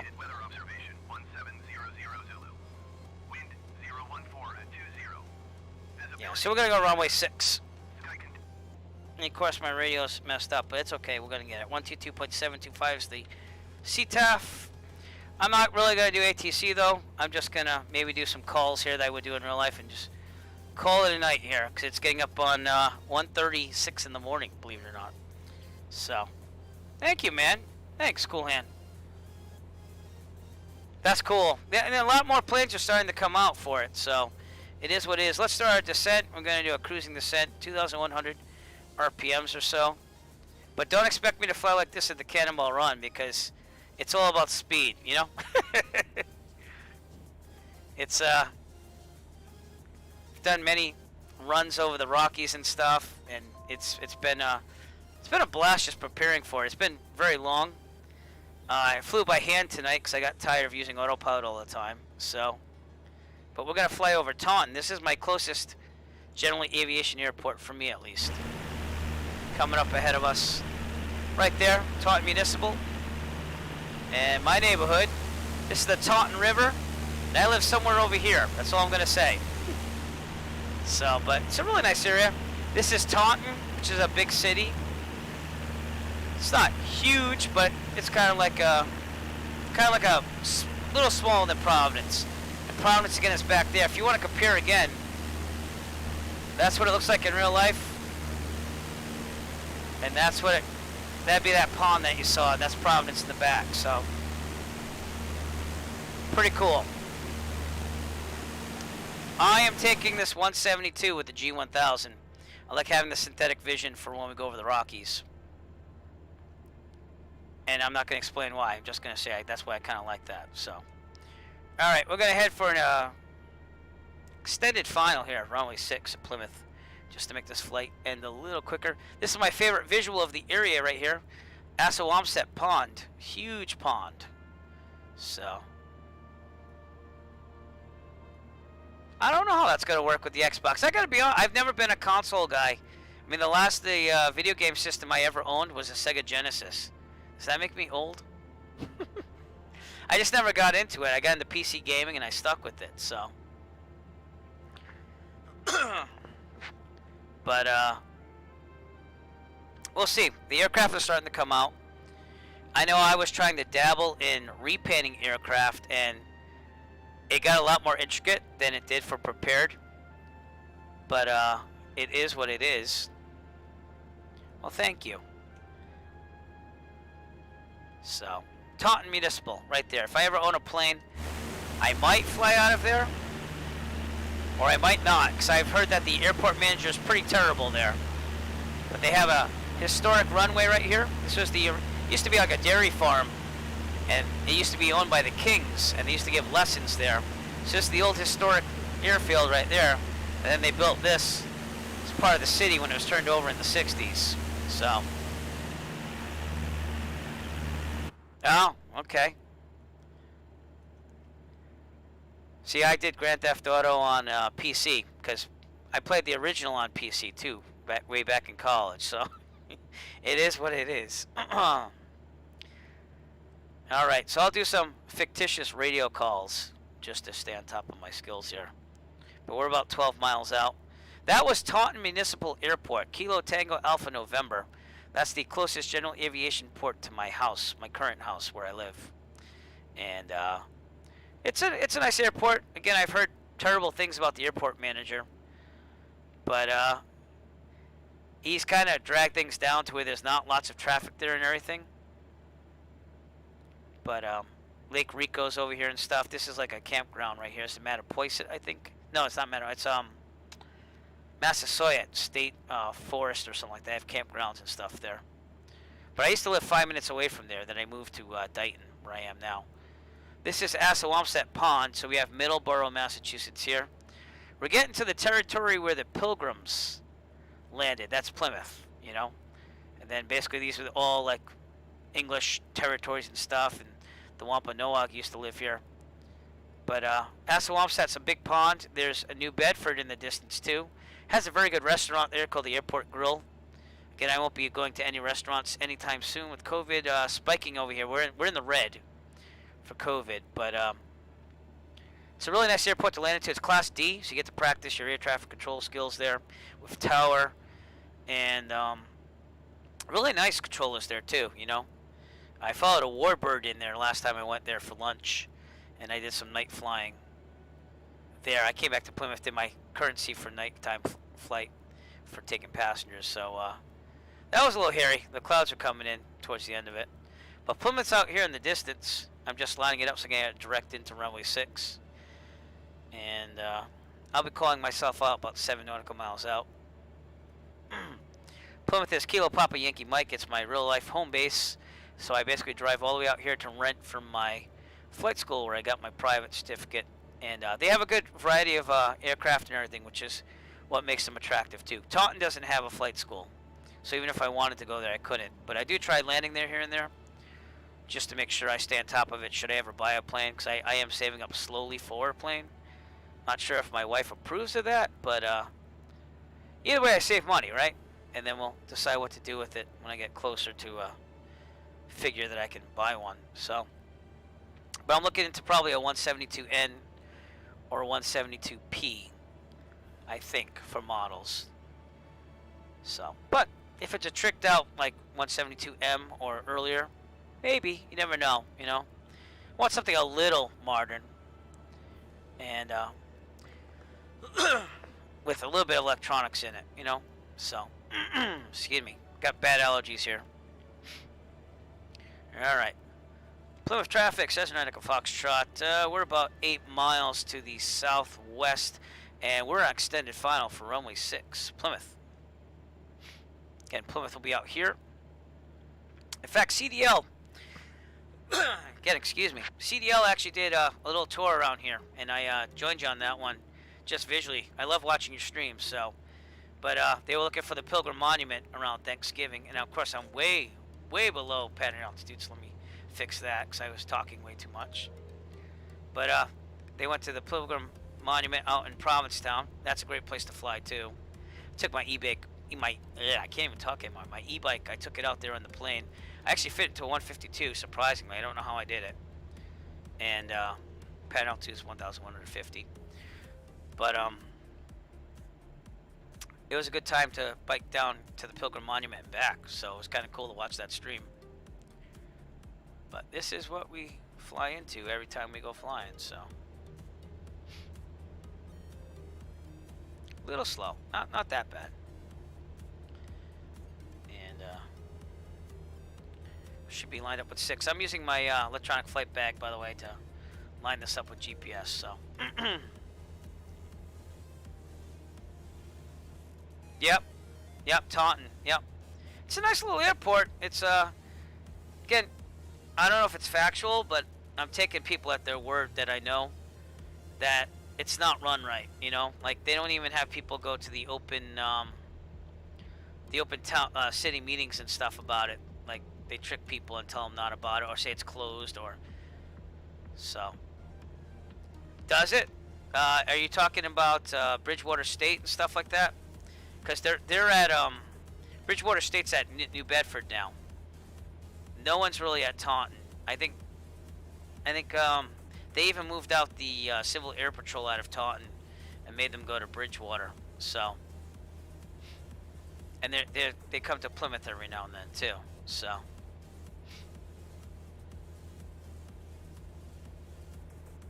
yeah. But you know, it is what it is. Okay, we're gonna turn towards the airport at this time. Again, pattern altitude's 1,150, and we should be seeing this out in the distance. There's runway 6. I'm a little off, but we'll get there. Plymouth traffic, Cessna Foxtrot, 5 miles out on the final for runway 6, Plymouth.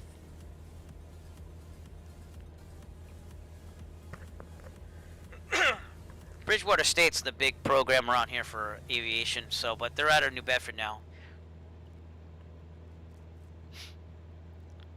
Which is probably good, because that's again, towered airport, Class D, and then they could go out to little non-towered airports like this. So, but we have Cape Air out of New Bedford too, for like a regional service. And I know that they send their pilots for, what do you call that, for currency training. They send them to Plymouth and stuff. Like, I've actually learned behind some of them.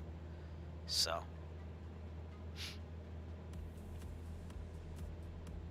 That's runway 6 at Plymouth. My flight school is on the left here, so that's what I'll be trying to pull into after. And, yeah. Long stream tonight, and I appreciate you being here. And again, thanks to CDL for rating the stream. Really appreciate that. But it's been one heck of a stream tonight. It's probably been the most people I've had, and following and this and that. So thank you so much. I got some tips tonight. I never asked for tips, but like, it's amazing. Oh, cool. Yeah. The last airport I need for the Cape, actually there's 2 of them, is Hyannis and Falmouth, I believe. And then I could say I've flown to all the Cape airports. So that's another thing on my real world list of things to do. All right, we're about 110, 10 degrees of flaps. Now we'll go down to, we should be at 1700 for that, but that's okay. Now we'll go to 1500. Level out a little bit so we can get down to flap extension speed here. 20 degrees, angle down. We're gonna be high, I'm gonna pull the throttle out. Coming in a little fast. We should be about 65. All right, full flaps. Yeah, that's tricky. Yeah, I could have set this one up better, but that's all right. We'll land. 500. Coming in a little fast. A lot fast. Oh, this is not impressive. I'm sorry, people. We'll still land it, but I got the throttle out. And these planes tend to float in the simulator, so I probably would have went around in that in real life. It's just not a good setup. Here we go.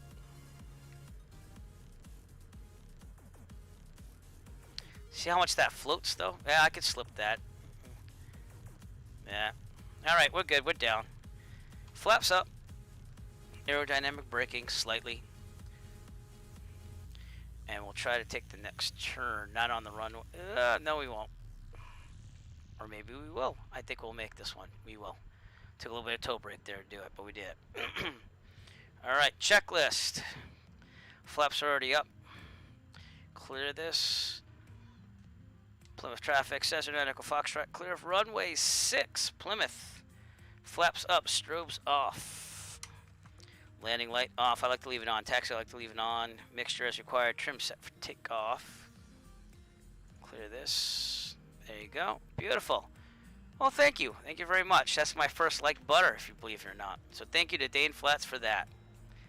The donuts are cool, too. I'm a big fan of Sim Caesar, so. And my flight school would be right down here. See that green building? I think that's what it looks like in the simulator. So, kind of looks like a really fat H, basically. But they have maintenance and stuff there. So, we don't park this way, though, at Plymouth. We park the other way. But we'll just go with it, you know. There you go. Plymouth, Massachusetts. My home base. And that's not there in real life either. We have a fuel truck come out for this far. The fuel's down there. So, you know. I was working on it. See this building right here? That's the flight school. So, we're going to pull in off over here. And we'll just follow the general flow of parking in real life. So the maintenance hangar would be here, the flight school is here, and then there's another hangar here. So that's how it is. Alright, with that, securing ELT, verify silent. It is. It's also armed and good. Alright. Electrical off. Alright.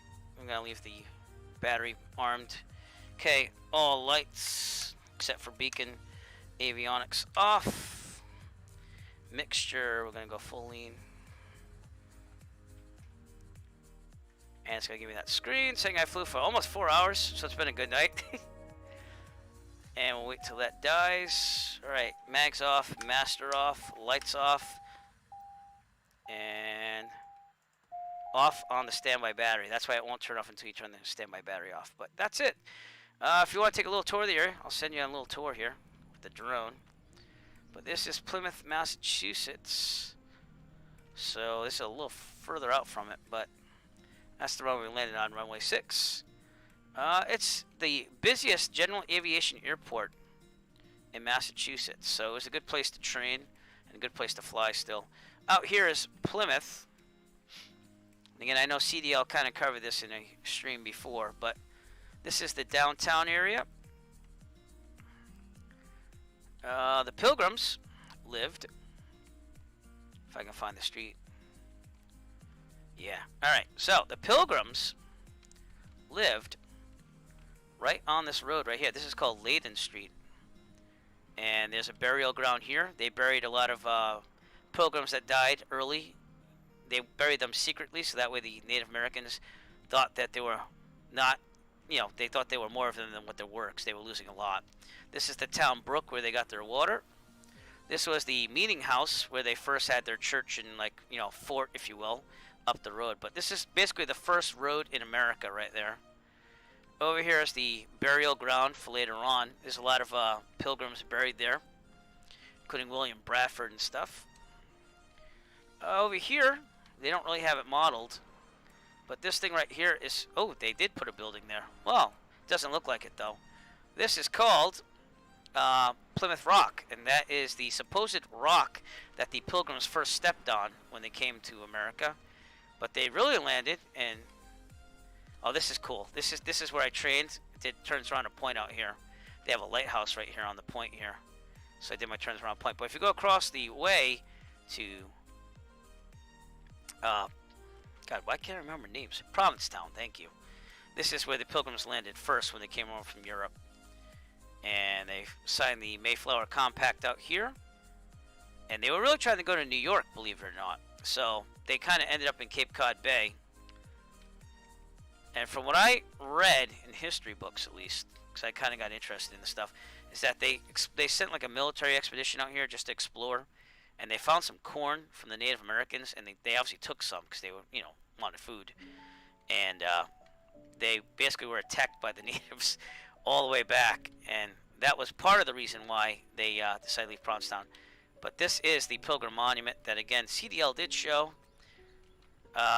Real world flight. I think I got this on the Eric Flight YouTube.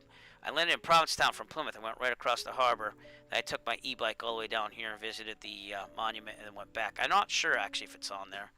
I can't remember if the video came out or not. It probably didn't now that I'm thinking of it. But that's to commemorate where the Pilgrims first came, which was Provincetown. And then they took the Mayflower all the way across here to Plymouth. If I've got this right, that is. Nope. Okay, I'm on the Cape here. Well, that's Cape Cod Canal. That's the canal that was dug through with Cape Cod being over here. And again, you got Plymouth over here. So they landed the Mayflower here, sent the boat in somewhere around where that Plymouth Rock was, which was over here, right there. That was the place where they met the Wampanoags for the first time. The Wampanoags came from this side, and they lived over here, and as we say, that is history. That's basically what happened. If you go here in the summer, non-COVID times, you can actually, a lot of tourists come here. And they have a lot of parks over here. They don't have it in the simulator, but they actually have a Mayflower 2, which is a mock-up of the original Mayflower. And it does sail once in a while. So I'm not sure if they let people on it when it sails, but they send out for repairs and stuff. So, but it's a really scenic and nice area. So if you ever get the chance, come to Plymouth, Massachusetts. It's a pretty nice place. So, and that's the airport, the distance from downtown. But with that, we're pretty much going to call it a night here. It's been about 4 hours of flying, so it's about time for me to go to bed. It's almost 2 a.m. But I do appreciate all of you rating. CDL, thank you so much. I love your stream. I will continue to watch it, obviously. Yeah, just thanks a lot for the support. It's been a great night on streaming, and I hope to see you again really soon. I do try to post on my schedule whenever I can. Having kids is a little tougher. I can't just have a steady schedule. And I do post whenever I try to stream, which is at least once a week, if not twice a week. So that's what I'm averaging right now. So, but I hope to see you in the future. Thank you, and have a great night.